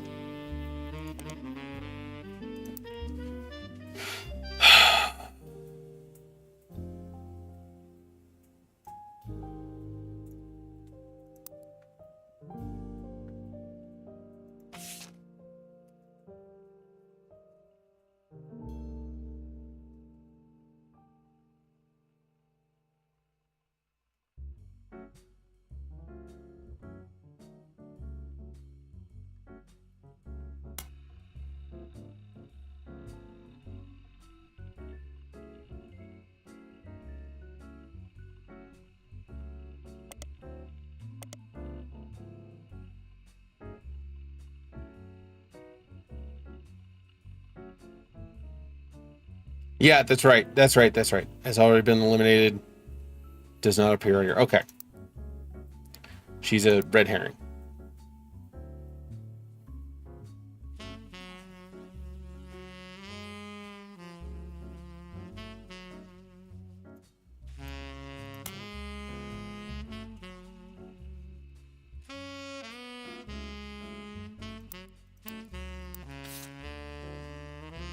Okay, good.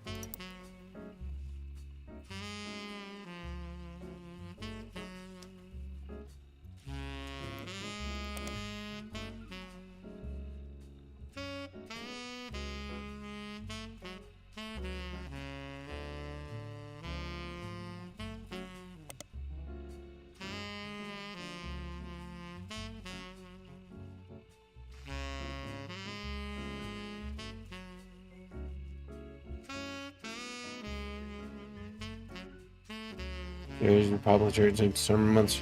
There's since been an explosion off scene's business. The British decided to show support. Traditional values this rise. In support turned to fellow pickets, gay rights activists, and some particularly inflammatory organizations. Amongst this conflict, the farm has since shut down, seemingly indefinitely. Quotes from Bess Williams' book prepare to be taken down. Who the fuck is Bess Williams?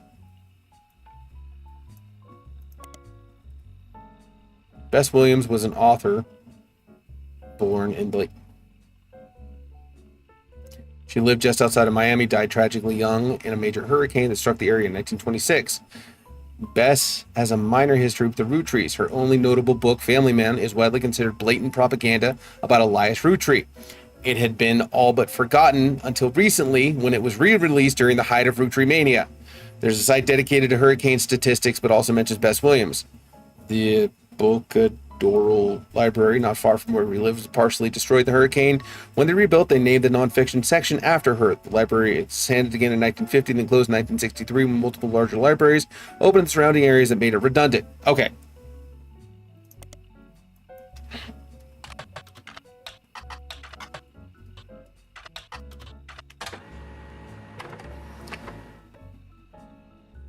reprinting of an old book about Elias Rootry. It's blatant corporate propaganda. Dictionary defines propaganda as information, especially of biased and misleading nature, used to promote or publicize particular political cause or point of view. But if they were to replace that definition with a picture, it would be a picture of this book. This book tells you nothing about Elias, and from what you know his true feelings towards some of the extended family, you're not sure it tells you anything true about Elias either. The reissue of this book was so lazy that they reused a famous photo of Elias from Business Watch whose copyright had expired. Best thing going for it is that it's only 85 pages long.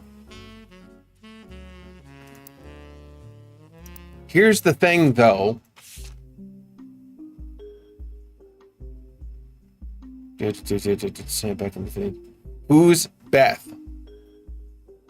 What if it's not Beth? What if it's Bess?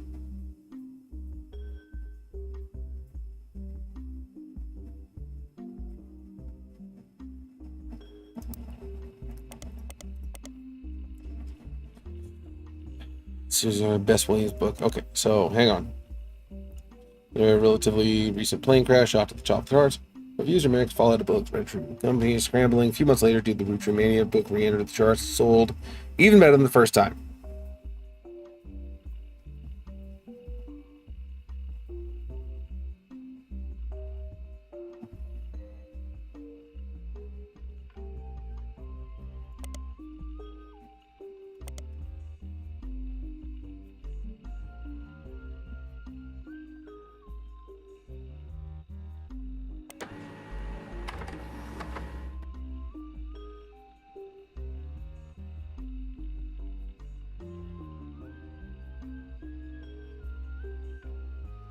Courtyard, which includes a fountain as well as a statue of an unknown author.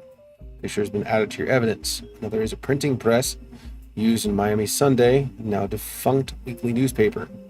Last original print of Cuba by Cubans.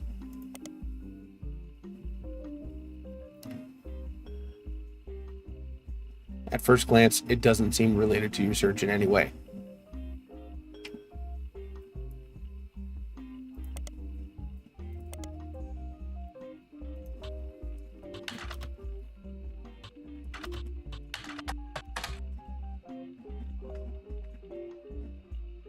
It still doesn't seem to be related to your search in any way.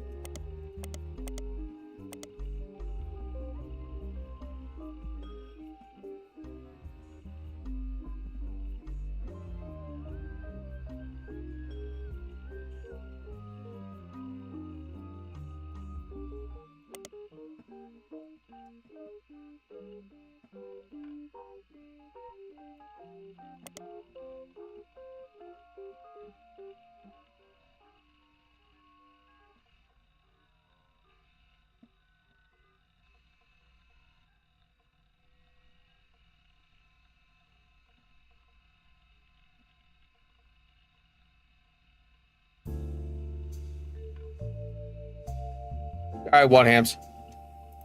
Sounds good. I'm about to call it as well.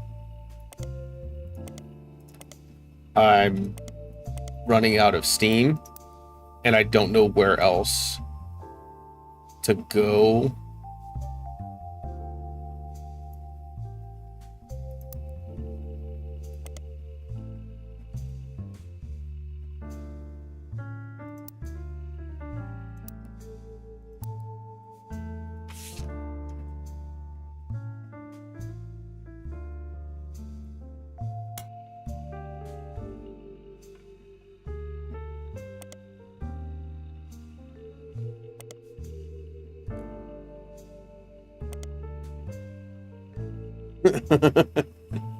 Thank you, Bronin. I appreciate you.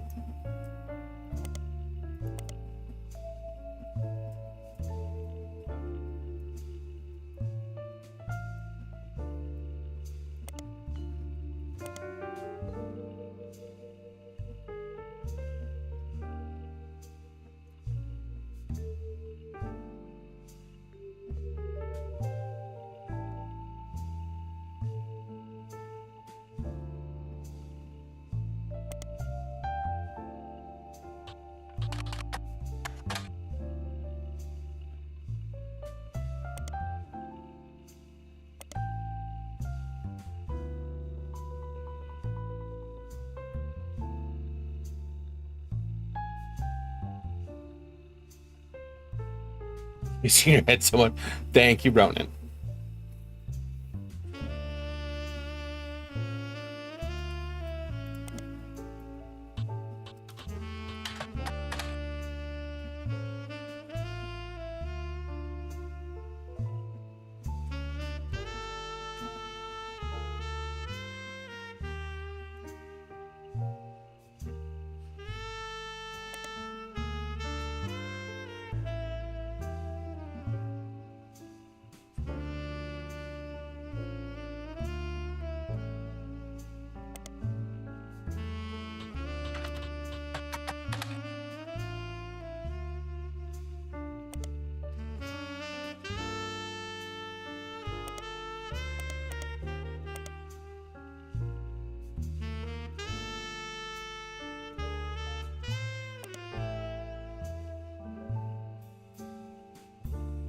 Yep, you're right, Scar.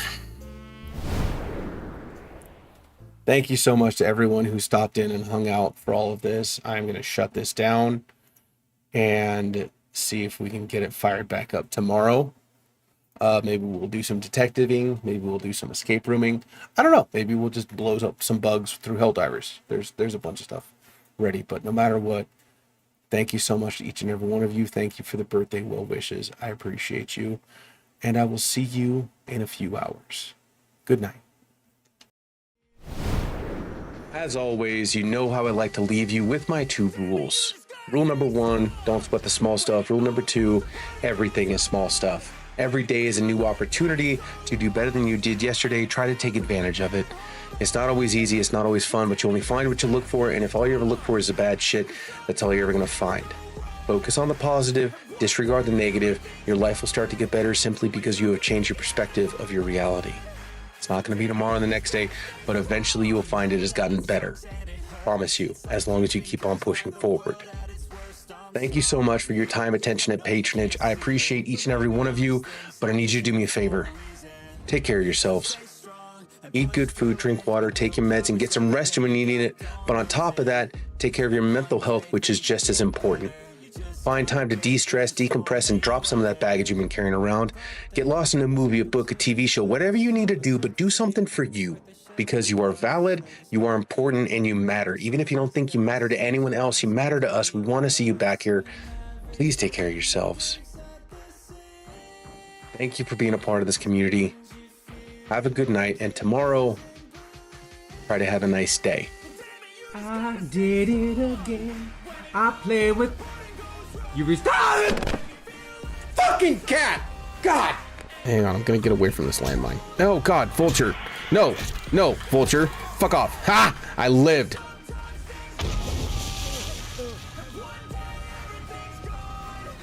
Am I a basic white bitch? Fuck it, I am. Rawr. Dickspur. Jesus Christ on a...